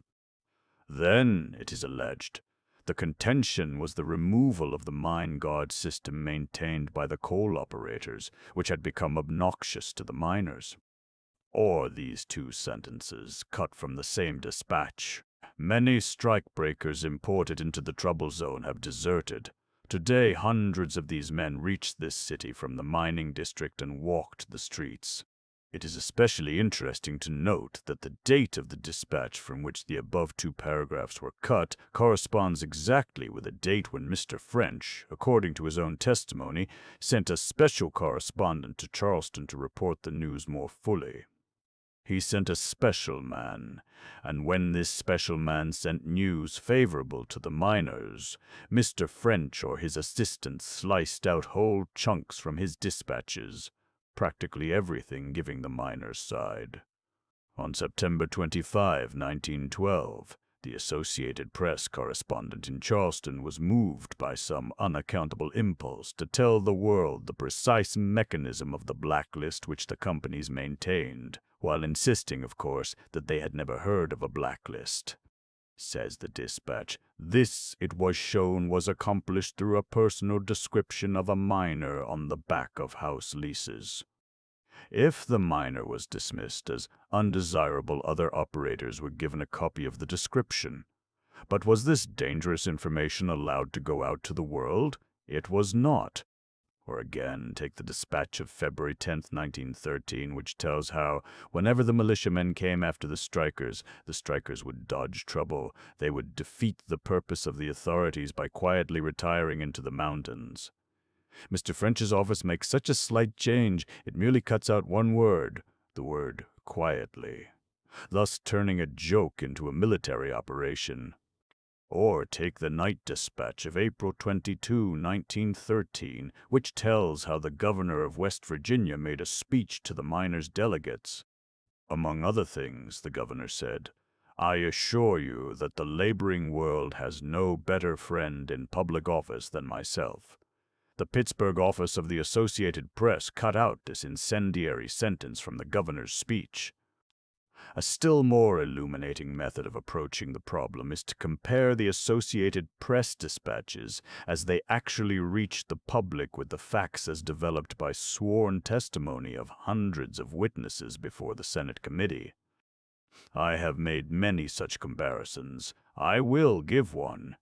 Among the men who testified before the Senate committee was Lee Calvin, a mine guard of the Baldwin Felts Detective Agency.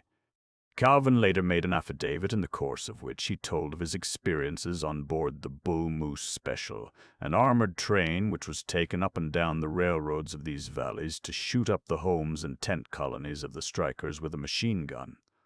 This Bull Moose Special was at the disposal, not merely of the state militia and of the mine guards, but of the mine operators as well.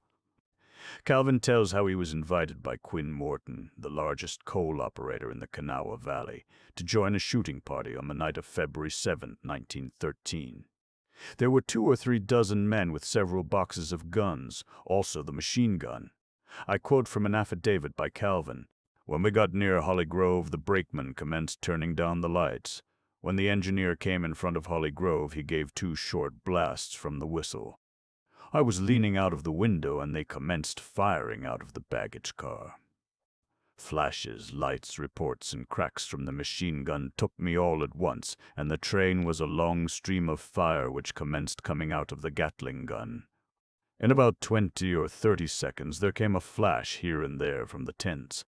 About 4 came from the tents altogether, and they were about 100 feet apart, it would seem to me. No shots had been fired from the tents prior to the time the shots were fired from the train. Do not imagine that these incidents rest upon the credibility of Lee Calvin alone. They were sworn to by numerous persons of all classes. Mr. Quinn Morton himself admitted before the Senate committee that he had called up the superintendent of the Chesapeake and Ohio Railroad and ordered the Bull Moose Special for that night.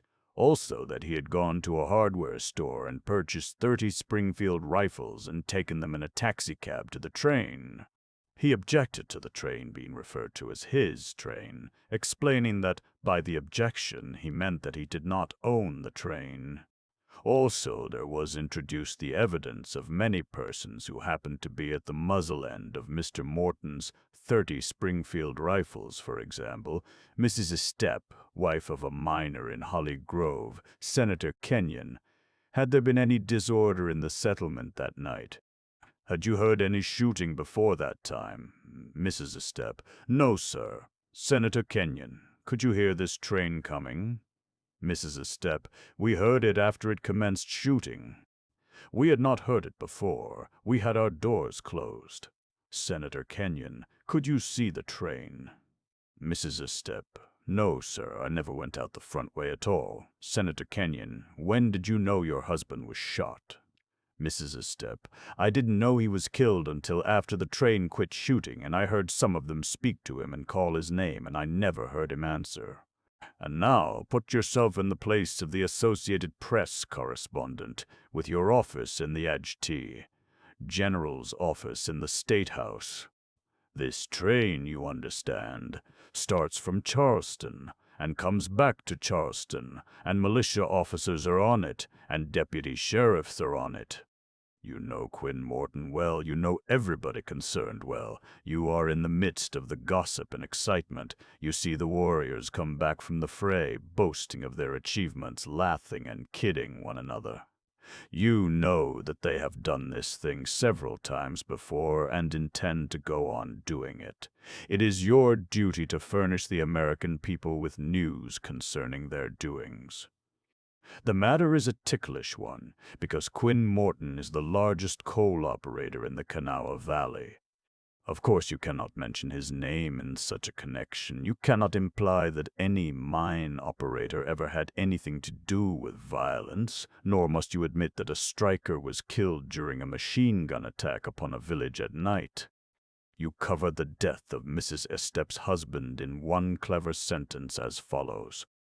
According to information received here late today, Robert Estep, a miner, was killed last night during the rioting at Mucklow. The above sentence is from an Associated Press dispatch. And here are the 3 dispatches in which the news of the Bull Moose Special was sent out to the world. I give them exactly as they stand, with all the telegraph marks and technicalities. I might mention that the word correct, which has been inserted, is an A. P. Mark. I do not know its relation to the dispatch. Also, I might add that the words passenger train are Associated Press euphemism for Bull Moose Special. You may not recognize the events, but this is really the same Bull Moose expedition that Lee Calvin and Quinn Morton and Mrs. Estep have just told us about. Bulletin Charleston W. Va. Feb. 7. Conditions are critical tonight in Paint and Cabin Creeks, Kanawha County, where a coal strike has been on over a year. A Chesapeake and Ohio passenger train was shot up late tonight. The town of Mucklow, W. Va. was riddled with bullets, and a physician, with a man dying driving through the district, was fired upon. When the physician with his patient arrived at the hospital, the patient was dead. Will be add HATJ 12,005 AM. TB Bulletin, Charleston W. Va. Feb. 7. Add Bulletin. The Chesapeake and Ohio passenger train ran for half a mile under fire, but no one was injured. At Mucklow, a majority of houses bear marks from rifles, but in this place no one was injured. Late tonight, a conference was held with Governor Blascock, during which Sheriff Bonner Hill asked the governor that troops be sent into the strike territory. Sheriff Hill notified the governor that the Chesapeake and Ohio Railroad would have a special train ready to move the troops at once. Will be add HA2J 0111 AM TB Bulletin Charleston W. Va. Feb. 7. Add bulletin. At midnight, striking miners were gathering from Paint and Cabin Creeks in the vicinity of Mucklow. There is anxiety here as to the next move of the strikers. The engineer and 2 passengers were injured when the passenger train on the Chesapeake in Ohio was fired upon. Correct. Deputy sheriffs waiting for such an attack as occurred tonight were prepared. The officers directed bullets into Mucklow from rapid-fire guns and rifles. The miners' camp was subjected to a heavy fire, and whether the shots were effective is not known. Mucklow is surrounded by mountains, and the fighting between strikers and the authorities is difficult. HA 2, J 1022 AM. These are your night dispatches. Next day, more details come in, and you send a message to the effect that the sheriff and his deputies cannot get into the miners' camp to see if any of the campers have been killed or injured. Then, realizing that serious trouble is coming, you wonder whether you may not have distorted the news a little more than is permitted, even to an Associated Press correspondent. You fear that you have put in a fatal dose of poison and decide to protect yourself by sending a small quantity of antidote. Such a wee, small quantity of antidote. You write. Shooting from the train, attacked on the Chesapeake and Ohio Railroad during the night, was in the direction of the camp, and it was feared that if any of the women and children had been hurt, the sheriff and his men would be unable to restrain the angry men, as they outnumber the posse 10 to 1 and are said to be well armed. Such is the news, and all the news which the Associated Press sent to the public about that exploit of the Bull Moose Special on the night of February 7th, 1913. And now do you think, or do you not think, that the editors of the masses were justified in their cartoon alleging that this news was poisoned at the source? I think so. Also, I think that Senator John W. Kern of Indiana was justified in his statements made in the United States Senate 3 months later regarding the suppression of other news from this coal strike.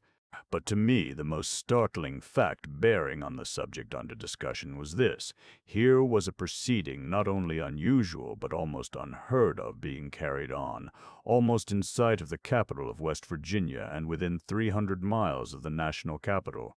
One of the best-known women in America, a woman past her 80th year. A woman known and loved by millions of the working people of America, for the promotion of whose welfare and for the amelioration of whose condition she had dedicated her life. A woman so honored and beloved by these millions that she was known to all of them in every humble home as Mother Jones, was being tried in this unusual way before this mock tribunal. The fact of the trial was sensational. The subject matter of the trial was of the deepest interest. The incidents of such a trial would be of necessity not only sensational but would interest the country. And yet the great news-gathering agencies of the country, active, alert, with a large intelligent force searching everywhere for items of news, were not able to furnish a line of information to their newspaper patrons concerning this astonishing proceeding. This fact speaks volumes as to the conditions in that terror-stricken country. A zone had been established for these infamous proceedings for the purpose of suppressing information concerning them. I was informed by a representative of the greatest of all these news-gathering agencies that the proceedings were not reported because the conditions there were such that it was not safe for newspaper men to enter the field to secure the facts for publication. This same agency has had a representative in the city of Mexico throughout the period of the recent revolutions. He was not afraid to remain there and report faithfully the news while the streets were being plowed and mowed by the deadly missiles from the cannons of contending armies. But in West Virginia the situation was such that the American reading public was kept in profound ignorance of the startling happenings there because of a reign of terror which could not be braved by the dauntless representatives of the American press associations. This single fact alone will justify fully the most searching investigation. I have discussed in Chapter 42 the mystery of why the Associated Press dropped the case against the masses. I always prefer to give both sides of a question, and it was my hope that I might be able to give the Associated Press explanation of this mystery. My hope was roused by Mr. Stone himself, who entered into correspondence with me and made the flat-footed statement, "I am glad to give anyone information respecting this organization." I, being a trusting person, took Mr. Stone at his word and wrote him a courteous letter putting to him 4 questions as follows. 1. Was any investigation made of my wife's complaint to you of the false report sent out by the Associated Press that she was arrested on April 29, 1914 in New York City? And why was no correction of this false report ever made, in spite of my wife's written request? Every out a correct report of my arrest, only the Associated Press reported that my wife was arrested. 2. What was the result of the investigation which you promised to make concerning my article published in the Appeal to Reason in the latter part of May 1914, telling of the refusal of the Associated Press to send out a report of a deliberate lie told by Gov. Ammons of Colorado to President Wilson. Mr. John P. Gavitt of the New York Evening Post showed me your letter, promising to investigate this matter.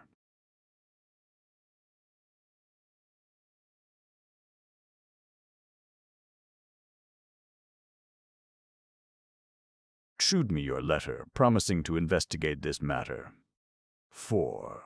What action, if any, did the Associated Press take concerning the charges published in Pearson's magazine by Charles Edward Russell, dealing with its gross and systematic misrepresentation of the Calumet strikers? I put these 4 questions politely, and in entire good faith, and instantly my correspondence with Mr. Stone comes to an end. I wait day by day, I wait with sorrow and yearning, but no answer comes from Mr. Stone. I delay sending my book to the printer for more than 2 months, hoping to get a reply from Mr. Stone, but I get no reply. I now publicly address to Mr. Stone one final communication. I implore him, for the sake of the honor of the great institution which he represents, for the sake of the good name of all American journalism, not to swallow in silence the charges published in a book called The Brass Check. I implore him to have the author of that volume arrested for criminal libel, and when the case is ready for trial, not to drop it. My wife reads this chapter and asks me to omit the last paragraph. She says I am bow-wowing at Mr. Stone. I think it over and decide to accept the metaphor. I picture a big dog walking down the street, a stately and dignified dog, and a very little dog comes up behind him and says, "Bow wow," and the big dog puts his tail between his legs and runs.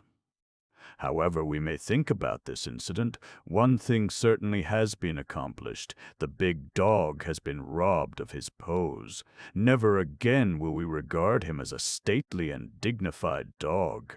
Chapter 59. The Press and the War. War came upon the world, and the writer, as a student of journalism, watched the great tide of public opinion. There had been newspapers in America which had kept a careful pretense of impartiality. Under the pressure of war, this pretense was forgotten. For example, the New York Times. Everyone would admit that the editorial page of the Times is class propaganda, but the Times tries not to let you know that its news columns are class propaganda. It avoids the cruder blunders, such as false headlines. But when the threat of war came, and the Times was trying to force the country into war, the Times forgot even that precaution. On Thanksgiving Day, 1915, some 1,200 clergymen in and put them all under this headline, Preparedness from Many Pulpits. Thanksgiving sermons justify war for defense of American liberty and ideals. Then you read the sermons, and what did you find? 3 of them contained utterances which might be construed as urging preparedness. The other 8 contained not a word in reference to preparedness. And the same with the magazines. There had been magazines which in the old days would give excuses for not publishing this or that.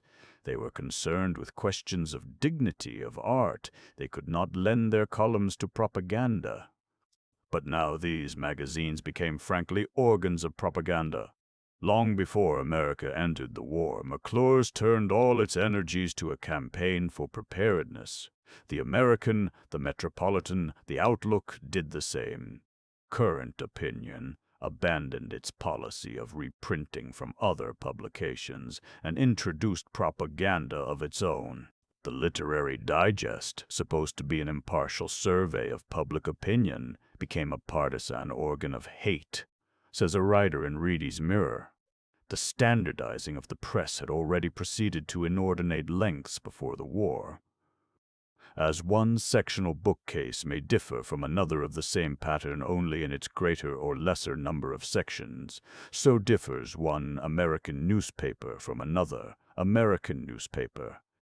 However, some small opportunity for individuality, for thought or pretense of thought, still existed, but even this has ended.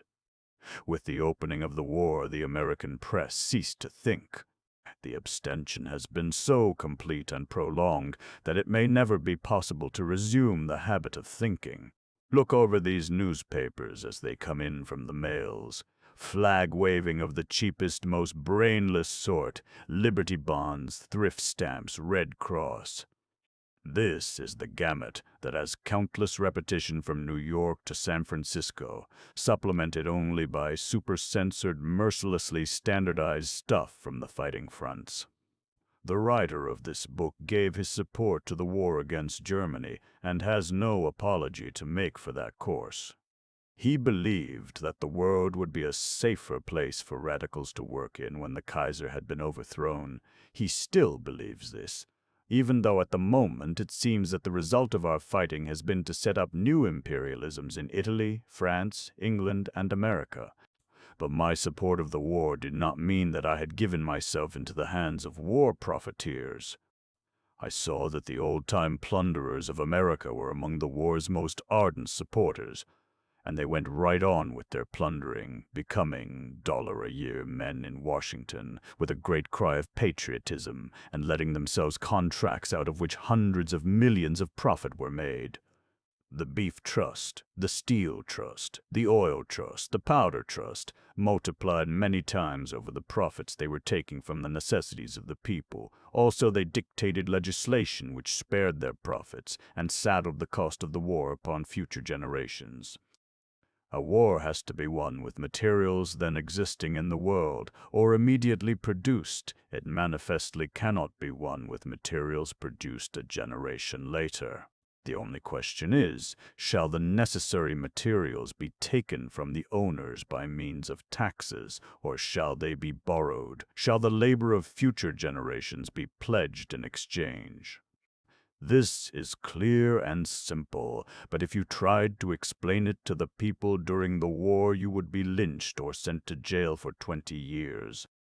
It was the grand chance for the plunderers of America to put their enemies, the radicals, out of the way. Many of these radicals opposed the war, but others were put out of the way merely for opposing the profiteers, and they received sentences which, for ferocity, exceed anything in the records of the Russian Tsardom. Some 2,000 of them are still in jail, their sentences aggregating 25,000 years. It would have been a simple matter to persuade the socialists to support the war.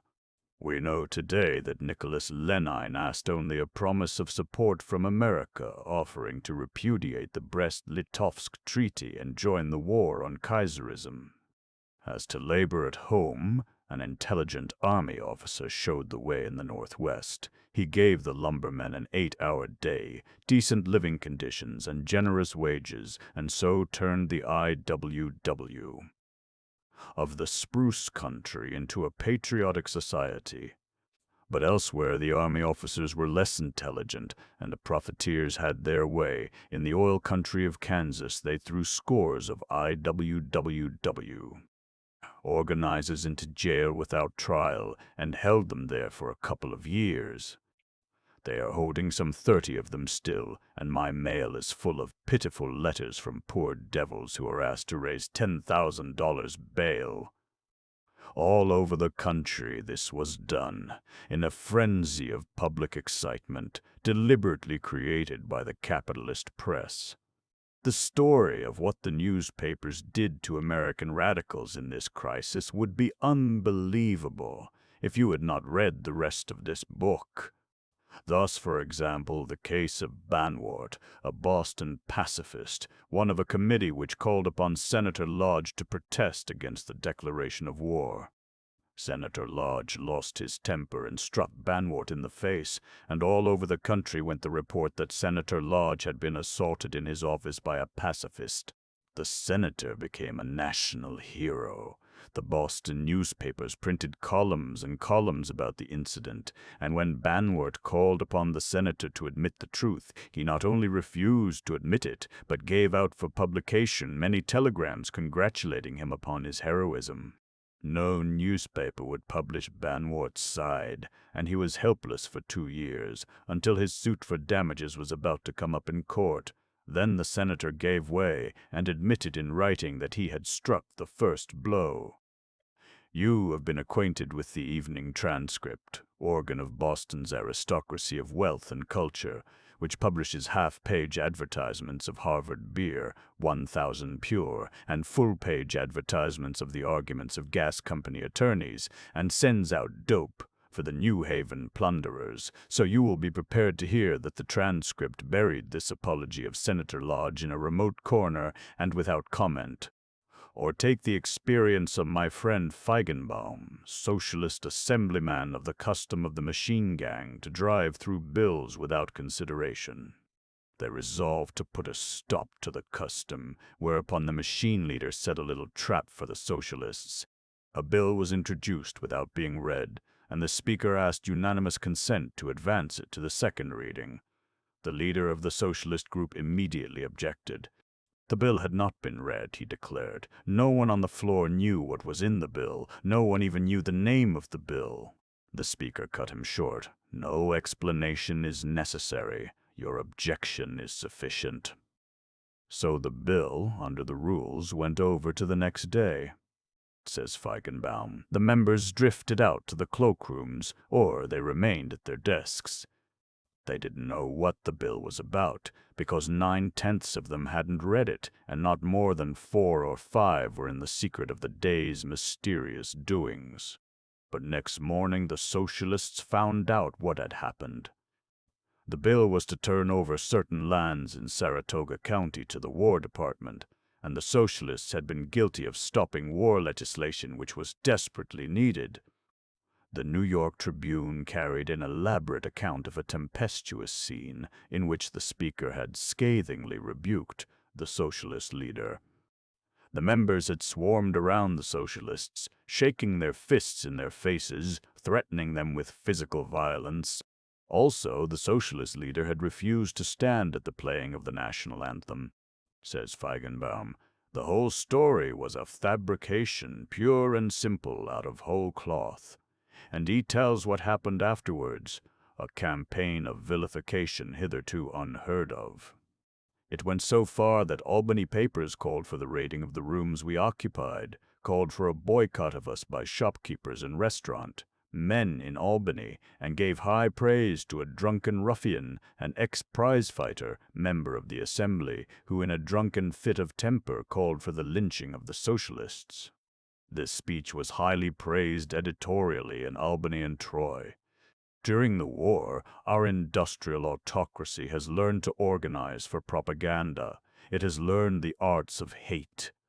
Today, all the energies which were directed against the Kaiser have been turned against the radicals. Also, the spy system which the government developed for the war has been turned against the radicals. Government agents raid their offices and seize their letters, and these letters are spread broadcast in the capitalist press, duly doctored, of course, and supplied with commentaries to distort their meaning. For example, the Lusk Committee of the New York State Legislature holds a secret session with the executives of the New York newspapers June 3, 1919, at the Murray Hill Hotel and lays out its campaign in detail. It then proceeds with a carload of soldiers and detectives to raid the Rand School of Social Science, taking along a Secret Service agent of the British government, which is shooting radicals in Ireland and India and wishes to find out all it can about their supporters in America. They find a manuscript outlining a plan for propaganda among Negroes. It was a rejected manuscript, as it happens, but the Lusk Committee accepts it and spreads it broadcast. I shiver, contemplating the day when they raid my office and publish all the queer manuscripts that arrive in my day's mail. Manuscripts of health cures, manuscripts of Bible prophecies, manuscripts of plans to abolish money, to communicate with Mars, to exterminate the vermin in the Los Angeles County Jail. Also, they find a circular of the Rand School, saying that the socialists must prepare to take over the government. They published this in the newspapers with horrified clamor, "Sedition! Treason!"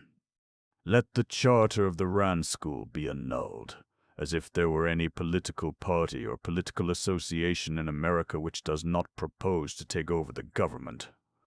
As if there were anything else which any political party or political association could propose. Among the other seditious documents are some copies of The Prophets of Religion, which gives occasion for sarcasm from the investigators.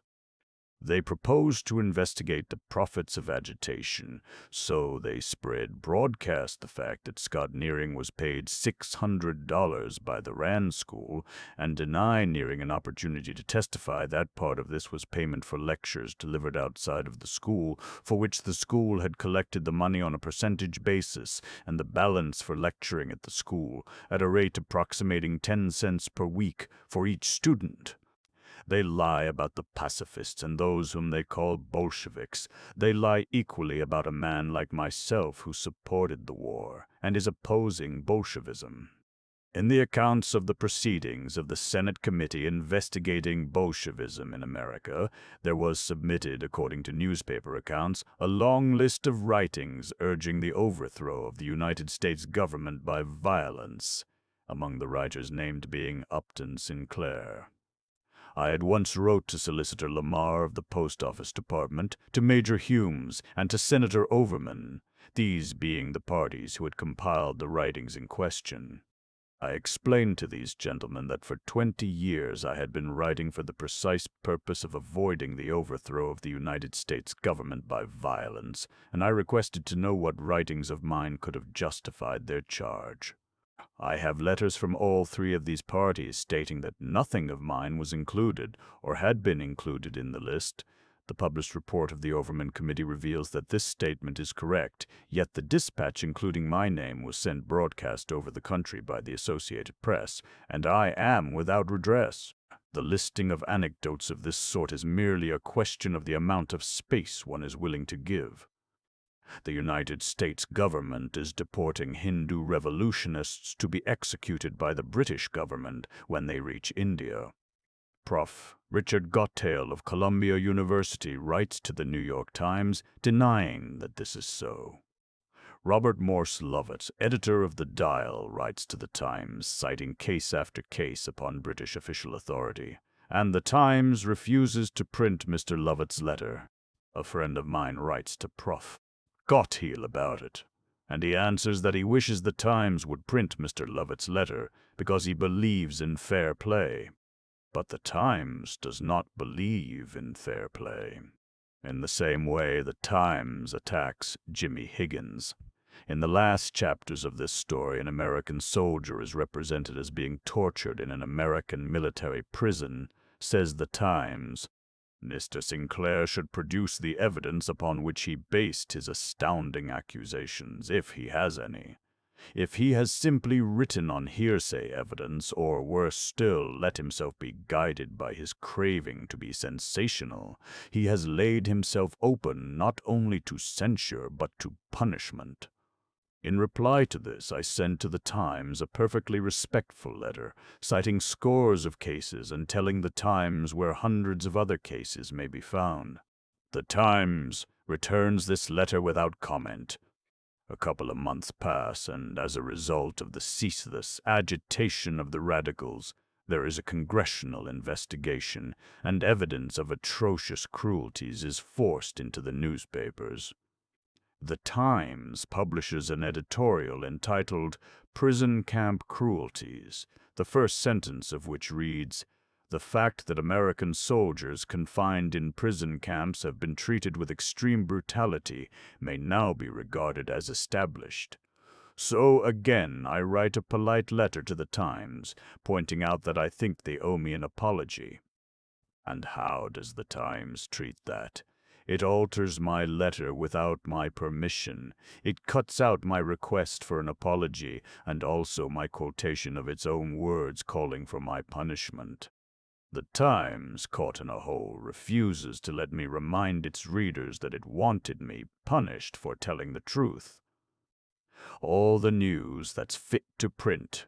Or take the case of Henry Ford, who brings suit against the Chicago Tribune for libel and cites 5 lies in one single news item. Lie number 1, that guardsmen employed by Ford would lose their places.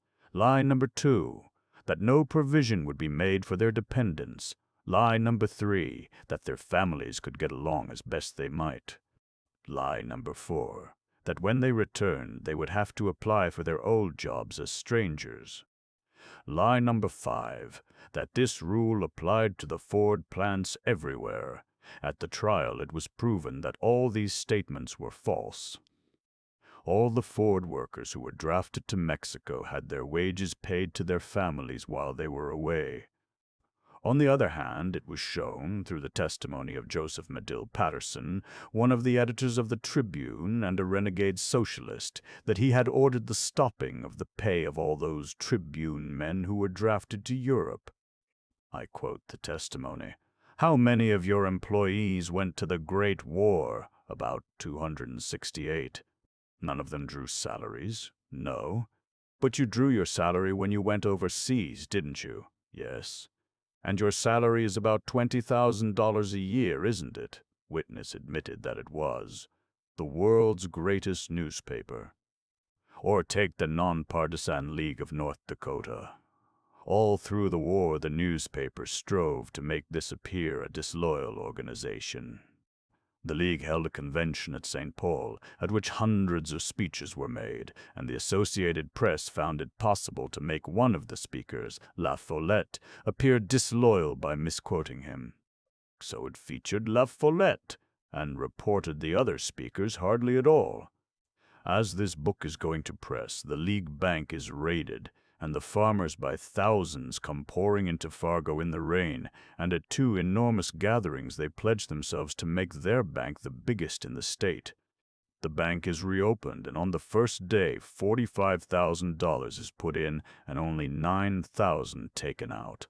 And how is all this handled by the Associated Press? Hear the Idaho Leader.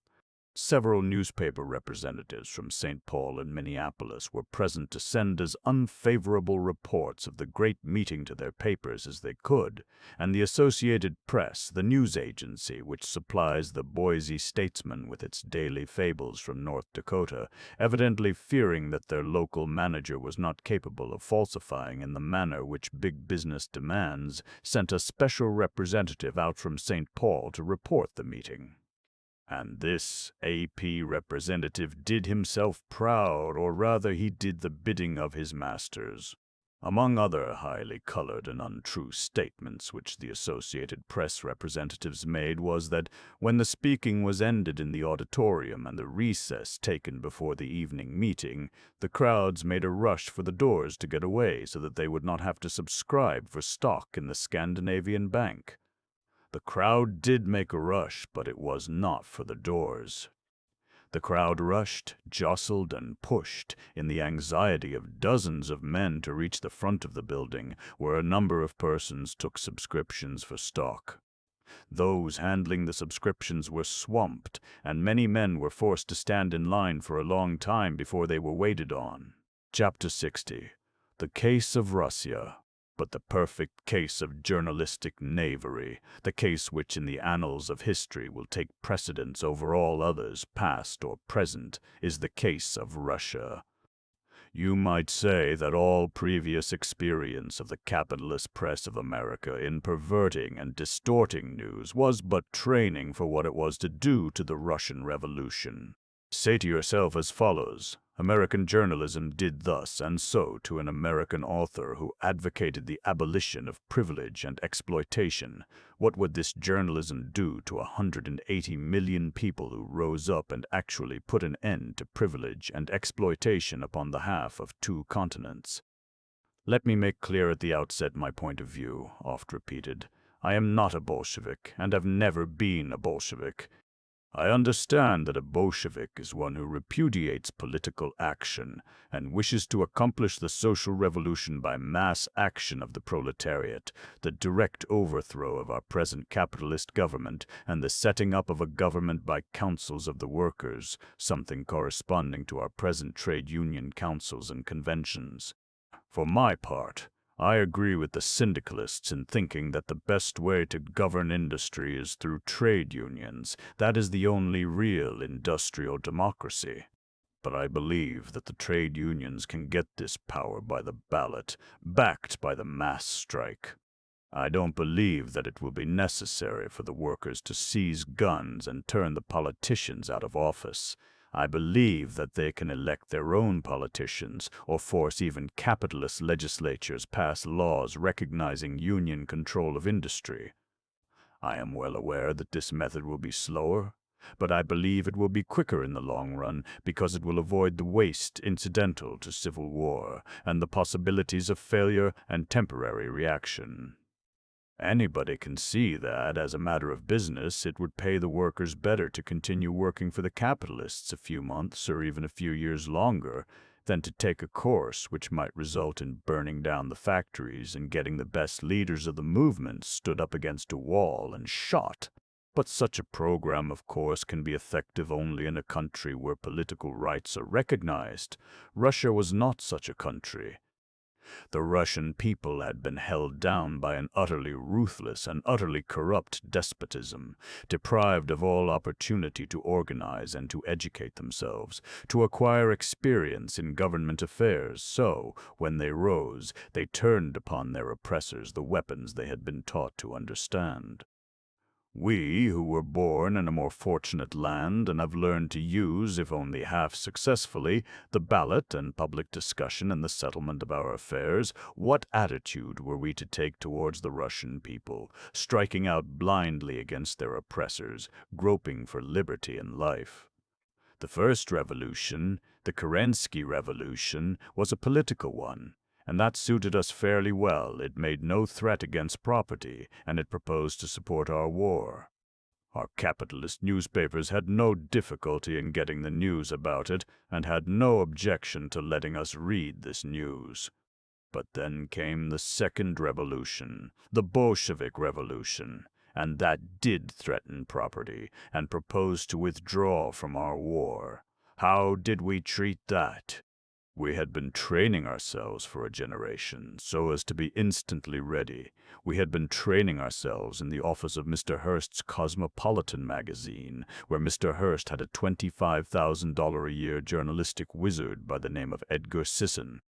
When we needed a molder of opinion for Russia, we sent this Hearst wizard across the seas, where he came upon a set of documents proving that Lenin and Trotsky were German agents.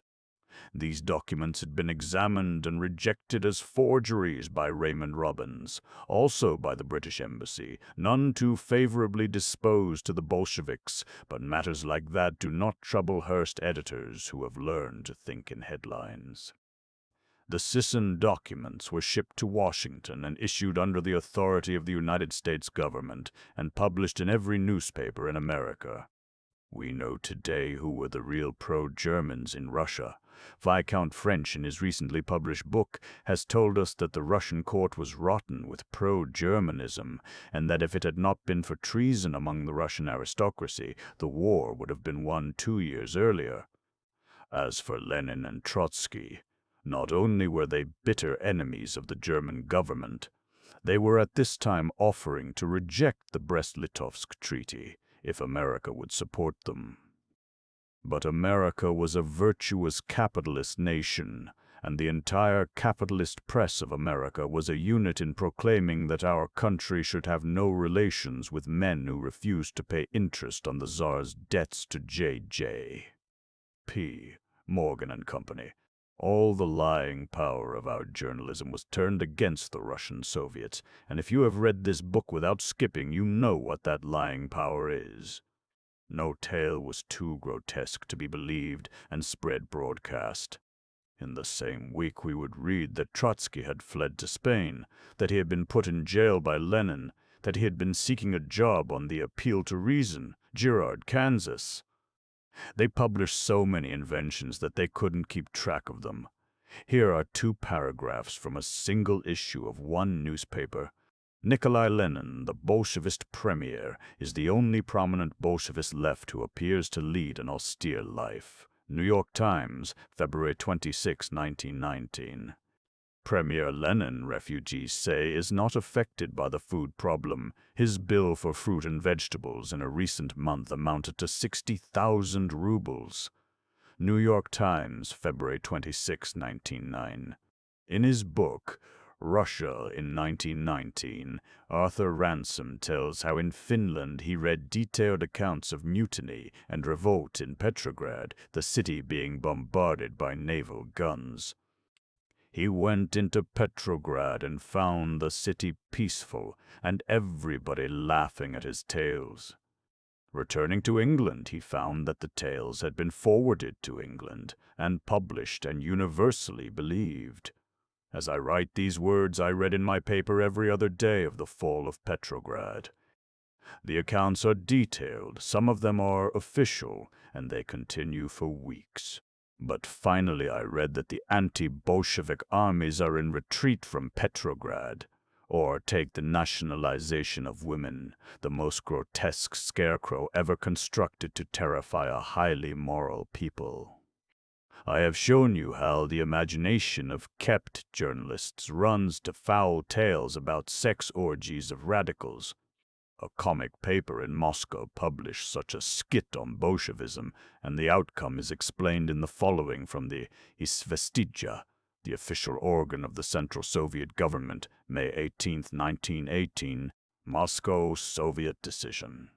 The Moscow newspaper, The Evening Life, for printing an invented decree regarding the socialization of women in the issue of the 3rd of May, number 36, shall be closed forever and fined 25,000 rubles. And then again, in the city of Saratov in central Russia, the anarchists were making trouble, and some wag, to discredit the anarchists, invented an elaborate decree signed the Free Association of Anarchists of Saratov. This decree was discovered one morning, posted in several parts of the city. An American official, Oliver M. Saylor, who was in Saratov, wrote the story in the New Republic, March 15, 1919. He visited the anarchist clubs and found them boiling with indignation, calling it a Bolshevist plot. Needless to say, of course, the decree had no relation to reality. The anarchists never had any power to enforce any decree. Whether in Saratov or anywhere else in Russia, several hundred anarchists had been jailed by the Bolsheviki. But that, of course, made no difference to the editors of capitalist newspapers in America, to whom anarchists, Bolsheviki, and socialists were all the same. From one end of the country to the other, this decree took the front page. The Los Angeles Times published it with a solemn assurance to its readers that the authenticity of the decree might be accepted without question. And forthwith all our capitalist clergymen rose up in their pulpits to denounce the Bolsheviki as monsters and moral perverts, and a good part of the moving picture machinery of Southern California has been set to work constructing romances around this obscene theme. The New Europe, which had first published the story, made a full retraction and apology. Harold Williams, who had sent the story to England, also apologized. The American State Department denied the story officially, February 28, 1919. Jerome Davis of the American Red Cross denied it from first-hand knowledge in The Independent, March 15, 1909. But did you read these apologies and denials in American capitalist newspapers? You did not.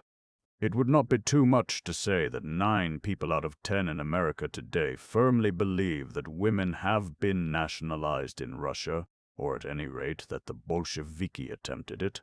In the World Tomorrow for July 1919, I come upon a letter signed Remington Rogers, Tulsa, Oklahoma. I find something very quaint and pathetic about this letter. How does it strike you? I find that, like most radical papers, you assume that your reader knows a great many things that may be trite in the discussion of parlor socialists, but with which the average citizen is not in the least familiar. For example, in your May issue, page 141, I find the assertion that the reports purporting to show how family life had been officially demoralized in Russia are now happily proved false. If this is the fact, no such proof has leaked into the newspapers or other periodicals to which I subscribe, and in view of the fact that we have what purport to be authentic copies of the official edicts and decrees, I cannot believe that these reports have been proved false. And here is a letter from Alice Stone Blackwell, which, needless to say, could only be published in some radical paper. It appeared in the Public, New York. Catherine Breshkovsky, the grandmother of the Russian Revolution, is getting badly misquoted. She is astonished to see how different some of the press reports are from what she really said. She tells me she declared the other day that she would work 20 years longer to keep Russia from having another czar, and she was reported as saying that she would work 20 years longer to get the czar back.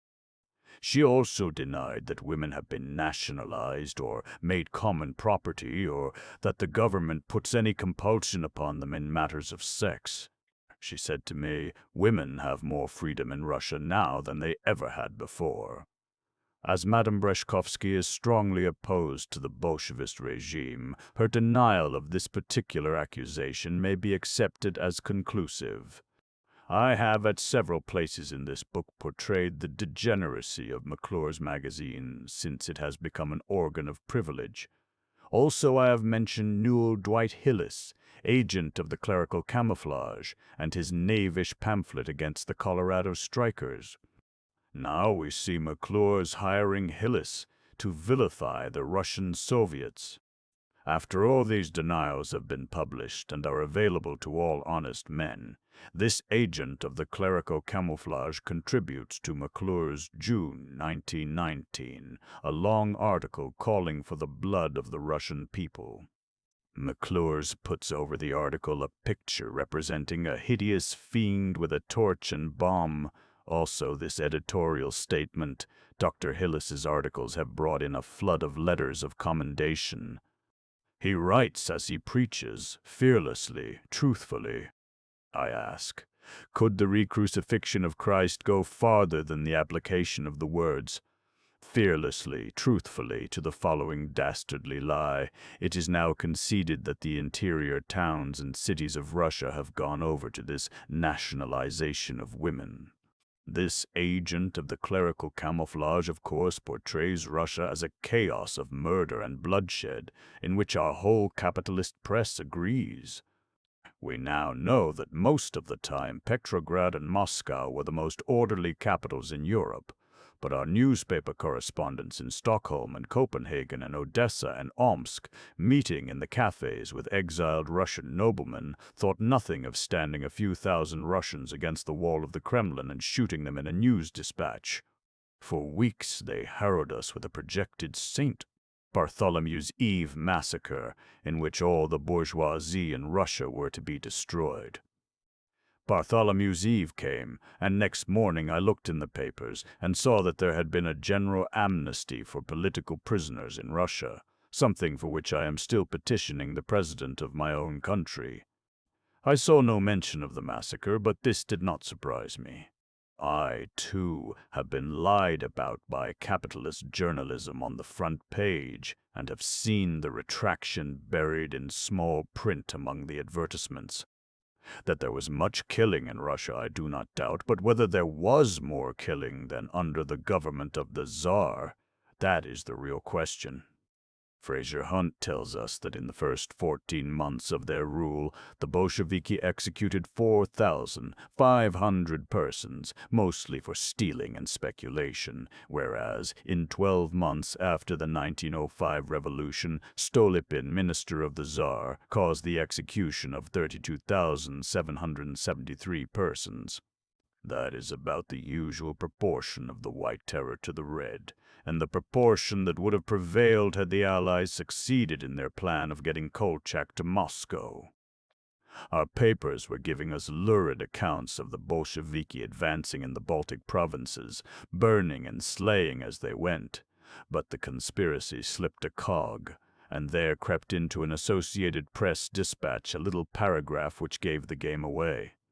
In reading it, understand that these provinces are a part of Russia which the Russians were taking back from the Germans. Warsaw, Dec. 29. The Bolsheviki are advancing rapidly toward Vilna and are favored by mild weather. Their advance guards are said to be orderly, well-clothed, and well-armed. They have committed no depredations except where they met with resistance. And here is another from Berlin, Feb. 15, 1919, which gives us the real reason for the worldwide dread of the Bolsheviki. Ralph Rothite, correspondent of the Berlin Vossische Zeitung, visited the Bolshevik line at Vilna. He pictured the situation as extremely pessimistic, although so far the Bolsheviki have always been defeated by the Germans whenever they ventured skirmishing. However, Rothite writes, the Bolsheviki do not rely so much on fighting as on corrupting opponents by never ceasing wireless propaganda and by sending emissaries into the districts still occupied by the Germans and by Bolshevik literature with which the latter's positions are flooded.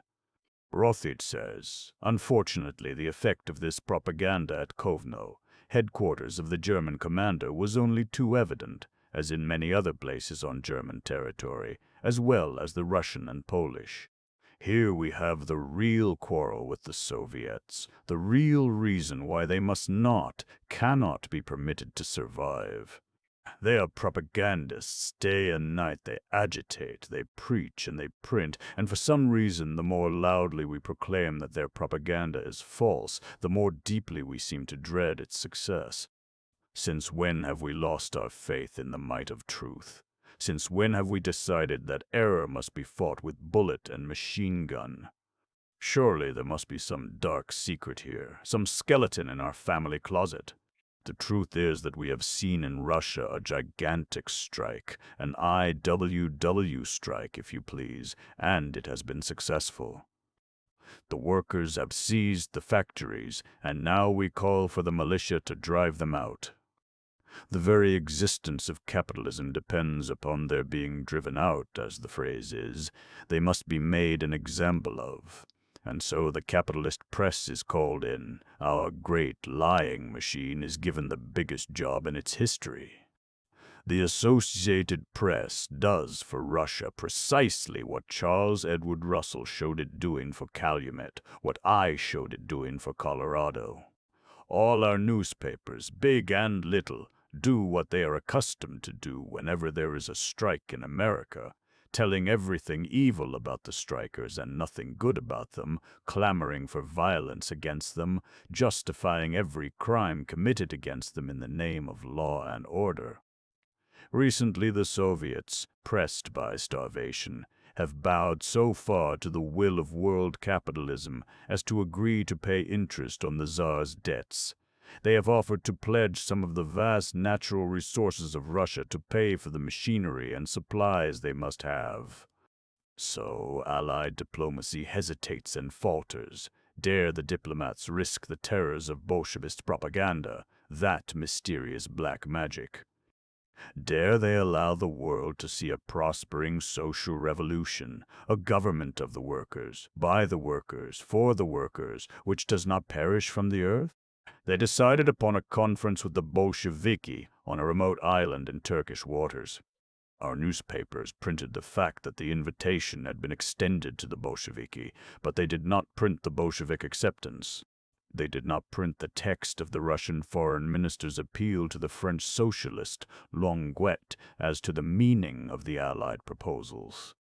They did not print the fact that the conference was abandoned because William Allen White, American delegate and man of honor, insisted upon full publicity. President Wilson sent a confidential mission to Russia composed of William C. Bullitt and Lincoln Steffens. They came back and reported that there was order in Russia, that the Russian people were satisfied with the Soviet regime, that the nationalization of women in Russia was an absurd yarn, that the cause of the starvation and misery in Russia was the Allied blockade, and that Lenin wanted peace and was willing to do almost anything to get peace.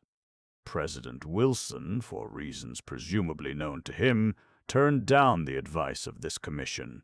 Steffens made a public statement as to his position, which was reported in the London Daily Herald, but in no American newspaper or magazine. Bullitt resigned from the Peace Commission and addressed to President Wilson a brief and dignified letter explaining his reasons, which letter was published in the New York Nation, but in no capitalist newspaper in America, so far as I could find out. Then Bullitt was summoned before the Senate committee, and the Associated Press sent out a brief and inadequate report of his testimony. Next day, he submitted the confidential report about Russia which he had delivered to President Wilson. This was the most important information about Russia yet available to the American people, and the Los Angeles Times, from which I get my first news of the world, gave not a line of this report. More than that, in order to avoid having to mention the report, the Times cut out that day every word of its news about the struggle over the peace treaty in the Senate.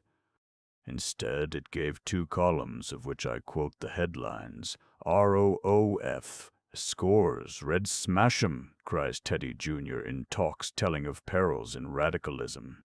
That was on Sunday morning. On Monday morning again, the Times had not a word about Bullitt, and not a word about the agitation over the peace treaty in Washington, the most important news of the day, the reason being simply that Washington was talking about the Bullitt report, and about nothing else. But on Tuesday, the British government issued a denial of some of Bullitt's statements, one of those evasive denials whereby the gigantic trading corporation tells lies without quite telling them. So once more the Los Angeles Times was willing to mention William C. Bullitt. I call up the Los Angeles Examiner to ask if the Associated Press handled the Bullitt report. The Los Angeles Examiner, you understand, gets the Associated Press service, is one of the 41-vote newspapers. Both the city editor and the Telegraph editor assure me that the Associated Press did not send the Examiner a word of it, the most important news about Russia yet made available to the American people. Says The Nation, no newspaper has printed Mr. Bullitt's testimony in full or even in generous part. There were only 3 press representatives present when he testified, and he has had the invariable experience of having his testimony misquoted and altered, and interviews attributed to him which he never gave. The social revolution came in Hungary. It came in an orderly and sensible way, without terror, without bloodshed, and how was it treated by capitalist journalism? It was treated just as the Russian Soviets had been treated, as an outcast, an outlaw. All the power of world capitalism was turned against the Hungarian communist government. Poland, Romania, the Ukraine all made war upon it, with French officers and British tanks and American money, and at the same time the great lying machine was put to work. The news agencies brought the report that Bela Kun had fled to the Argentine, and 2 days later that he was about to be overthrown in Budapest. All the power of American journalism was set to keeping the workers from realizing that a nation of 15 or 20 million people had overthrown the profit system and was making a success of the cooperative commonwealth. I have before me some letters from a correspondent in Budapest, representing one of the most influential and supposed to be respectable of the great New York newspapers.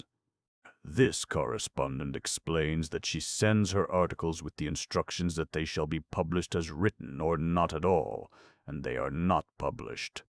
One of my confreres here had an article twisted and turned about so badly that it meant exactly the opposite of what he knew and wrote to be true. And there is a group of correspondents in Budapest, all having the same experiences, it appears. Their economic sentences are cut out of articles, and their radical articles are paid for but never printed. There isn't a day passes that we don't have an indignation meeting. One man wrote a long article for one of the prominent magazines 2 months ago, alluding to the new order. He received a fat check with the letter announcing that the article could not be used. They wished him to write more moderately. Since my trip to Hungary and my conviction that Budapest is the only honest place in Europe outside Russia, I am not any longer willing to write moderately. Only once before in modern history was there a crime like this, when the kings and emperors of Europe went to war to wipe out the French Revolution, which their hired propagandists described in precisely the same terms as we now see applied to the Bolsheviki. Then it was political revolution, now it is social revolution, but the program is the same. The earth is to be soaked with the blood of revolutionists. Their new ideal is to be corrupted in the military campaign necessary to its defense, and the world is to be made safe for another holy alliance. This time of the profit system, of industrial exploitation. It is for the people, who pay for all privilege and maintain all parasites, to decide whether history shall repeat itself to the full, whether the holy alliance of world capitalism is to crush for another century the hopes of the working masses of the world. Chapter 61. Bolshevism in America. And what of those American radicals who have ventured to protest against this policy and to expose this campaign of falsification? Here again it is only a question of how much space one is willing to give to anecdotes. My friend Rose, Pastor Stokes, is a pacifist, under sentence of 10 years in jail for pacifist activities. Again and again the New York newspapers report her as calling for a bloody revolution in America, and refuse to publish her protest that this is false. You may not like pacifists. I myself admit that during the war I found some of them extremely trying to my patience. But do you believe that the proper way to treat them is to lie about them? Listen to the experiences of Mrs. Stokes on a lecture trip in the Middle West. The Kansas City Star, a one-time liberal paper, sent a special writer to interview her on the laundry workers' strike, then in progress. But finding that this interview put her in a good light, they suppressed it and sent another reporter to write up her address to the Women's Dining Club. Says Mrs. Stokes, the Star, so garbled and twisted my speech that it was actually unrecognizable. For example, one of the things I was quoted as having said was that the Red Cross was a war camouflage. It so happened that I did not mention the Red Cross during the entire speech. Then she went to speak in Springfield, Missouri, and the Star had a lurid account of how she had been arrested in Springfield and admitted to bail, and has stolen out of the city at daybreak, forfeiting the $100 bond of a socialist comrade. Says Mrs. Stokes, except for the arrest, the story was a fabrication. I had left Springfield at a respectable hour, wholly cleared, and no bond was forfeited. She came back to Kansas City, and the Star reporter was sent to interview her. She asked him to deny this Springfield story, and he turned in a denial, but not a word of it was published. As a direct result of this newspaper misrepresentation, Mrs. Stokes was arrested by the federal authorities and sentenced to 10 years in jail. She tells me how this trial and sentence were reported and points out the obvious motive of the falsifications. Anything to frighten people away from socialist meetings. If you want to see this motive running through the capitalist press of the entire country as a single thread, come and read the hundreds of editorials on my 10-year sentence. Every state and every important industrial community is represented. The wording is almost as if one man, let alone one spirit, had dictated them all. And here is Judson King, writing to members of Congress. For your information, permit me to state that at the meeting at Polly's Theater, Sunday afternoon, at which I presided, there was no advocacy of anarchy or violence, no attack upon the American form of government, and no propaganda that Bolshevism be adopted in our country. The well-nigh unanimous sentiment of audience and speakers was that American troops be withdrawn and Russia be permitted to settle her own fate in her own way. The article in Monday's Washington Post, headed, "Urge Red America," is an absurd perversion of the truth and a gross violation of journalistic ethics. Discussions in Congress regarding this meeting, based apparently upon this article, have proceeded under a misapprehension of facts. Whether any attempt was made to verify the truth of the article, I do not know. No inquiry was made of me. Mr. King goes on to state that the address of Albert Rees Williams at this meeting was read from a typewritten text and a carbon copy handed by him to a reporter of the Washington Post. The falsification of Williams' remarks by the Post was therefore deliberate. At this same time, Max Eastman was touring the country, addressing enormous meetings. The meeting in Los Angeles was reported by the Examiner as follows: "Radicals talk brings police. Max Eastman stops address when disgusted auditors leave and officers arrive." Cutting his lecture short, when many of his auditors left Trinity Auditorium in disgusted anger, probably saved Max Eastman, editor of a radical socialist publication, from a police intervention last night.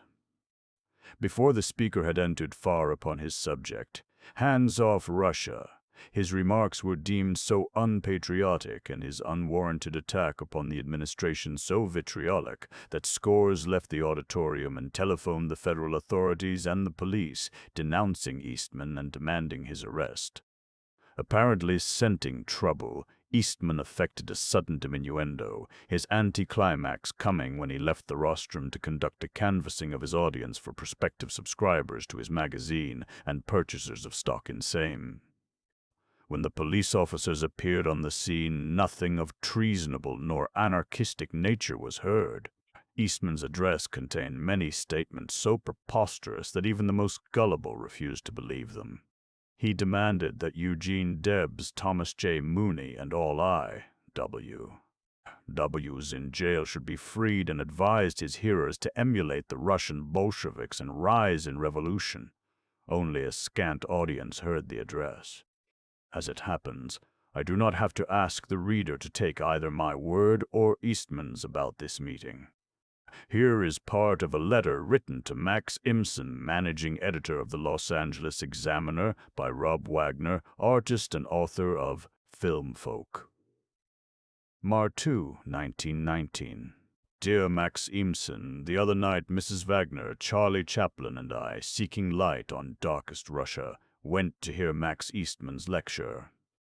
During what we thought was a very thoughtful and unimpassioned address, he made the statement that the press of the country was in a deliberate conspiracy to withhold or color all news from that country. We all felt that he was unfair in including all the papers with those notorious offenders, such as the Times, from which one could expect nothing else. But the next morning we read an account of the lecture in the Examiner that was false from the headline to the final sentence, which said, "Only a scant audience heard the address." The lecture was not broken up by the police. In fact, if there were any police present, no one even saw them. The chairman announced that Mr. Eastman would speak on Russia, then Mr. McBride would tell them about their magazine, and then at the end, Mr. Eastman would answer questions. The program was finished exactly that way, without the slightest interruption, and to the very sympathetic applause of some 2,500 auditors. Nor did Mr. Eastman insult the president. In urging the withdrawal of American troops from Russia, a policy vigorously urged by Hearst papers, he simply stated that there was a striking inconsistency between President Wilson's words and his deeds, for when the president addressed his memorandum on the Marmora Conference, he assured the delegates that America had absolutely no interest in the internal affairs of Russia and would not take sides, while at that moment he was commander-in-chief of an army that was at war with the Russians on two fronts. Rob Wagner went on to explain that he wrote this protest in the kindliest spirit, and Mr. Imson in reply expressed his regret and promised to investigate the matter.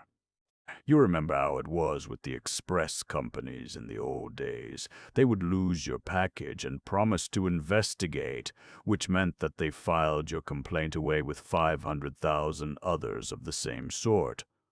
6 months later, I am preparing the manuscript of this book, and I write to Mr. Eamson that I desire to verify every charge I bring against American journalism.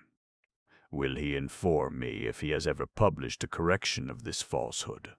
Mr. Eamson replies that he has unfortunately overlooked the matter, but will be glad to publish a correction now. He does, the very next day. I wonder if this will seem as funny to the reader as it seems to me. Mr. Imson brands Max Eastman in the public mind as a coward and a blatherskite, and for 6 months he lets that brand remain, though he knows it is undeserved. But then suddenly he learns that he himself is to be branded as a character assassin, and so he makes a quick jump. But even so, he cannot be really fair. He gave the original story half a column. He gives the correction 2 inches of space, in a corner so remote that I, who read the Examiner every morning, do not see it until he sends me a marked copy. A month or two after Max Eastman's lecture came Louise Bryant, freshly returned from Russia, and gave one of the most interesting talks I have ever heard, and next morning not a line in any Los Angeles newspaper. The following evening she spoke again, and I came upon the platform and called the attention of the audience to this case of newspaper suppression and asked for funds to get the truth to the people of Los Angeles. Before I had finished speaking, money began to shower upon the stage, and the total collection amounted to $1,240. I interviewed the assistant managing editor of the Los Angeles Examiner, and he agreed to publish a report of the meeting and allowed me to dictate a column to a reporter, of which he published 2 inches.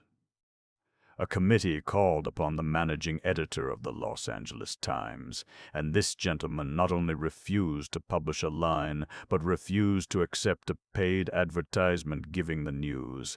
Incidentally, he flew into a rage and insulted the ladies of the committee.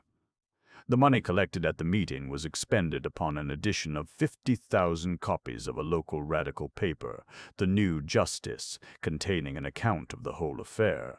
And when an attempt was made to distribute these papers among the shipyard workers in the harbor, the distributors were arrested, and the judge declared that he wished he could get the editors of the paper. In connection with this meeting, there was a humorous incident which ought to be mentioned. Among the statements made by Miss Bryant was that the Bolsheviki had taken Odessa because the French troops had refused to fight them. Several companies had gone over to the enemy. This statement was published in the New Justice and was among those which the Los Angeles newspapers refused to admit to their columns. Louise Bryant had traveled all over the country making the statement, and almost everywhere the capitalist press refused to print it. But 2 months later came an Associated Press dispatch from Paris. The Odessa incident had become the subject of interpellations in the French Parliament, so at last the news was out that French troops had mutinied when ordered to fight the Bolsheviki. Now cometh the joke of the matter. To the Associated Press Dispatch, the New York Times added the following comment: "The account of the mutiny of the seamen on the French Black Sea Fleet, given by M. Good in the French Chamber, rationally explains for the April 8, the day the city was evacuated by the Allies and by all the population who could get away." Don't you think those words, for the first time, are funny? Almost as funny as the story of Tom Muni from Petrograd. And then President Wilson comes to Los Angeles, and there is held in the largest music auditorium in the city a mass meeting of 2,000 citizens, which unanimously submits to the president a request for amnesty for political prisoners. The Los Angeles Times gave this meeting not one word. I am invited to address the City Club of Los Angeles, and I tell them of this failure of the Times to report the news, whereupon the Times starts a campaign to have me put in jail. I quote its first editorial. They have followed it up every other day for a couple of weeks. They are quite determined that I shall go to jail. Get the IWW seditionists and lock them up. Tight. Right. But why let Upton Sinclair roam at large? He spits more poison than the cheapskate. It is villainy to promote anarchy in these ticklish times. Blood will be on the heads of some of the civic club managers, male and female. It is a crime for them to invite disloyal speakers to spout for them, just for amusement. The City Club and some of the women's clubs have boosted the Red Cause. Bolshevism is no toy to play with, ladies and gentlemen. An open forum should not be open to mobocracy and treason. As I have said, I know several of the men and women who helped to edit the newspaper in which the above murderous raving is published. These men and women will read this book, and I now request the general public to step outside for a few moments while I address these editors privately. I speak, not in my own voice, but in that of an old-time journalist, venerated in his day, John Swinton, editor of the New York Tribune. He is answering, at a banquet of his fellow editors, the toast, an independent press. There is no such thing in America as an independent press, unless it is in the country towns. You know it, and I know it. There is not one of you who dares to write his honest opinions, and if you did, you know beforehand that it would never appear in print. I am paid $150 a week for keeping my honest opinions out of the paper I am connected with. Others of you are paid similar salaries for similar things, and any of you who would be so foolish as to write his honest opinions would be out on the streets looking for another job. The business of the New York journalist is to destroy the truth, to lie outright, to pervert, to vilify, to fawn at the feet of Mammon, and to sell his race and his country for his daily bread. You know this, and I know it, and what folly is this to be toasting an independent press? We are the tools and vassals of rich men behind the scenes. We are the jumping jacks. They pull the strings and we dance. Our talents, our possibilities, and our lives are all the property of other men. We are intellectual prostitutes. Chapter 62. Cutting the Tiger's Claws. Every day the chasm between the classes in America grows wider. Every day the class struggle grows more intense. Both sides become more conscious, more determined, and so the dishonesty of American journalism becomes more deliberate, more systematic. And what is to be done? It must be evident to any sensible man that the conditions portrayed in this book are intolerable. Mankind will not consent to be lied to indefinitely. William Marion Reedy discussed the question 10 years ago, and his solution was pamphleteering. We must return to the custom of the 18th century, printing and circulating large numbers of leaflets, pamphlets, and books. And for the past 10 years we have been doing this. The Socialist Party, for example, is a machine for the circulating of pamphlets and leaflets and the holding of public meetings to counteract the knaveries of the capitalist press. There are innumerable other organizations which serve the same purpose: the People's Council, the Civil Liberties Bureau, the International Workers' Defense League, the IWW groups, the Rand School, the People's College, the Young People's Socialist League, the Intercollegiate Socialist Society. But, obviously, this can only be a temporary solution.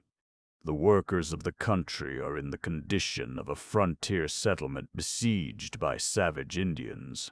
They defend themselves with such weapons as they find at hand, but sooner or later it is evident they will organize a regular force and invade the woods and be done with those Indians once for all.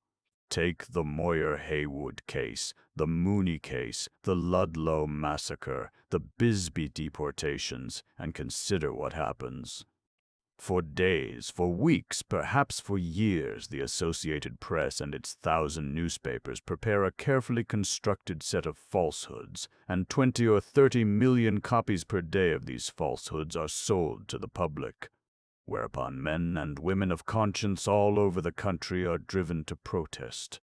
They call mass meetings, they organize a new league and raise defense funds, print leaflets and pamphlets, and devise a system of house-to-house distribution, call big strikes and parades of protest. By this prodigious mass of effort, they succeed in conveying some small portion of the truth to some small portions of the population. Is it not obvious that society cannot continue indefinitely to get its news by this wasteful method? One large section of the community organized to circulate lies, and another large section of the community organized to refute the lies. We might as well send 1,000,000 men out into the desert to dig holes, and then send another 1,000,000 to fill up the holes. To say that William Marion Reedy, after a study of our journalistic dishonesty, could find no better solution of the problem than pamphleteering is merely to say that bourgeois thought is bankrupt. The first remedy to which every good American takes resort is the law. We pass 50,000 new laws in America every year, but still we cling to the faith that the next 1,000 will do the business. Let us have laws to punish the lying of the press. I, as a good American, have thought of laws that I would like to see passed. For instance, a law providing that newspapers shall not publish an interview with anyone until they have submitted the interview and had it OK'd, or unless they have obtained written permission to quote the person without such OK. Also, a law providing that when any newspaper has made any false statement concerning an individual and has had its attention called to the falsity of this statement, it shall publish a correction of the statement in the next edition of the publication, and in the same spot and with the same prominence given to the false statement. For example, the press sends out a report that the Reverend Washington Gladden is about to resign his pulpit. His mail is full of letters from people all over the country expressing regret. Says Dr. Gladden, "The trouble with such a report is that you can never get it corrected. I have done my best to get such correction, but in this I have signally failed." Anything which discredits a man is good stuff, which most newspapers are ready to print, provided it is not actionable. Any correction which is made of such a report is not so apt to find a place on the wires, and is pretty sure to be blue-penciled by the telegraph editors. It happens, while I am preparing this book for the printer, that I visit a friend and mention what I am doing, he says. There was one newspaper story which almost caused me to despise you. I wonder how much truth there was in it. He explains that he was in Chicago in the early days of the war, attending a conference of the People's Council and in a government, and had turned over some of her private letters to the government. I tell my friend what happened.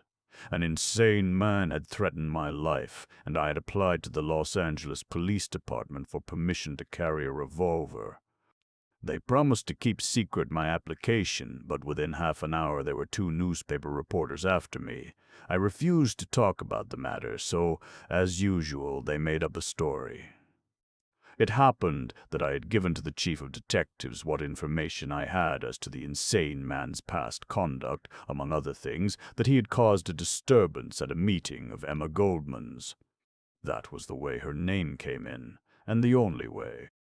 I barely know Emma Goldman, having met her twice at public meetings. I knew nothing whatever about her activities at this time, and had no letters from her in my possession. I now have one, for immediately I wrote to her to say that the published story was false, and she replied that I need not have worried, she had known it was false. Now, I sent a denial of that story to every newspaper in Los Angeles, and also to the Associated Press, but my denial went into the wastebasket. And why? At this time the capitalist press was engaged in hounding Emma Goldman to prison. The lie was useful to the hounders, so it stood, in spite of all my protests. Obviously enough, here is a gross injustice. Common sense dictates a law that any newspaper which prints a false statement shall be required to give equal prominence to a correction. The law should provide that upon publication of any false report and failure to correct it immediately upon receipt of notice, the injured party should have the right to collect a fixed sum from the newspaper, $5,000 or $10,000 at least. At present, you understand, the sum has to be fixed by the jury, and the damages have to be proven. If the Los Angeles Times calls Upton Sinclair an anarchist writer, if the Chicago Tribune calls Henry Ford an anarchist, it is up to the plaintiffs to prove just how and to what extent they have been damaged. The newspaper has the right to question their character and reputation, to examine them about every detail of their lives and opinions. Was Upton Sinclair justified in divorcing his wife? Does Henry Ford know how to read? If not, then it is all right to call them anarchists. Also, there is the problem of the Associated Press, the most powerful and most sinister monopoly in America. Certainly there will be no freedom in America, neither journalistic freedom, nor political freedom, nor industrial freedom, until the monopoly of the Associated Press is broken, until the distributing of the news to American newspapers is declared a public utility, under public control, until anyone who wishes to publish a newspaper in any American city or town may receive the Associated Press service without any formality whatever, save the filing of an application and the payment of a fee to cover the cost of the service. Proceedings to establish this principle were begun a year ago by Hearst before the Federal Trade Commission. Hearst had been barred from getting the A.P. franchise in certain cities, and I venture to guess that his purpose was to frighten his enemies into letting him have what he wanted. At any rate, he found himself suddenly able to buy the franchises, so he dropped his proceedings against the A.P. The attorney in this case was Samuel Untermeyer, who writes me about the issue as follows. If the prevailing opinion is right, the monopoly of the Associated Press over the news of the world is complete. Unless the courts will hold, as I think they will, when the question comes before them, that news is a public utility, that the Associated Press is engaged in interstate commerce, using the cables, telegraph lines, and telephones, and that it is therefore bound to furnish its service on equal terms to all who choose to pay for it. If that is not the law, it should be the law, and can readily be made the law by federal legislation. Until this is done, the monopoly of the Associated Press will continue intolerable. I have fought it for years and thus far in vain, but I shall continue to fight until it is broken. The little clique that controls the Associated Press is in turn under the complete domination of a few of the most narrow-minded and reactionary of the great capitalists of the country. If our government fails to stand the strain of these terrible times, and if revolution and bloodshed follow, which God forbid, the responsibility will rest at the doors of men like Gary and lawbreakers like the U.S. Steel Company who lack all vision and sense of justice. Also, there should be a law forbidding any newspaper to fake telegraph or cable dispatches. At present, this is a universal custom in newspaper offices. The most respectable papers do it continually. They clip an item from some other newspaper, rewrite it, and put it under a telegraphic headline. They will take the contents of some letter that comes to the office and write it up under a London dateline. They will write their own political propaganda and represent it as having come by telegraph from a special correspondent in Washington or New York. In Harper's Weekly for October 9, 1915, there was published an article, "At the Front with Willie Hearst." Mr. Hearst's Universal News Bureau was shown to be selling news all over the country, purporting to come from more than 80 correspondents, many of them of worldwide fame. Every day, if you read this Universal Service, you became familiar with the names of Hearst correspondents in London, Paris, Vienna, Rome, Berlin, Petrograd. All these correspondents were imaginary persons. All this news was written in the Hearst offices in New York, being a rehash for American afternoon papers of the news of the London morning papers. This is obvious fraud, and the law should bar it precisely as it bars misbranded maple syrup and olive oil and strawberry jam.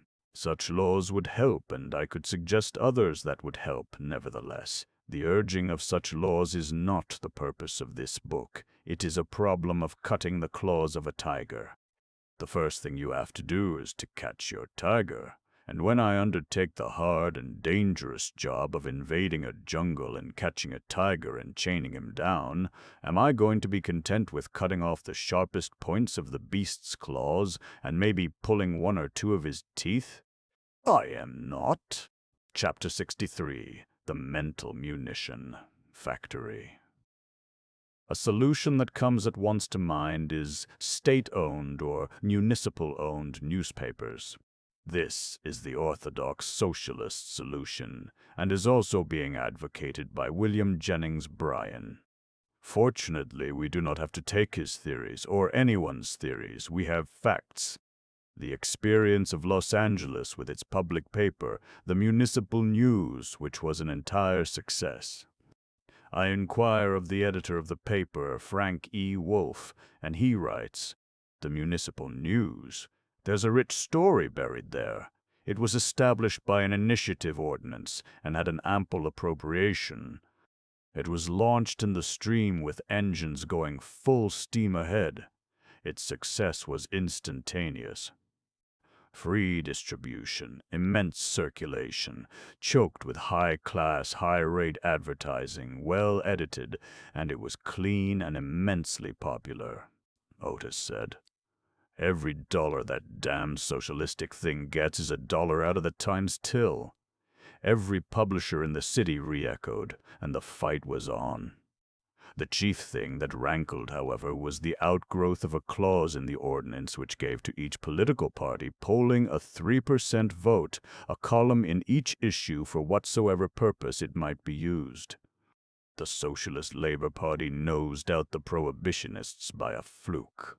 The Socialists had a big margin in the preceding elections, so the Reds had 2 columns, and they were quick to seize the opportunity for propaganda. The Goo-Goos, who had always stoutly denied they were a political party, came forward and claimed space, and the merry war was on. Those 2 columns for socialist propaganda were the real cause for the daily onslaught of the painted ladies of Broadway, newspaper district of Los Angeles. There were 3 morning and 3 evening papers. 6 times a day they whined, barked, yelped, and snapped at the heels of the Municipal News. Never were more lies poured out from the mouths of these mothers of falsehood. The little weekly whelps of the pornographic press took up the hue and cry, and Blanche, Sweetheart, and Tray were on the trail. Advertisers were cajoled, browbeaten, and blackmailed until nearly all left the paper. The News was manned by a picked staff of the best newspaper men on the coast. It was clean, well edited, and gave both sides to all controversies, using the parallel column system. It covered the news of the municipality better than any paper had ever covered it. It was weak and ineffective editorially, for the policy was to print a newspaper. We did not indulge in a clothesline quarrel, did not fight back. The news died under the axe 1 year from its birth. They used the initiative to kill it. The rabble rallied to the cry, and we foresaw the end. The paper had attracted attention all over the English reading world. Everywhere I have gone, I have been asked about it by people who never dreamed I had been an editor of the paper. Its death was a triumph for reaction, but its effect will not die. Someday, the idea will prevail. Then I might want to go back into the game. City-owned newspapers are part of the solution, but not the whole part. As a socialist, I advocate public ownership of the instruments and means of production, but I do not rely entirely upon that method where intellectual matters are concerned. I would have the state make all the steel and coal and oil, the shoes and matches and sugar. I would have it do the distributing of newspapers, and perhaps even the printing. But for the editing of the newspapers, I cast about for a method of control that allows free play to the development of initiative and the expression of personality. In a free society, the solution will be simple. There will be many groups and associations publishing their own papers, and if you do not like the papers which these groups give you, you can form a group of your own.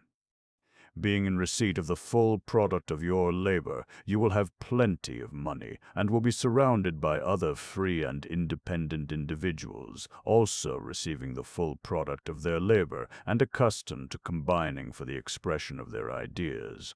The difference is that today the world's resources are in the hands of a class, and this class has a monopoly of self-expression. The problem of transferring such power to the people must be studied as the whole social problem, and not merely as the problem of the press.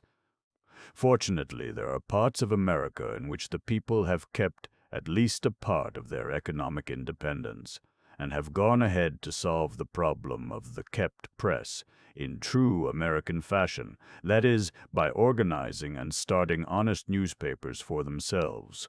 The editor of the Nonpartisan Leader, Oliver S. Morris, has kindly written for me an account of the experiences of the Nonpartisan League, which I summarize as follows.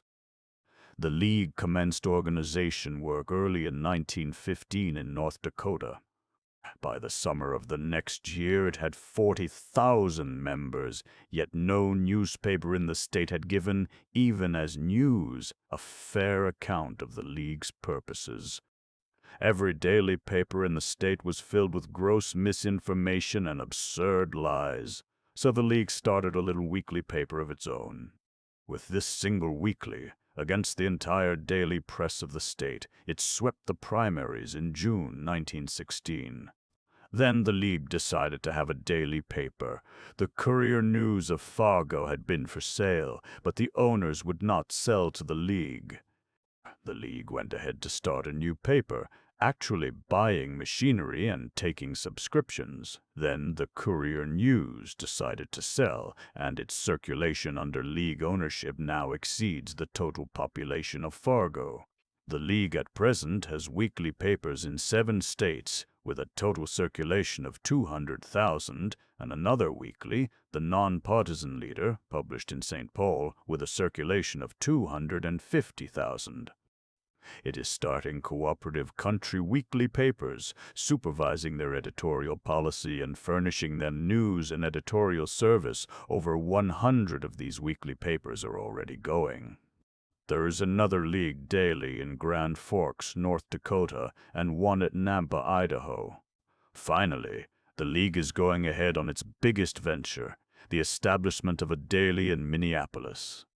This paper is to be capitalized at $1 million, and the stock is being sold to farmer and labor organizations throughout the state.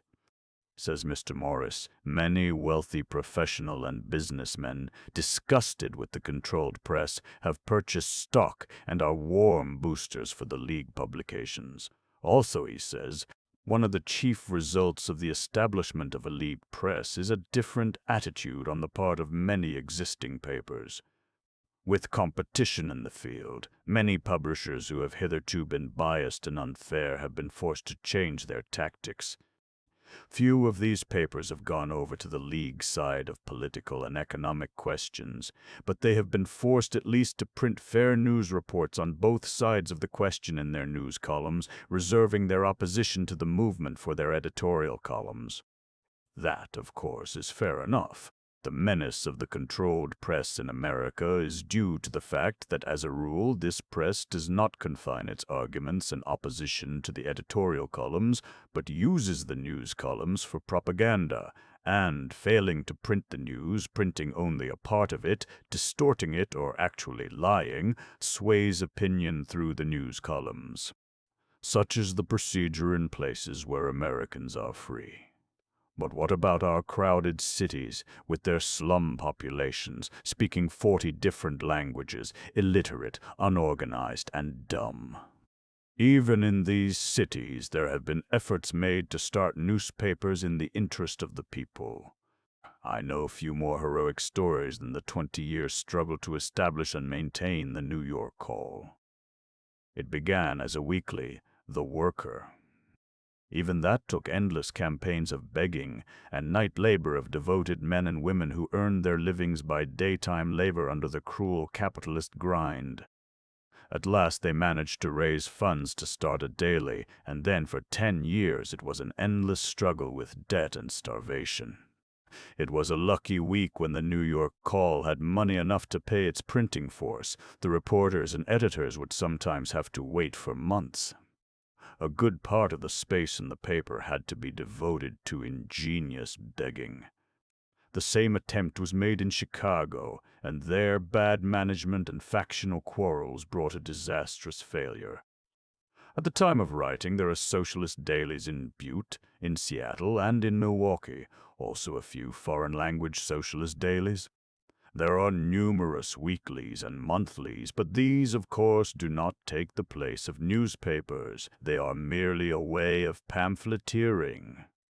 The people read falsehoods all week or all month, and then at last they get what portion of the truth the Appeal to Reason or the Nation or the Liberator or Pearson's can find room for. In the meantime, the average newspaper reader has had his whole psychology made of lies, so that he cannot believe the truth when he sees it. There are a few millionaires in America who have liberal tendencies. They have been willing to finance reform campaigns, and in great emergencies to give the facts to the people. They have been willing now and then to back radical magazines, and even to publish them. But, I state the fact without trying to explain it, there has not yet appeared in America a millionaire willing to found and maintain a fighting daily paper for the abolition of exploitation. I have myself put the proposition before several rich men. I have even known of cases where promises were made and plans drawn up. My friend Gaylord Wilshire intended to do it with the proceeds of his gold mine, but the gold mine has taken long to develop. I had hopes that Henry Ford would do it when I read of his purchase of the Dearborn Independent. I urged the matter upon him with all the eloquence I could muster. He said he meant to do it, but I have my fears. The trouble is his ignorance. He really does not know about the world in which he finds himself, and so far the intellectual value of the Dearborn Independent has been close to zero. So our slum proletariat is left to feed upon the garbage of yellow journalism. Year by year the cost of living increases, and wages, if they move at all, move laggingly and after desperate and embittered strife. In the midst of this strife, the proletariat learns its lessons. It learns to know the clubs of policemen and the bayonets and machine guns of soldiers. It learns to know capitalist politicians and capitalist judges. Also, it learns to know capitalist journalism. Wherever in America the workers organize and strike for a small portion of their rights, they come out of the experience with a bitter and abiding hatred of the press. I have shown you what happened in Colorado, in West Virginia, in Paterson, New Jersey, in Calumet, Michigan, in Bisbee, Arizona, in Seattle, Washington. I could show you the same thing happening in every industrial center in America. The workers have come to realize the part which the newspapers play. They have come to know the newspapers as the crux of the argument, the key to the treasure chamber. A modern newspaper, seen from the point of view of the workers, is a gigantic munition factory in which the propertied class manufactures mental bombs and gas shells for the annihilation of its enemies. And just as in war, sometimes the strategy is determined by the location of great munition factories and depots, so the class struggle comes to center about newspaper offices. In every great city of Europe where the revolution took place, the first move of the rebels was to seize these offices, and the first move of the reactionaries was to get them back. We saw machine guns mounted in the windows of newspaper offices, sharpshooters firing from the roofs, soldiers in the streets replying with shrapnel. It is worth noting that wherever the revolutionists were able to take and hold the newspapers, they maintained their revolution. Where the newspapers were retaken by the reactionaries, the revolution failed. In Petrograd, the Little Gazette, organ of the Black Hundreds, became the Red Gazette, and has remained the Red Gazette. The official military organ, the Army and Fleet, became the Red Army and Fleet. The Will of Russia, organ of Protopopov, last premier of the Tsar, became the Pravda, which means truth. In Berlin, on the other hand, the Kreuzzeitung, organ of black magic and reaction, became for a few days Zeitung, organ of black magic and reaction, became for a few days Die Rote Fahne, the red flag, Zeitung. Again, will it come this way in America?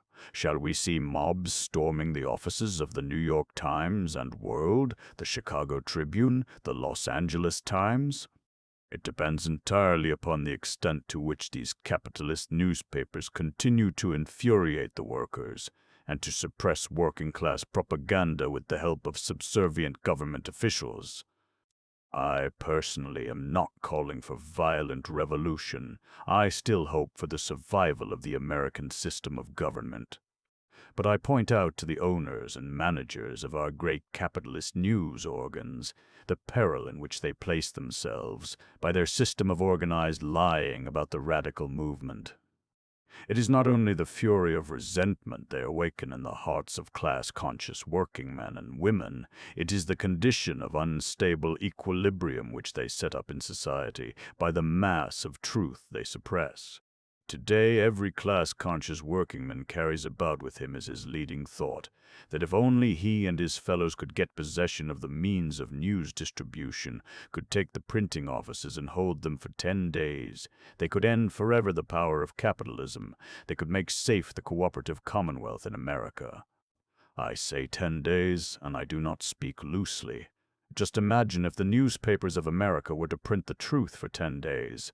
The truth about poverty and the causes of poverty, the truth about corruption in politics and in all branches of government, in journalism and throughout the business world, the truth about profiteering and exploitation, about the banking graft, the plundering of the railroads, the colossal gains of the beef trust and the steel trust and the oil trust and their hundreds of subsidiary organizations, the truth about conditions in industry, the suppression of labor revolts and the corrupting of labor movements, above all, the truth about the possibilities of production by modern machinery, the fact that, by abolishing production for profit and substituting, I say that if all this legitimate truth could be placed before the American people for 10 successive days, instead of the mess of trivialities, scandal, crime, and sensation, doctored news and political dope, prejudiced editorials and sordid and vulgar advertisements upon which the American people are now fed,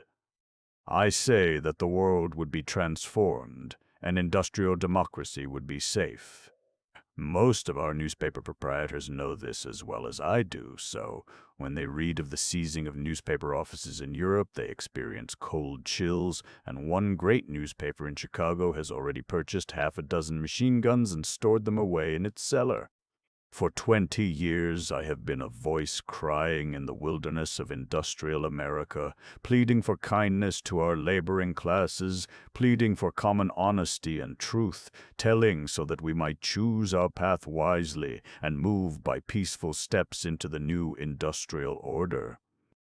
I have seen my pleas ignored and my influence destroyed, and now I see the stubborn pride and insane avarice of our money masters driving us straight to the precipice of revolution. What shall I do? What can I do, save to cry out one last warning in this last fateful hour? The time is almost here, and ignorance, falsehood, cruelty, greed, and lust of power were never stronger in the hearts of any ruling class in history than they are in those who constitute the invisible government of America today. Chapter 64. The Problem of the Reporter. One important line of attack upon capitalist journalism occurred to me some 5 years ago, after the Colorado coal strike. I have saved this story because it points so clearly the method I wish to advocate. You will find the story in Harper's Weekly for July 25, 1914. Hearst made war news by Isaac Russell. You remember how Hearst made the war with Spain. 16 years later, in 1914, Hearst was busy making another war, this time with Mexico. President Wilson, trying to avoid war, had arranged for arbitration of the difficulty between Mexico and the United States by delegates from Argentine, Brazil, and Chile. This was the Niagara Conference, and to it the New York American sent an honest reporter. It did this, not through oversight, but because the usual run of Hearst reporters had found themselves unable to get any information whatever. One Mexican delegate had taken the card of a Hearst reporter, torn it to pieces, and thrown the pieces into the reporter's face. The delegates for the United States refused to talk to the Hearst representatives. The other newspaper men refused to have anything to do with them. So the managing editor of the New York American selected Mr. Roscoe Conklin Mitchell, a man known to be honest. Mr. Mitchell came to Niagara and got the news, to the effect that all was going well at the conference. He sent a dispatch to that effect, and the New York American did not publish this dispatch. Day by day, Mr. Mitchell sent dispatches describing how all was going well at the conference, and the American, which was determined that the conference should fail, doctored these dispatches and wrote in false matter. Mr. Mitchell had to explain to the delegates and to the other reporters how he was being treated by his home office. On 2 occasions, Mr. Mitchell forced the American to send up another man to write the kind of poisoned falsehoods it wanted, and on each occasion these men were forced to leave because no one would have anything to do with them. They could get no information. Finally, in the midst of Mr. Mitchell's dispatches, the New York American inserted a grand and wonderful scoop, President Carranza's confidential message to the mediators. Mr. Mitchell had sent no such dispatch, and upon inquiry he learned that the document was a fake. No such confidential message had been received from President Carranza. So Mr. Rave and every 40 sections. Mitchell wired his resignation to the New York American. The managing editor of the American protested. "Please be good soldier and good boy," he telegraphed. Again he telegraphed, "Come home comfortably, be philosophical. Good soldiers are patient, even if superior officers make mistakes. Be resigned without resigning." When the news of Mitchell's resignation reached the other reporters, they formed an impromptu committee and rushed in automobiles to his hotel to congratulate him. The American delegates to the convention held a reception during which the head of the delegation made to Mr. Mitchell a speech of congratulation. Summing up the story, Isaac Russell puts this question to you, the reader.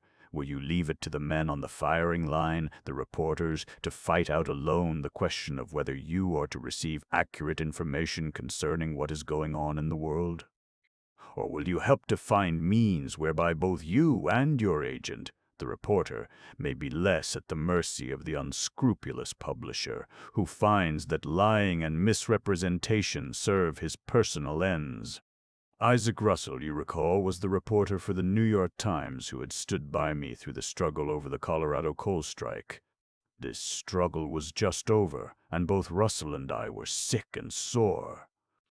Russell was fighting with his editors day by day.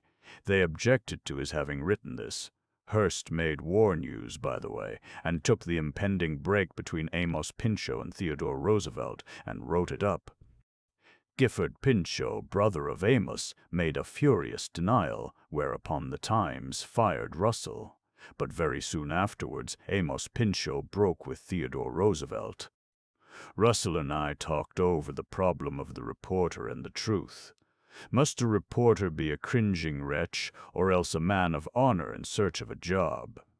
Might not a reporter be a member of an honored profession, having its own standards, its sense of duty to the public? Obviously, the first trouble is that in his economic status the reporter is a sweated wage slave. If reporting is to become a profession, the reporters must organize and have power to fix not merely their wage scale, but also their ethical code. I wrote an article calling for a reporters' union, and Russell began to agitate among New York newspaper men for this idea, which is now spread all over the country. What would be the effect upon news writing of a reporters' union? What assurance have we that reporters would be better than owners? Well, in the first place, reporters are young men, and owners are nearly always old men. So in the newspaper world, you have what you have in the world of finance, of diplomacy, of politics and government, a league of the old men, giving orders to the young men, holding the young men down. The old men own most of the property. The young men own little of the property, so control by old men is property control, while control by young men would be control by human beings. I have met some newspaper reporters who were drunken scoundrels. I have met some who were as cruel and unscrupulous as the interests they served. But the majority of newspaper reporters are decent men, who hate the work they do, and would gladly do better if it were possible. I feel sure that very few of the falsehoods about Helicon Hall would have been right what they really thought about us. I know that throughout our Broadway demonstration, a majority of the reporters were on our side. They took us into their confidence about what was going on in their newspaper offices. They went out of their way to give us counsel. Again and again they came to my wife to plead that our morning stunt was petering out, and could we not think up some way to hold the attention of the public? Would not my wife at least rescind her request that they omit descriptions of that white military cape? After the last assault upon the street speakers in Tarrytown, it was a reporter who warned my wife that the situation was getting out of hand. The authorities would not listen to reason. There was going to be violence, and she had better persuade me to withdraw. I have before me a letter from C.E.S. Wood, poet and lawyer. You doubtless know more newspaper men than I do, but I know a great many. Fine fellows personally, themselves writhing in the detestable position of moral bandits, the disgrace of which they feel as keenly as any, and yet economic determinism keeps them there. They are in a trap. They are behind the bars, and as the thief said to Talleyrand or some minister of France, one must live.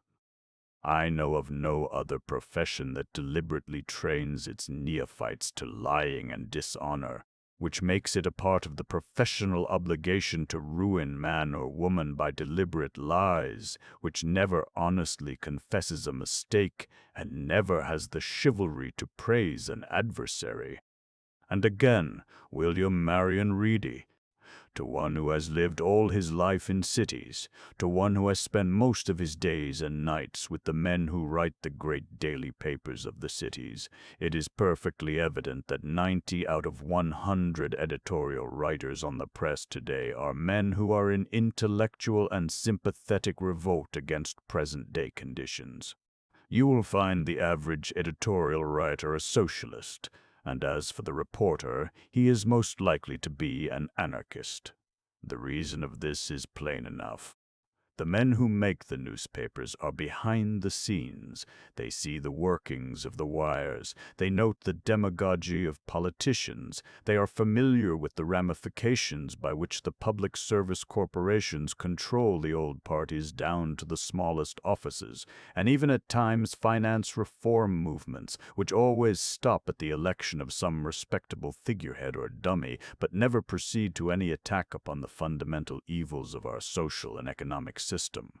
It is my firm belief that were it not for the capitalists at the head of the great daily newspapers, if it were possible for the men who write the news and the editorials of all the newspapers in the United States to take absolute charge of their publications and print the news exactly as they see it and write their views exactly as they feel them, for a space of 3 days, there would be such a revolution in the United States of America as would put that of France to shame.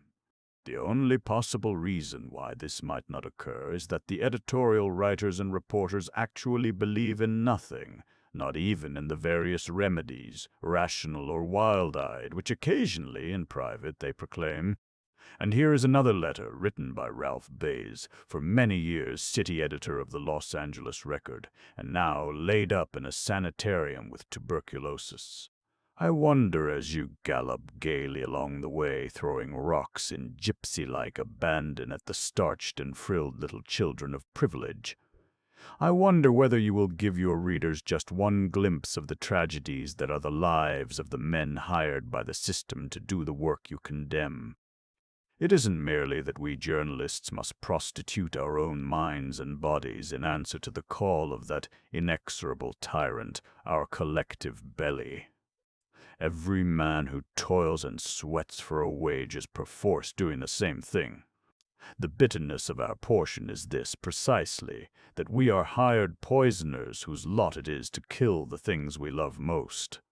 To kill them not as bold buccaneers in a stand-up fight, but to slay them artfully, insidiously, with a half-true headline or a part suppression of fact. In my 10 years of experience on various sheets as reporter, editor, and Associated Press representative, I have come to know the masses with whom I had to deal. Their intellects were the pawns with which I must learn to play the editorial game. I knew, for instance, sitting at my desk, just how many extra papers I could sew with a scare line on a police scandal. I knew to how many men on the street the filthy details of some married woman's shame would prove a lure to buy. And as I watched the circulation rise or fall day by day like a huge beating pulse, I became familiar, somewhat, with the mental processes of the average human animal. It was my tragedy, as it is the tragedy of the majority of my fellows, that this knowledge, acquired always at a tremendous cost of our life's energies, must be used not for the uplift, but for the further enslavement, the drugging of the minds of men. How many times have I sat at my desk and in apparently heartless fashion cut the big truth out of the stuff that honest reporters wrote. Sometimes there were other moments in my life, as in the lives of the rest of my kind, when there were opportunities for sly sabotage, when we thought by the ridiculous speciousness of our alleged facts to make the pseudo-truths which we pretended to propound stand forth in their gaunt shamelessness for the things they actually were. Do you remember Harwood of the Los Angeles Times?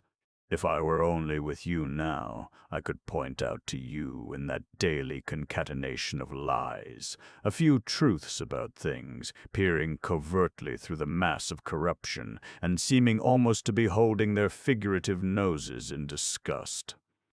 How we used to chuckle when he would succeed in passing a sly sentence, a word, over the sleepy night editor at the desk. Poor intellectual pierrots that we were. Literary pantaloons. But out of the tragedy of my own experience, and out of the tragedies of the experiences of the fellows I have known, I can glimpse a great light ahead. For I'm an optimist, you see. I was talking the other day to the editor of one of the sheets which poison public opinion in Phoenix, Arizona. He is a thoroughly fine and likable chap, but I had always known him for an ultra-conservative, a kept man entirely. The conversation drifted to Russia, and to my utter astonishment he quite frankly but confidentially told me that he didn't believe a word of the dispatches put forth by the Associated Press, which hitherto had been Almighty God to him.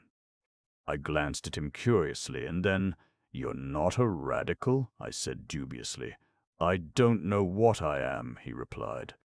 "I've lost my perspective and I haven't anchored to any economic philosophy as yet, but sometimes my thoughts are so bitter that I'm afraid of them.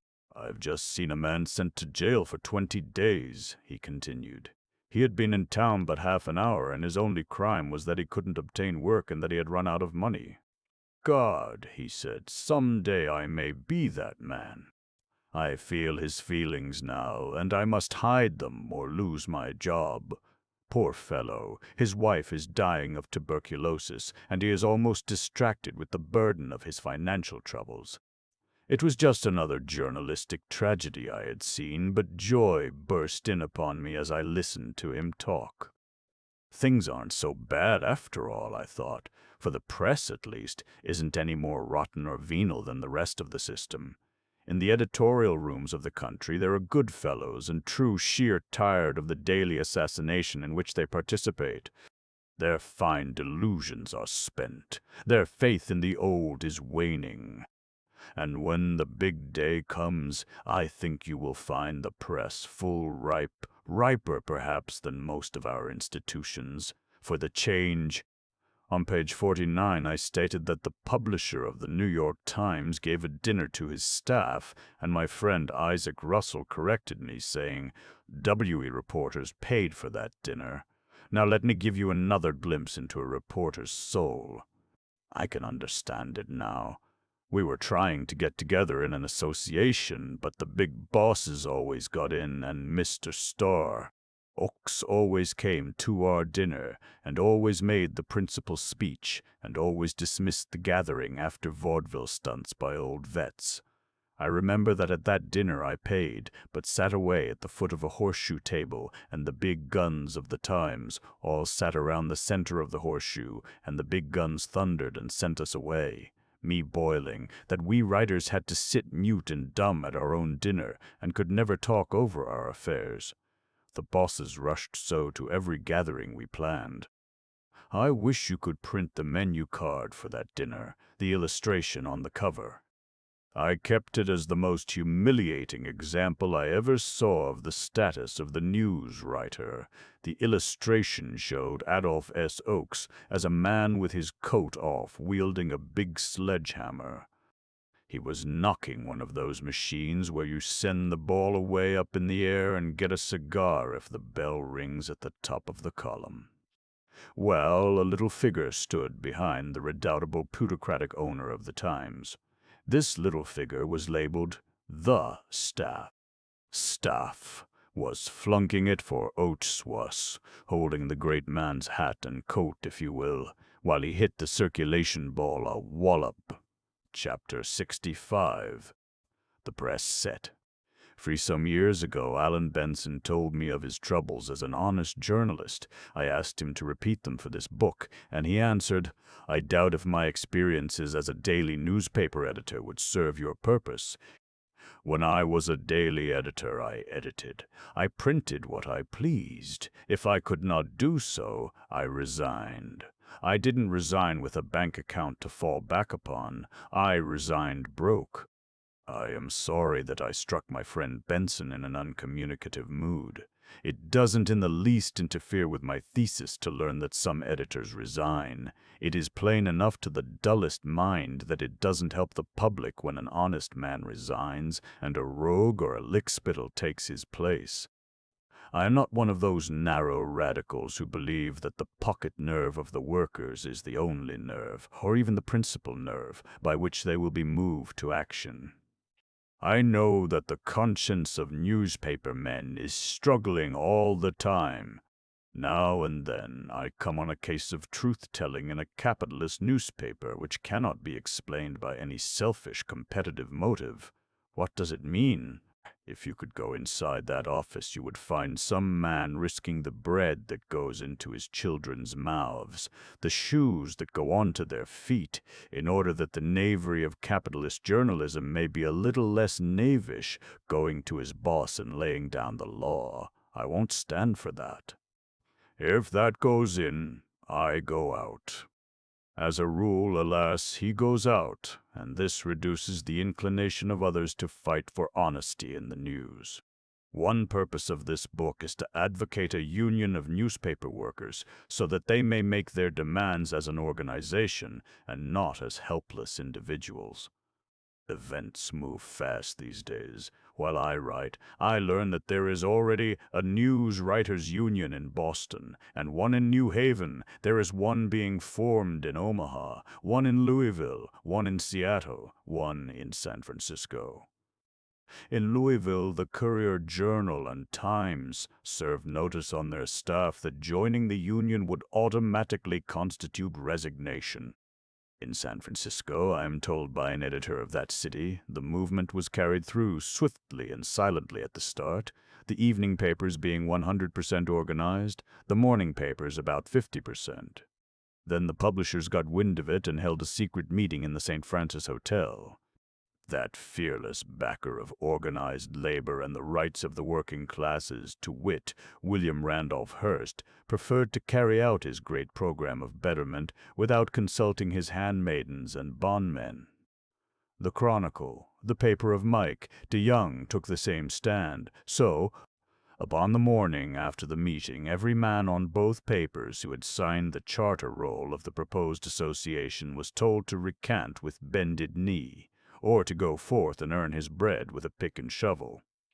Some did and some did not. All honor to the latter. It is certain that the publishers of the morning papers will fight to the last ditch. My informant goes on to tell about his own position. You remember the immortal utterance of President Eliot of Harvard that the true American hero of our time is the scab. How does this true American hero feel about himself? Listen. And I? Well, old man, I somewhat shamefully admit that I am at present guarding my bread and butter, and looking to the future with one eye on the bosses and my own opportunities, and in my heart damning the conditions that make me an undoubted renegade. I am drawing a little better than 40 per, am in the best of standing, being now, and with the possibility of being its head shortly, and with certain advancement coming in both pay and rating. Now, what the deuce? Shall I tell Polly to support us and get in on the big game, or shall I eat my bitter bread?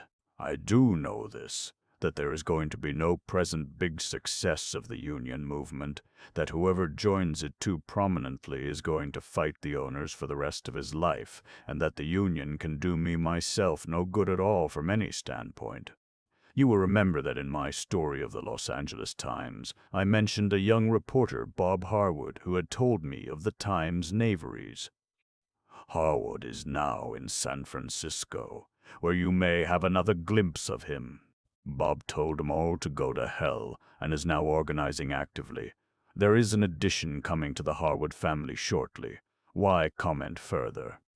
And then let us see what is happening on the other side of the continent. In New Haven, the News Writers' Union goes on strike, and while they are on strike, they publish a paper of their own. In Boston, the News Writers' Union declares a strike and wins all demands. Incidentally, they learn, if they do not know it already, that the newspapers of Boston do not publish the news.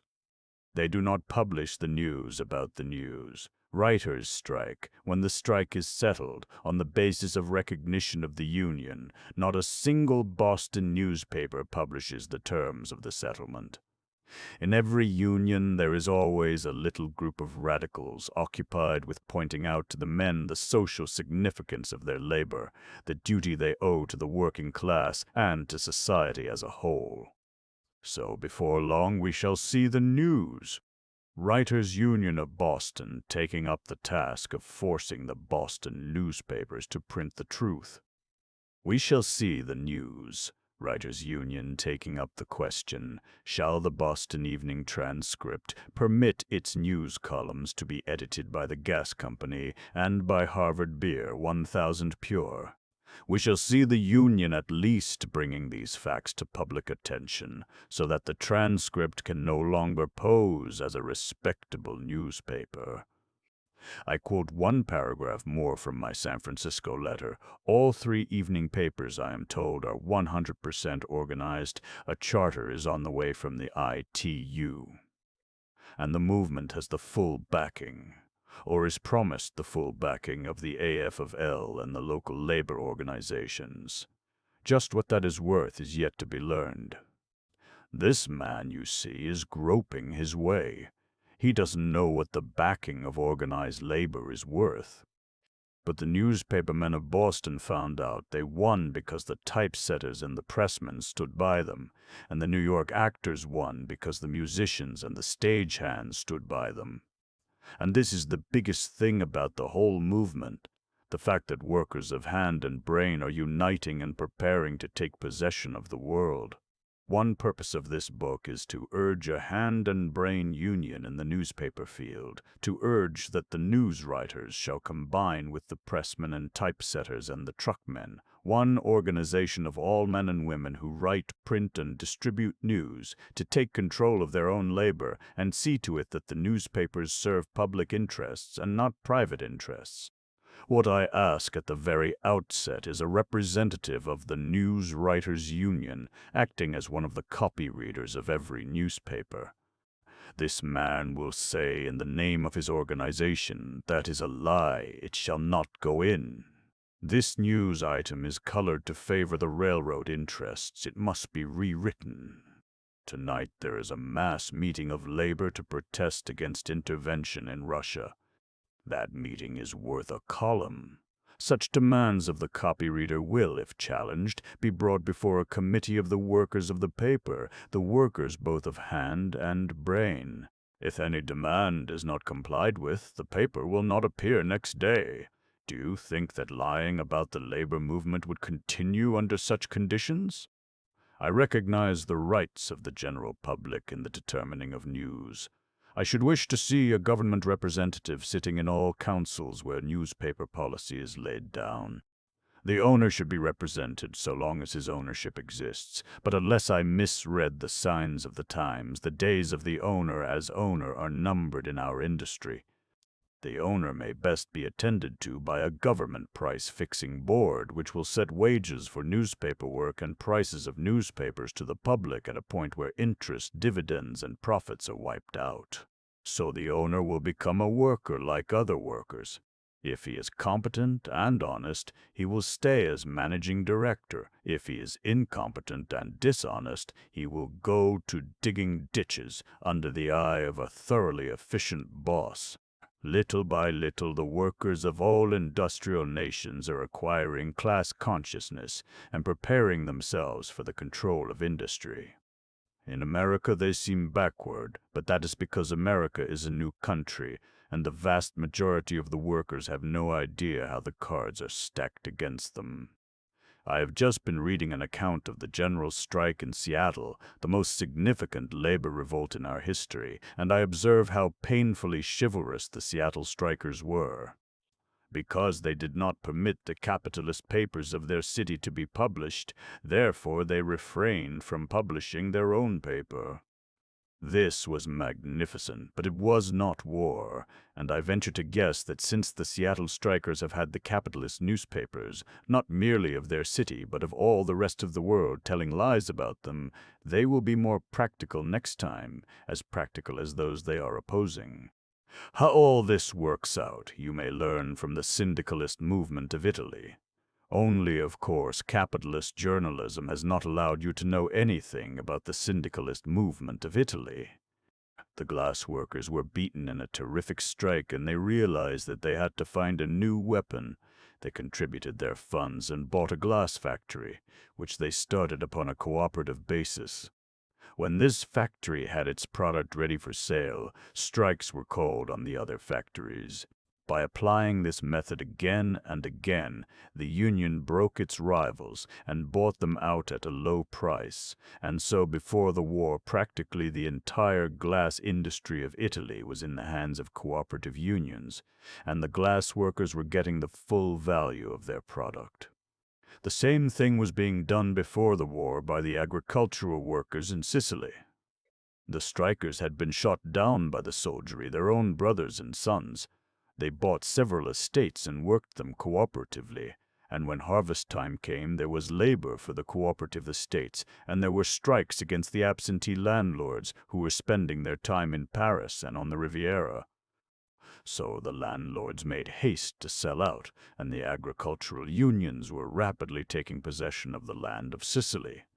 The same methods were recently tried out in the newspaper field by strikers in the Argentine Republic. I quote from an account in the Christian Science Monitor, a Boston newspaper which gives fair accounts of radical happenings abroad, and which may someday give fair accounts of radical happenings in America. The Christian Science Monitor is interviewing a United States Embassy official just returned from Buenos Aires. An incident of the latter strike shows the unique control, as Mr. Barrett puts it, that they exercise over the newspapers. During the 73 days the port was closed, the only goods handled were shipments of newsprint. The newspapers represent the workers.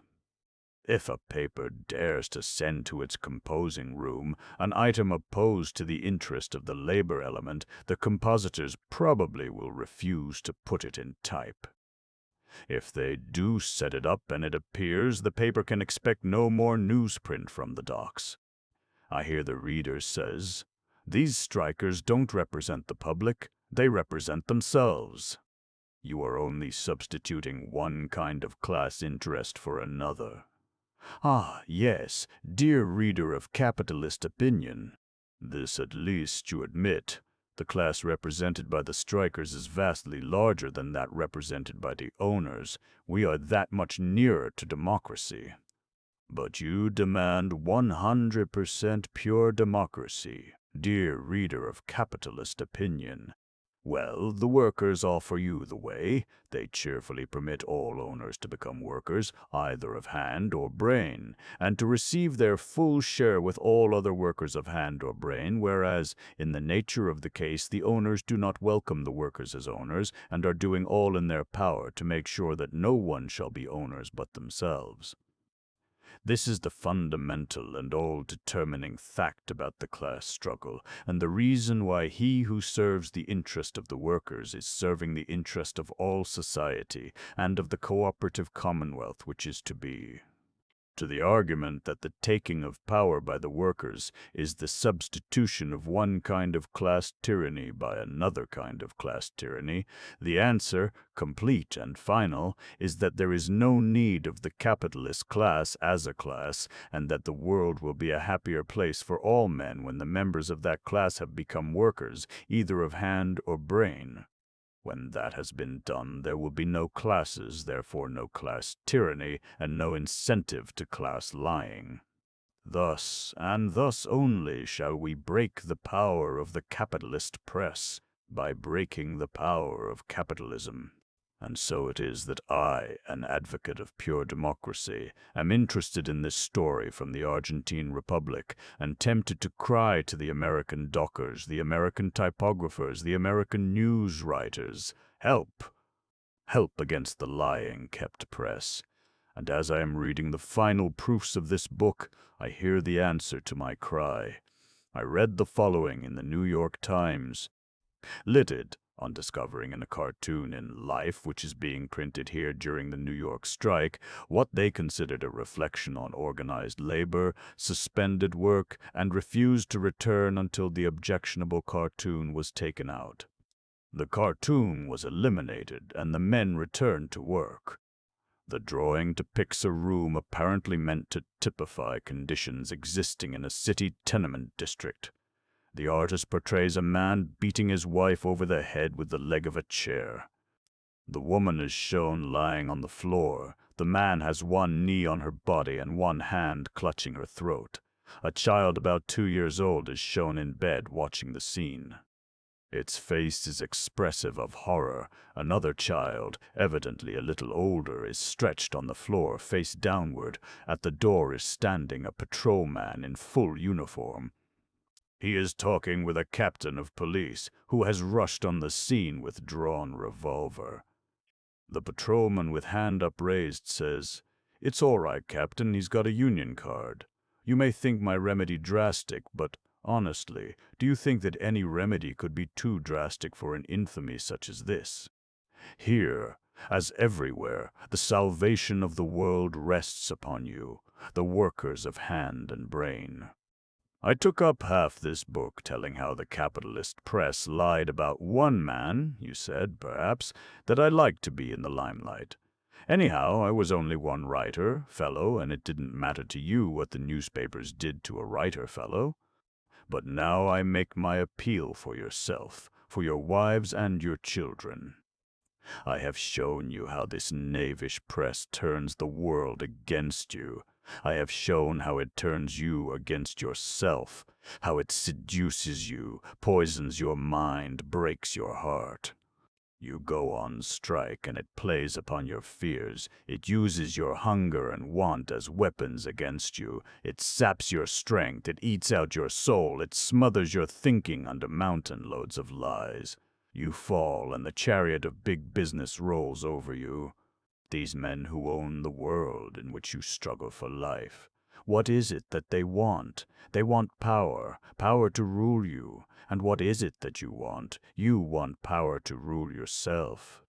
Between those two wants there is eternal and unending and irreconcilable war. Such is the class struggle, and whether you will or not, you take your part in it, and I take mine. I, a writer fellow who wants to write the truth, appeal to you, the laboring fellows of hand and brain, who want to read the truth, who must read the truth if civilization is not to perish. I cry to you, help, help against the lying kept press. I cry to you for the integrity of your calling, for the honor and dignity of journalism. I cry to you that journalism shall no longer be the thing described by Charles A.G. Dana, master cynic of the New York Sun, buying white paper at 2 cents a pound and selling it at 10 cents a pound. I cry to you that journalism shall be a public ministry, and that you who labor in it shall be not wage slaves and henchmen of privilege, but servants of the general welfare, helping your fellow men to understand life and to conquer the evils in nature outside them and in their own hearts.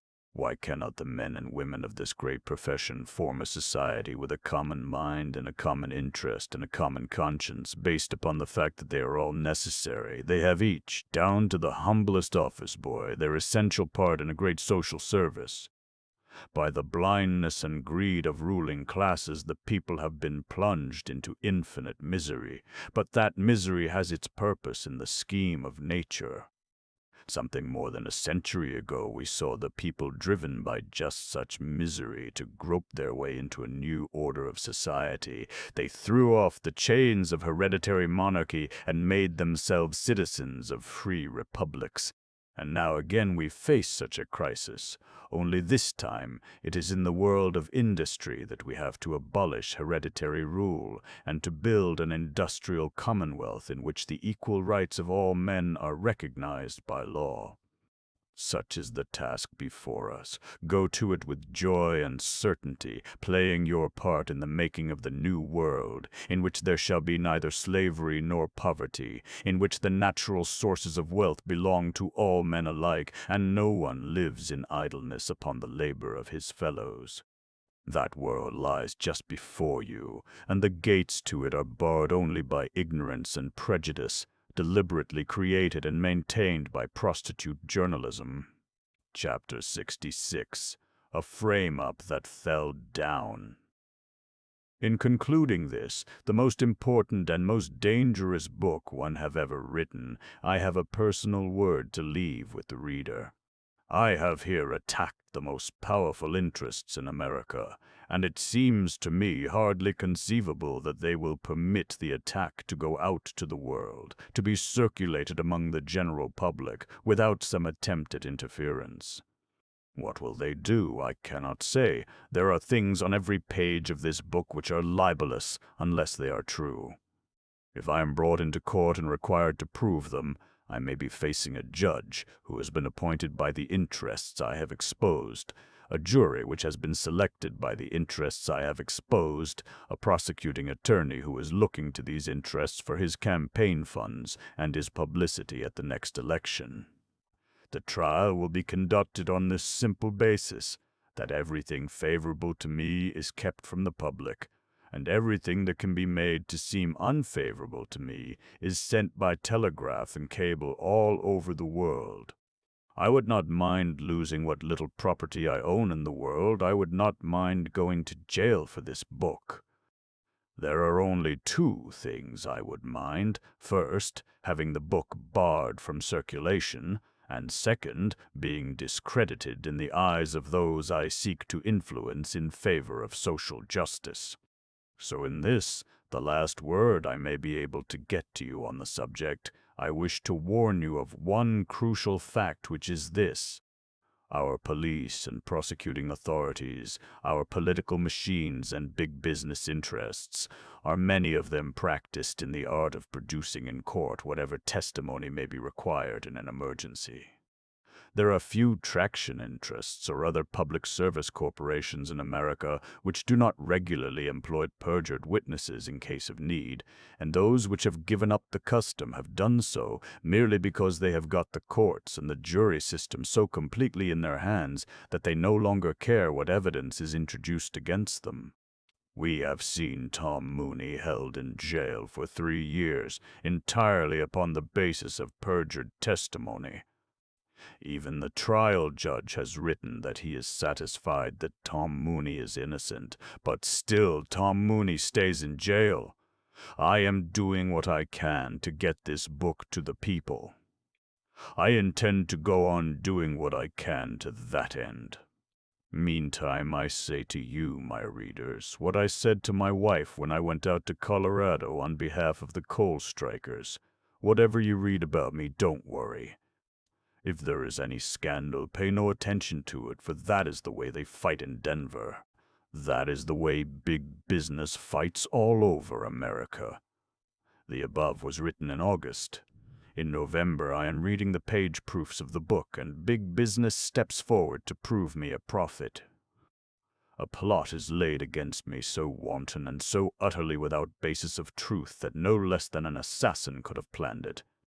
I escaped, but by a margin so narrow that it is unpleasant to think about it. Literally by a minute or two of time I missed having printed on the front page of every big newspaper in America convincing evidence that I am a secret German conspirator, contriving underhand plots for the undermining of my country. My wife remarks, I have been watching the radical movement for 7 or 8 years, and I have heard much about frame-ups. I always thought it was foolish talk, cheap melodrama, but now I know that the frame-up is a real thing, and it has changed my whole view of the class struggle. I have mentioned on page 399 how I made a speech before the City Club of Los Angeles, exposing the dishonesty of the Los Angeles Times, whereupon the Times opened up a furious attack upon me, demanding that I should be put in jail. I have quoted one sample of its ravings. Every day or so for a week it printed similar abuse, and it continues the attack both editorially and in its news columns. I have stated publicly in the Appeal to Reason that I am collecting evidence against the Times and preparing a book exposing it, so the Times proclaims me as the trumpet of Bolshevism and will be satisfied with nothing short of a life sentence for me.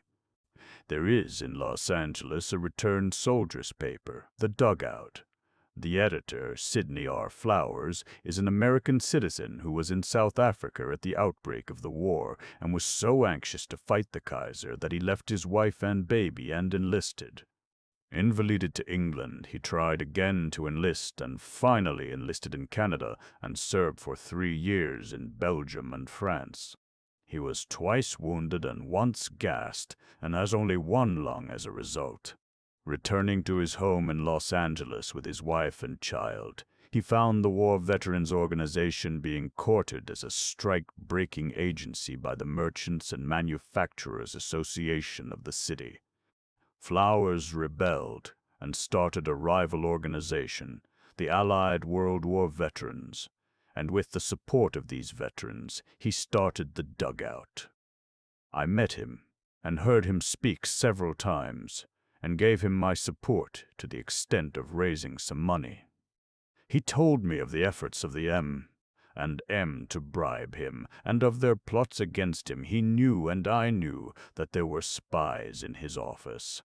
There came to the office a letter from a stranger who signed himself Paul Reitman. The envelope bore a Chicago return address but had been mailed in Los Angeles.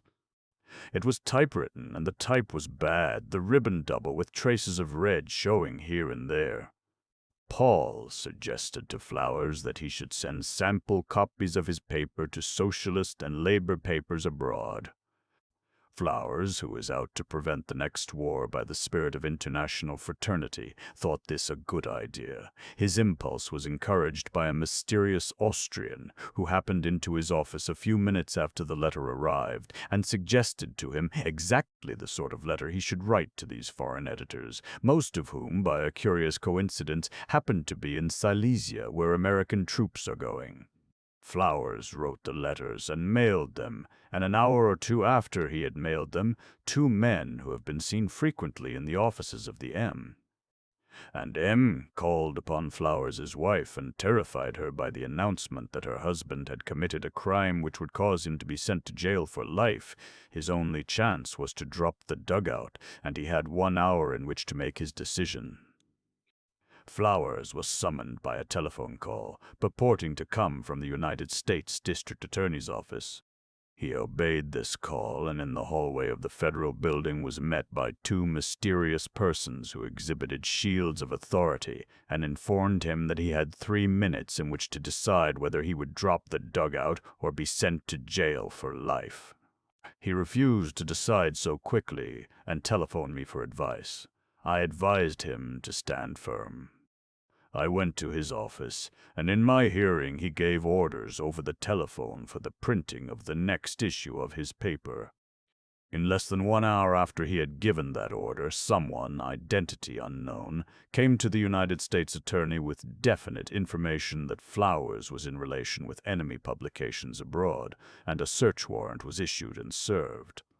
I happened to be present in the office of the Dugout, and witnessed the events, and can testify that the federal agents, in defiance of the law, refused to permit Flowers to read the search warrant, that they held him against his will in violation of the law, that they raided the office of the Allied World War Veterans, which they had been given no authority to enter, and finally that they left the place a wreck. Next morning, there appeared in the Los Angeles Times a front-page 2-column story about the uncovering of a nest of treason. Among other things, it was stated that Flowers had been publishing seditious material before the armistice and had been warned by the federal authorities and forced to change his tone, the fact being that at this time Flowers was in the trenches in France and did not start the publication of the Dugout until 4 or 5 months after the armistice. I have said that the raid was brutally conducted. I might mention that I protested to one of the federal agents against the unnecessary rowdyism, and this man remarked concerning the other man, his chief, "He's a roughneck."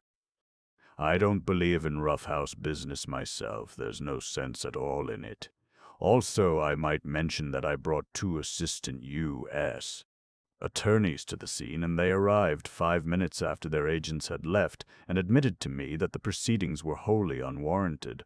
One of them called up Flowers' home and very angrily ordered the agents to desist from the search they were making of that place.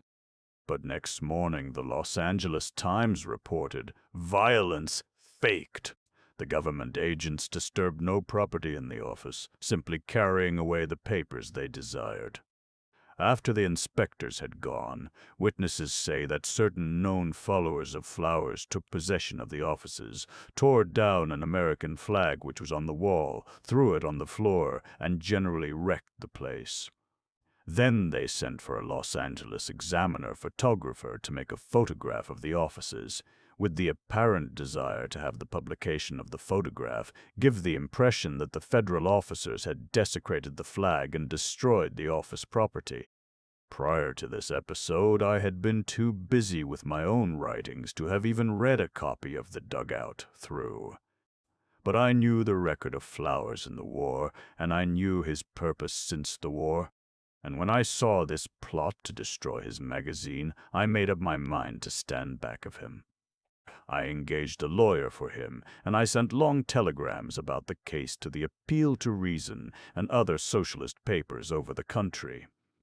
So the masters of Los Angeles decided to get me in the same net with Flowers.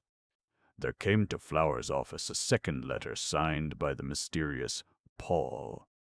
This letter was written on the same bad typewriter, with a double ribbon showing traces of red.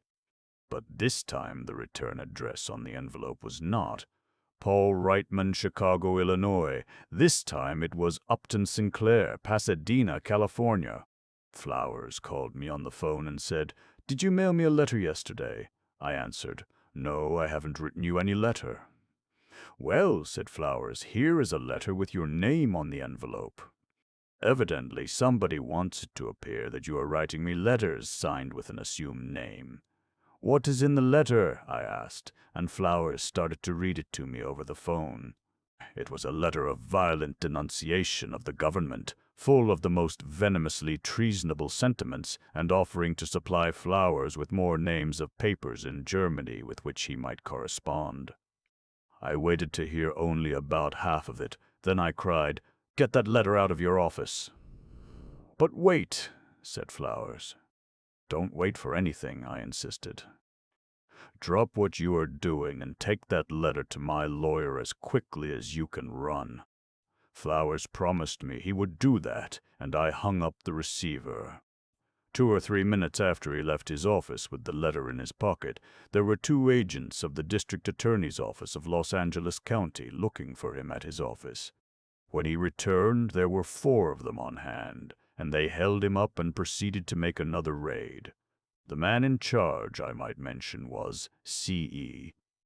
Sebastian, once mayor of the city, prosecuted for a sexual crime, kicked out of office by the people, and now working as a detective for the district attorney's office. The first thing this man did was to examine all Flowers' letters, letters on his desk, letters in the drawers of his desk, letters in his pockets. There were some 150 letters altogether, and they went over them all several times, studying the return addresses on the envelopes. They spent something like an hour and a half at it, and their balked anger was comically evident. In their whispered consultations, Flowers heard them mention my name several times, and once he heard Sebastian say, "He's a slick one."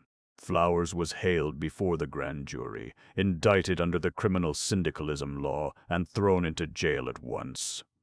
The authorities fixed the bail at $15,000, which they hoped would be prohibitive, and denied Flowers the right to see his counsel that night.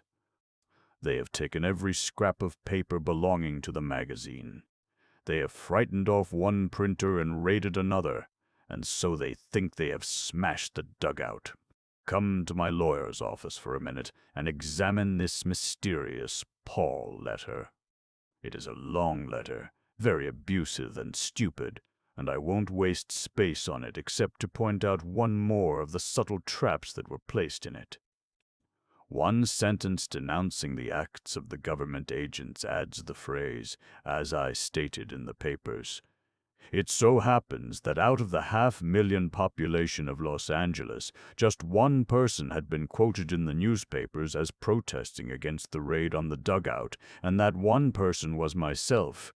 So when this letter was carrying a secret correspondence with a pro-German conspirator using the alias Paul. But you see, he forgets and puts his name on the envelope, And also he gives himself away in the text of the letter. He identifies himself as the mysterious conspirator. If you have any doubt that this was the plan, you have only to look at the Los Angeles Times next morning, a double-column, front-page story about this second raid on the dugout, giving the full text of the enemy, and without any hint that this mysterious Paul might be an imaginary person. If the second Paul letter had been found, that too would have been published in full, and the entire country would have read a story to the effect that both letters had come from Upton Sinclair, who was thus caught red-handed in a vile German conspiracy against his country. Maybe you are like my wife. Maybe you never believed in the frame-up. But study this case and see what else you can make of it. Ask yourself, how comes it that the raids of both the federal agents and of the Los Angeles County officers are so precisely timed to the arrival of letters from a mysterious Paul whom nobody has ever seen? And how comes it that this mysterious Paul puts the name of Upton Sinclair on his envelope? If Paul is afraid to put his own name on the envelope, why does he not mail it without return address, as millions of letters are mailed every day? And why does he employ the words, "as I stated in the papers," when he hasn't stated anything whatever in the papers, and when Flowers must know he hasn't stated anything? Is it not plain that some dark agency is here working behind the scenes, plotting to ruin Upton Sinclair and tipping off both the federal authorities and the county authorities at the precise critical moment? What is this agency? I do not know, and my lawyer, who takes this conspiracy very seriously, will not permit me to guess in public. But he admits my right to study these Paul letters and to point out a peculiar bit of internal evidence. It would seem that this dark agency, which is plotting to ruin Upton Sinclair, is also interested in injuring the Los Angeles Examiner. The first Paul letter offers to supply Flowers with the names of more German papers, if he will insert a request in the personal columns of the Examiner and the Times, publishes this letter in full, calling particular attention to the damaging mention of the Examiner. Day after day, the Times is attacking the Examiner, calling it a pro-German sheet, and here is a German conspirator using this pro-German sheet as a medium for his schemes. The above is what is done to me before this book comes out. What will be done after my enemies have actually read the book, I cannot imagine. All I can do is to repeat my warning to you. 20 years ago, old One Hoss, Wayland told me he had made it the rule of his life never to write a letter that he would not publish in the Appeal to Reason. And that is the principle upon which I have always carried on my propaganda. I have no secrets. What I have to say is said once a week in a full page of the Appeal and the opposition to violence and conspiracy in the class struggle which I there write in public, I advocate just as vigorously in private, and all my friends know it. So, if at any time you read that a carload of dynamite bombs has been found in my home, or that I have been carrying on a cipher correspondence with some foreign assassins, or that I have poisoned my wife and eloped with a chorus girl, or that I have taken a job on the Los Angeles Times, please go back and read this warning and understand what is being done to both of us. A conclusion. When I first talked over this book with my wife, she gave me a bit of advice. Give your facts first, and then call your names. So throughout this book, one have not laid much stress on the book's title. Perhaps you are wondering just where the title comes in. What is the brass check? The brass check is found in your pay envelope every week, you who write and print and distribute our newspapers and magazines. The brass check is the price of your shame, you who take the fair body of truth and sell it in the marketplace, who betray the virgin hopes of mankind into the loathsome brothel of big business. And down in the counting room below sits the madam who profits by your shame, unless perchance she is off at Palm Beach or Newport flaunting her jewels and her feathers. Please do not think that I am just slinging ugly words. Off and on for years I have thought about this book, and figured over the title and what it means. I assert that the brass check which serves in the house of ill fame as the price of a woman's shame is, both in its moral implications and in its social effect, precisely and identically the same as the gold and silver coins and pieces of written paper that are found every week in the pay envelopes of those who write and print and distribute capitalist publications. The prostitution of the body is a fearful thing. The young girl, trembling with a strange emotion of which she does not know the meaning, innocent, confiding, and tender, is torn from her home and started on a road to ruin and despair. The lad, seeking his mate in the fulfillment of his destiny, sees the woman of his dreams turn into a foul harpy, bearer of pestilence and death. Nature, sumptuous, magnificent, loving life, cries, "Give me children." And the answer comes, "We give you running sores and bursting glands, rotting lips and festering noses, swollen heads and crooked joints, idiot gabblings and maniac shrieks, pistols to blow out your brains and poisons to still your agonies." Such is the prostitution of the body. But what of the mind? The mind is master of the body and commands what the body shall do and what it shall become. Therefore, always, the prostitution of the mind proceeds and causes the prostitution of the body. Youth cries, "Life is beautiful, joyous! Give me light, that I may keep my path." The answer comes, "Here is darkness, that you may stumble and beat your face upon the stones." Youth cries, "Give me hope." The answer comes, "Here is cynicism." Youth cries, "Give me understanding, that I may live in harmony with my fellow men." The answer comes, "Here are lies about your fellow men, that you may hate them, that you may cheat them, that you may cheat them, that you may live among them as a wolf among wolves." Such is the prostitution of the mind. When I planned this book, one had in mind a subtitle, "A Study of the Horror of Journalism." A shocking subtitle, but then I was quoting the Bible, and the Bible is the inspired word of God. It was surely one of God's prophets who wrote this invitation to the reading of "The brass check, come hither, I will show unto thee the judgment of the great whore that sitteth upon many waters, with whom the kings of the earth have committed fornication, and the inhabitants of the earth have been made drunk with the wine of her fornication."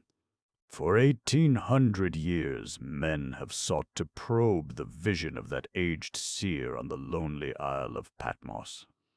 Listen to his strange words. "So he carried me away in the spirit into the wilderness, and I saw a woman sit upon a scarlet-colored beast, full of names of blasphemy, having 7 heads and 10 horns. And the woman was arrayed in purple and scarlet color, and decked with gold and precious stones and pearls, having a golden cup in her hands, full of abominations and filthiness of her fornication. And upon her forehead was a name written, Mystery Babylon, the great, the mother of harlots and abominations of the earth." Now, surely, this mystery is a mystery no longer. Now we know what the seer of Patmos was foreseeing, capitalist journalism. And when I call upon you, class-conscious workers of hand and brain, to organize and destroy this mother of all iniquities, I do not have to depart from the language of the ancient scriptures. I say to you in the words of the prophet Ezekiel, "So the Spirit took me up and brought me into the inner court, and behold, the glory of the Lord filled the house. And I heard him speaking unto me out of the house, Now let them put away their whoredom, and the carcasses of their kings far from me, and I will dwell in the midst of them forever." A practical program. As I am about to send this book to press, I take one last look at the world around me. 500,000 coal miners have struck. A court injunction has forced the leaders to call off the strike. The miners are refusing to obey their leaders, and the newspapers of the entire United States are concealing the facts.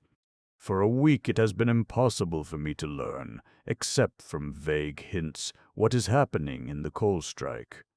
And at the same time, because of false newspaper stories from Centralia, Washington, a white terror reigns in the entire West, and thousands of radicals are beaten, jailed, and shot. I have pleaded and labored long to avoid a violent revolution in America. I intend to go on pleading and laboring to the last hour. I know that thousands of my readers will, like myself, be desperately anxious for something they can do. I decided to work out a plan of action, something definite, practical, and immediate. I propose that we shall found and endow a weekly publication of truth-telling to be known as the National News. This publication will carry no advertisements and no editorials. It will not be a journal of opinion, but a record of events, pure and simple. It will be published on ordinary newsprint paper and in the cheapest possible form. It will have one purpose and one only, to give to the American people once every week the truth about the world's events. It will be strictly and absolutely nonpartisan, and never the propaganda organ of any cause.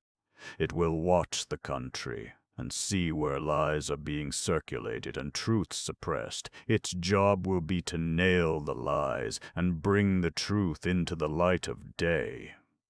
I believe that a sufficient number of Americans are awake to the dishonesty of our press to build up for such a paper a circulation of 1 million inside of a year. Let me say at the outset that I am not looking for a job.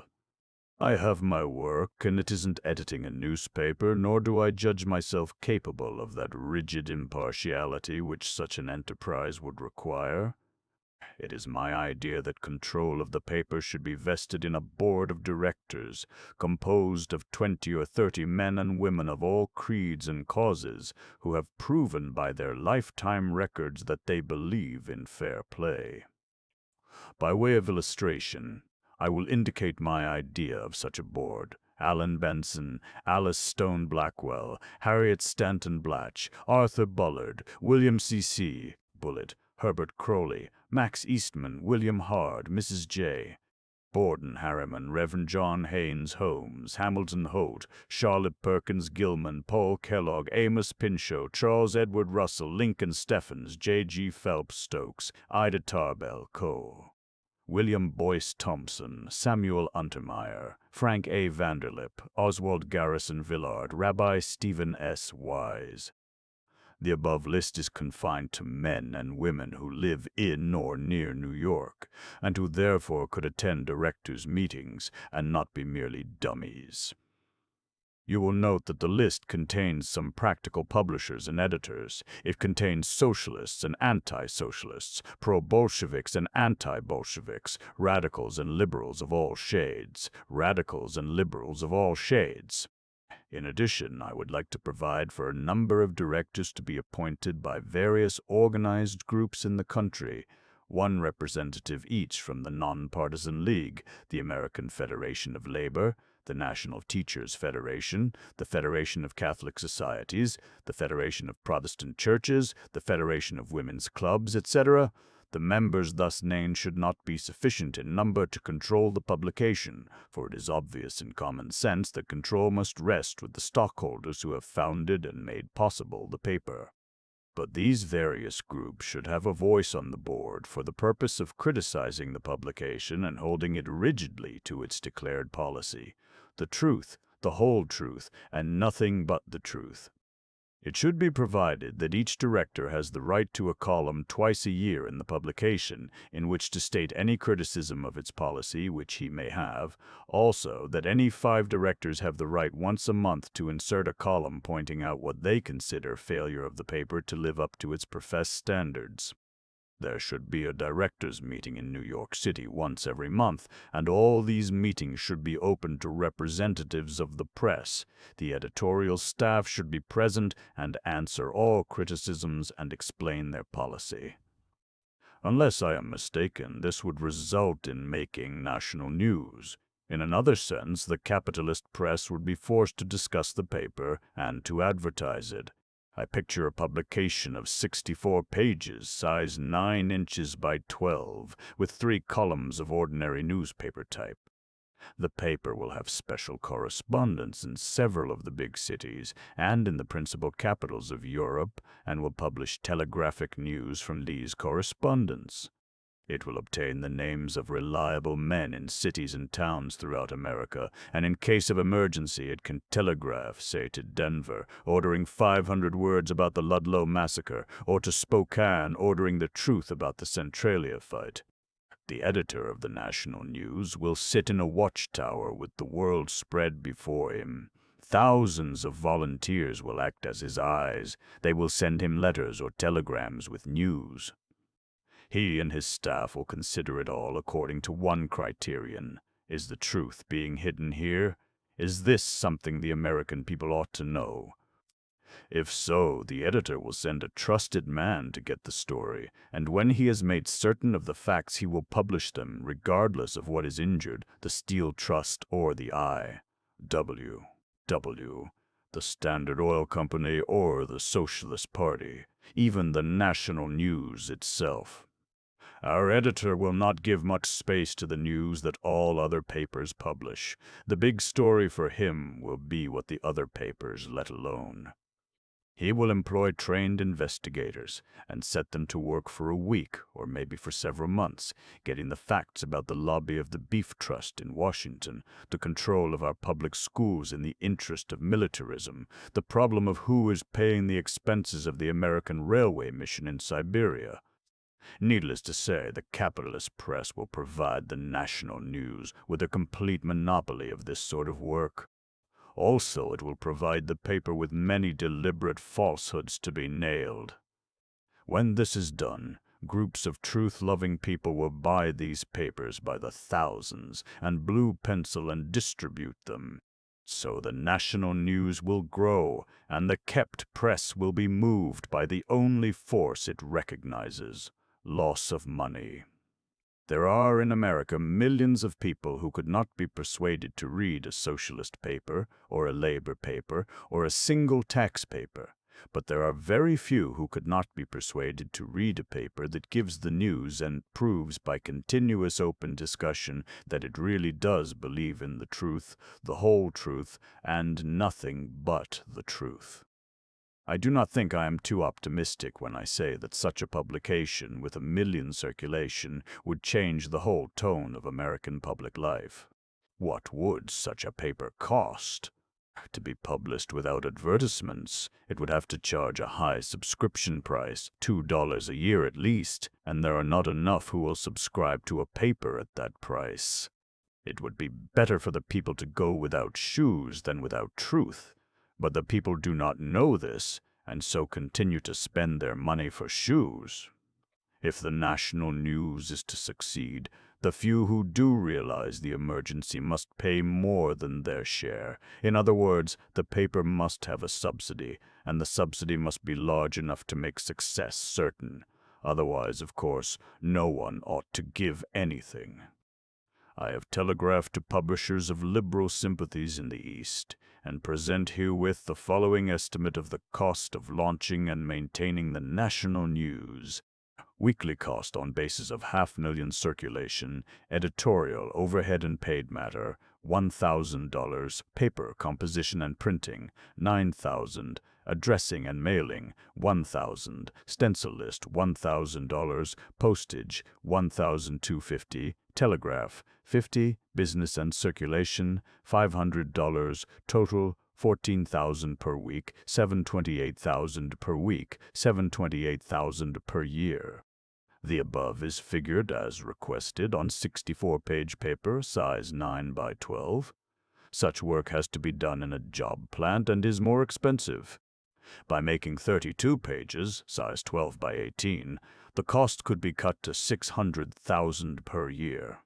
Income on basis of 500,000 circulation, 3/5 consisting of paid subscriptions at $1 per year, and 2/5 of news. Stand sales at 5 cents per copy retail, 3 cents wholesale, 612,000.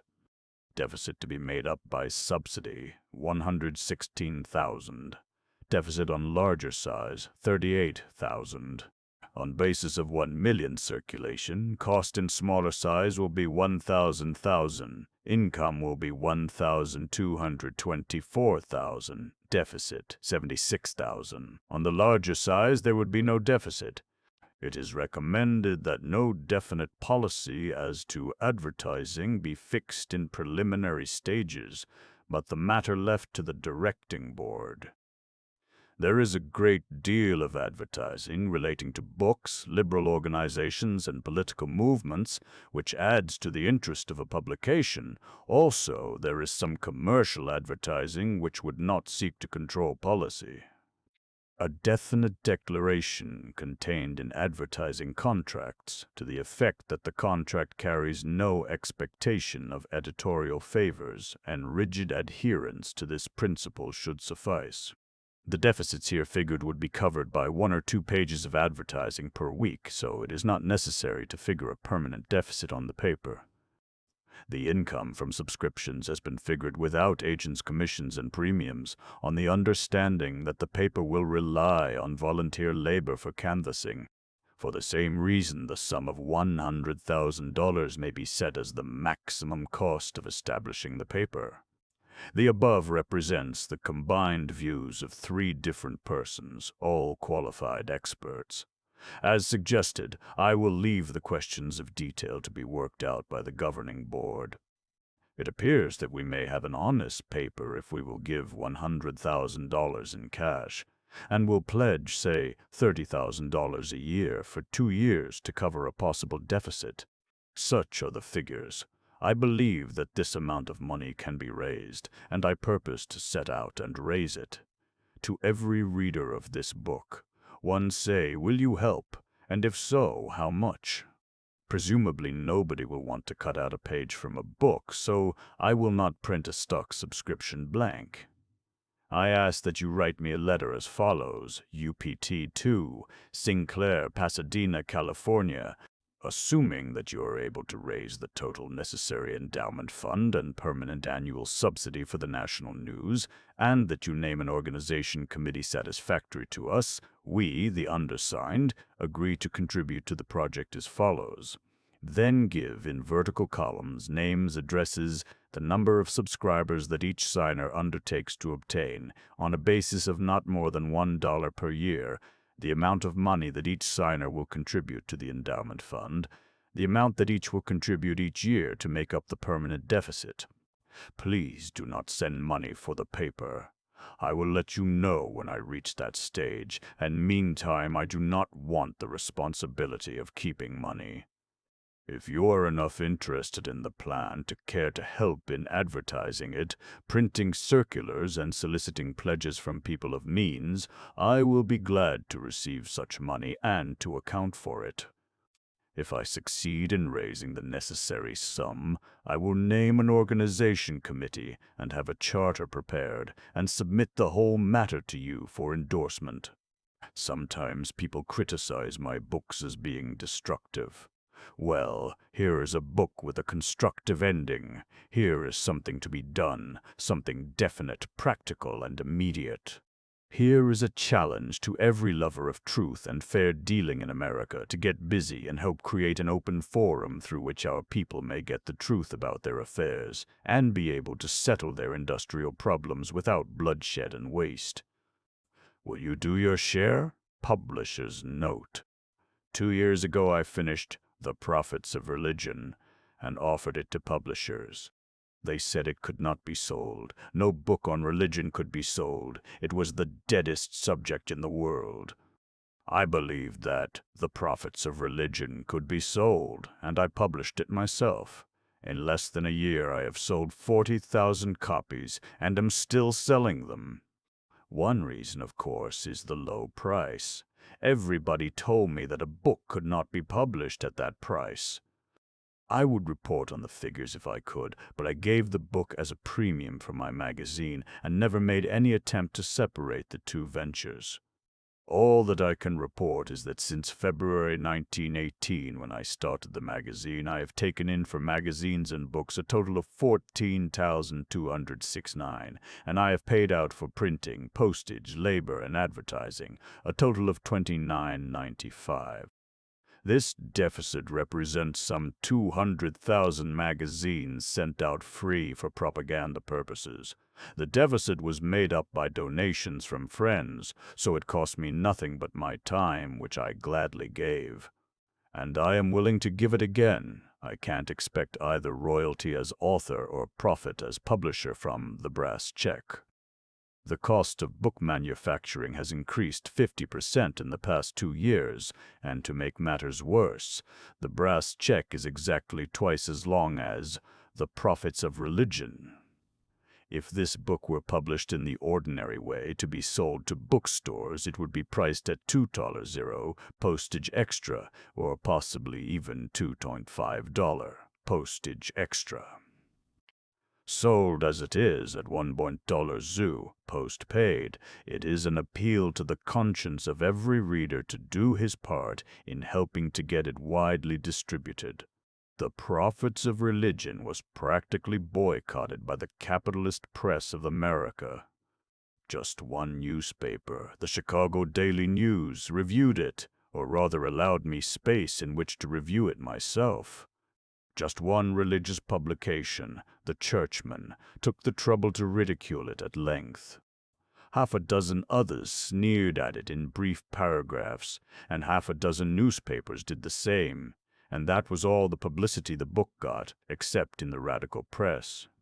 That this was a deliberate boycott, and not the fault of the book, is something which I leave for my readers to assert.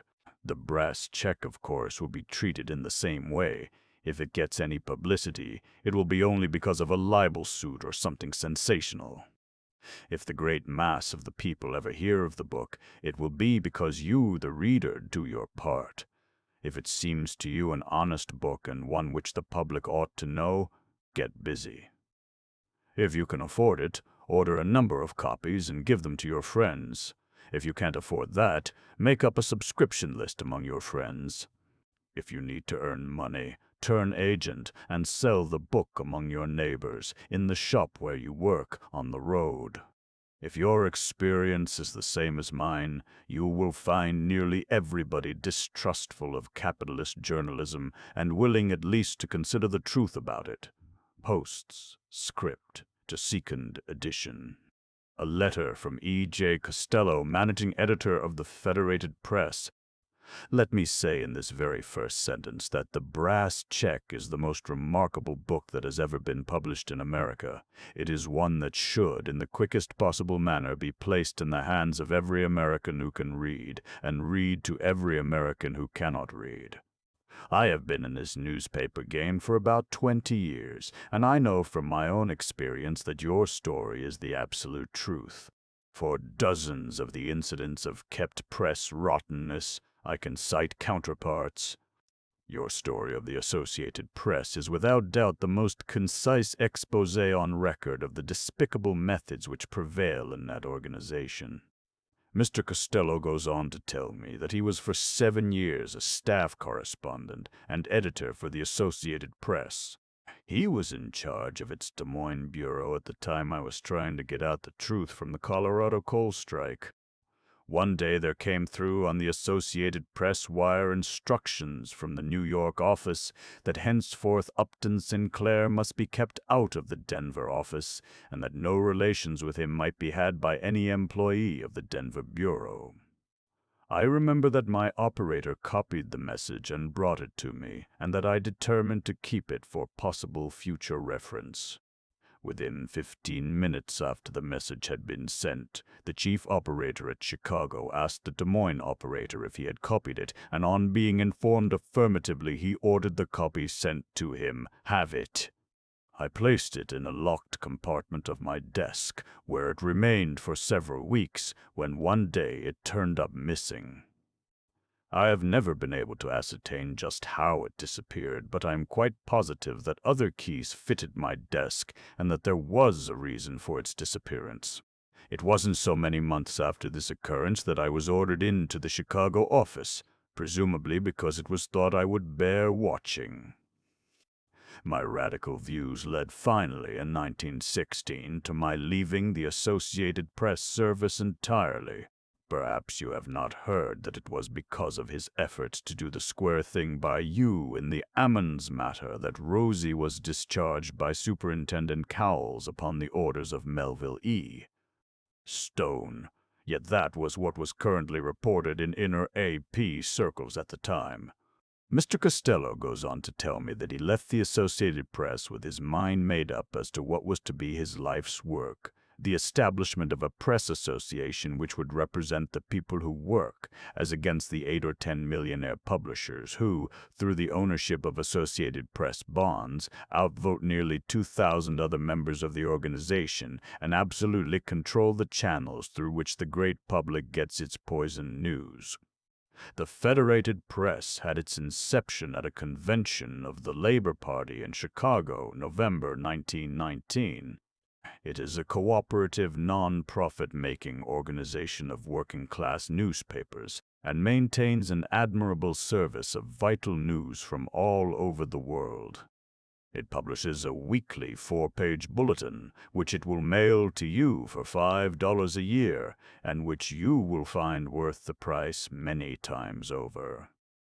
The address of the Federated Press is 156 West Washington Street, Chicago, Illinois. A book which has been absolutely boycotted by the literary reviews of America. The Prophets of Religion. By Upton Sinclair. A study of supernaturalism as a source of income and a shield to privilege, the first examination in any language of institutionalized religion from the economic point of view. Has the labor as well as the merit of breaking virgin soil, writes Joseph McCabe. The book has had practically no advertising and only 2 or 3 reviews in radical publications, yet 40,000 copies have been sold in the first year. From the Reverend John Haynes Holmes, I must confess that it has fairly made me writhe to read these pages, not because they are untrue or unfair, but on the contrary because I know them to be the real facts. I love the church as I love my home, and therefore it is no pleasant experience to be made to face such a story as this which you have told. It had to be done, however, and I am glad you have done it, for my interest in the church, after all, is more or less incidental, whereas my interest in religion is a fundamental thing. Let me repeat again that I feel that you have done us all a service in the writing of this book. Our churches today, like those of ancient Palestine, are the abode of Pharisees and scribes. It is as spiritual and helpful a thing now as it was in Jesus' day for that fact to be revealed. From Luther Burbank, no one has ever told the truth, the whole truth, and nothing but the truth more faithfully than Upton Sinclair in The Prophets of Religion. From Louis Untermeyer, let me add my quavering alto to the chorus of applause of The Prophets of Religion. It is something more than a book. It is a work. 315 pages. Single copy, paper, 50c postpaid, 3 copies, $1.20, 10 copies, $3.50. By freight collect, 25 copies or more at 30 cents per copy. Single copy, cloth, $1.00, postpaid, 3 copies, $0.000. By freight collect, 10 copies, $7.00. By freight collect, 25 copies or more at 60 cents per copy. Jimmy Higgins. Jimmy Higgins is the fellow who does the hard work and the job of waking up the workers. Jimmy hates war, all war, and fights against it with heart and soul. But war comes, and Jimmy is drawn into it whether he will or no. He has many adventures, strikes, jails, munitions, explosions, draft boards, army camps, submarines, and battles. Jimmy Higgins goes to war at last, and when he does, he holds back the German army and wins the Battle of Chatty Terry. But then they send him into Russia to fight the Bolsheviki, and there Jimmy Higgins votes for democracy. A picture of the American working class movement during 4 years of World War. All wings of the movement, all the various tendencies and clashing impulses are portrayed.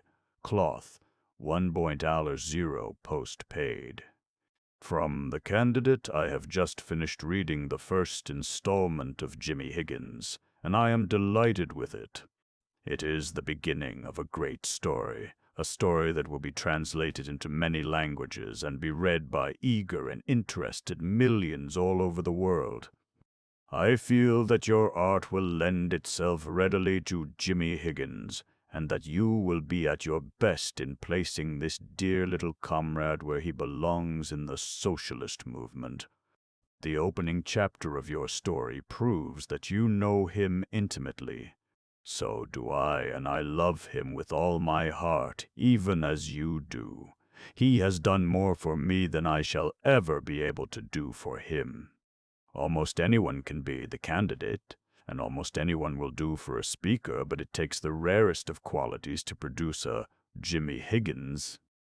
You are painting a superb portrait of our Jimmy, and I congratulate you. Eugene Viff Debs.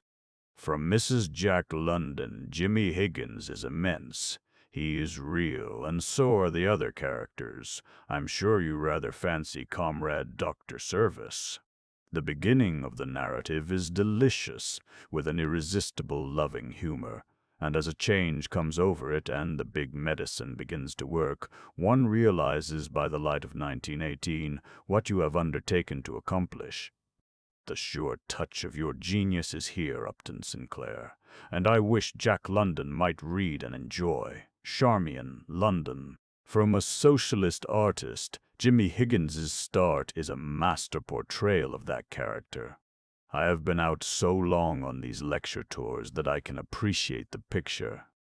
I am waiting to see how the story develops. It starts better than King Cole. Raya Walker. Price cloth, $1.00 postpaid. UPT on. Sinclair, Pasadena, California. Other books. By Upton Sinclair, King Cole, a novel of the Colorado coal country. Cloth, $1.00. Clear, convincing, complete. Lincoln Steffens. I wish that every word of it could be burned deep into the heart of every American. Adolf Germer. The Cry for Justice, an anthology of the literature of social protest, Holy Book. 32 illustrations, 1891 pages, 150. It should rank with the very noblest works of all time. You could scarcely have improved on its contents. It is remarkable in variety and scope. Buoyant, but never blatant, powerful and passionate, it has the spirit of a challenge and a battle cry. Louis Untermeyer. You have marvelously covered the whole ground. The result is a book that radicals of every shade have long been waiting for. You have made one that every student of the world's thought, economic, philosophic, artistic, has to have. Reginald Wright Kaufman.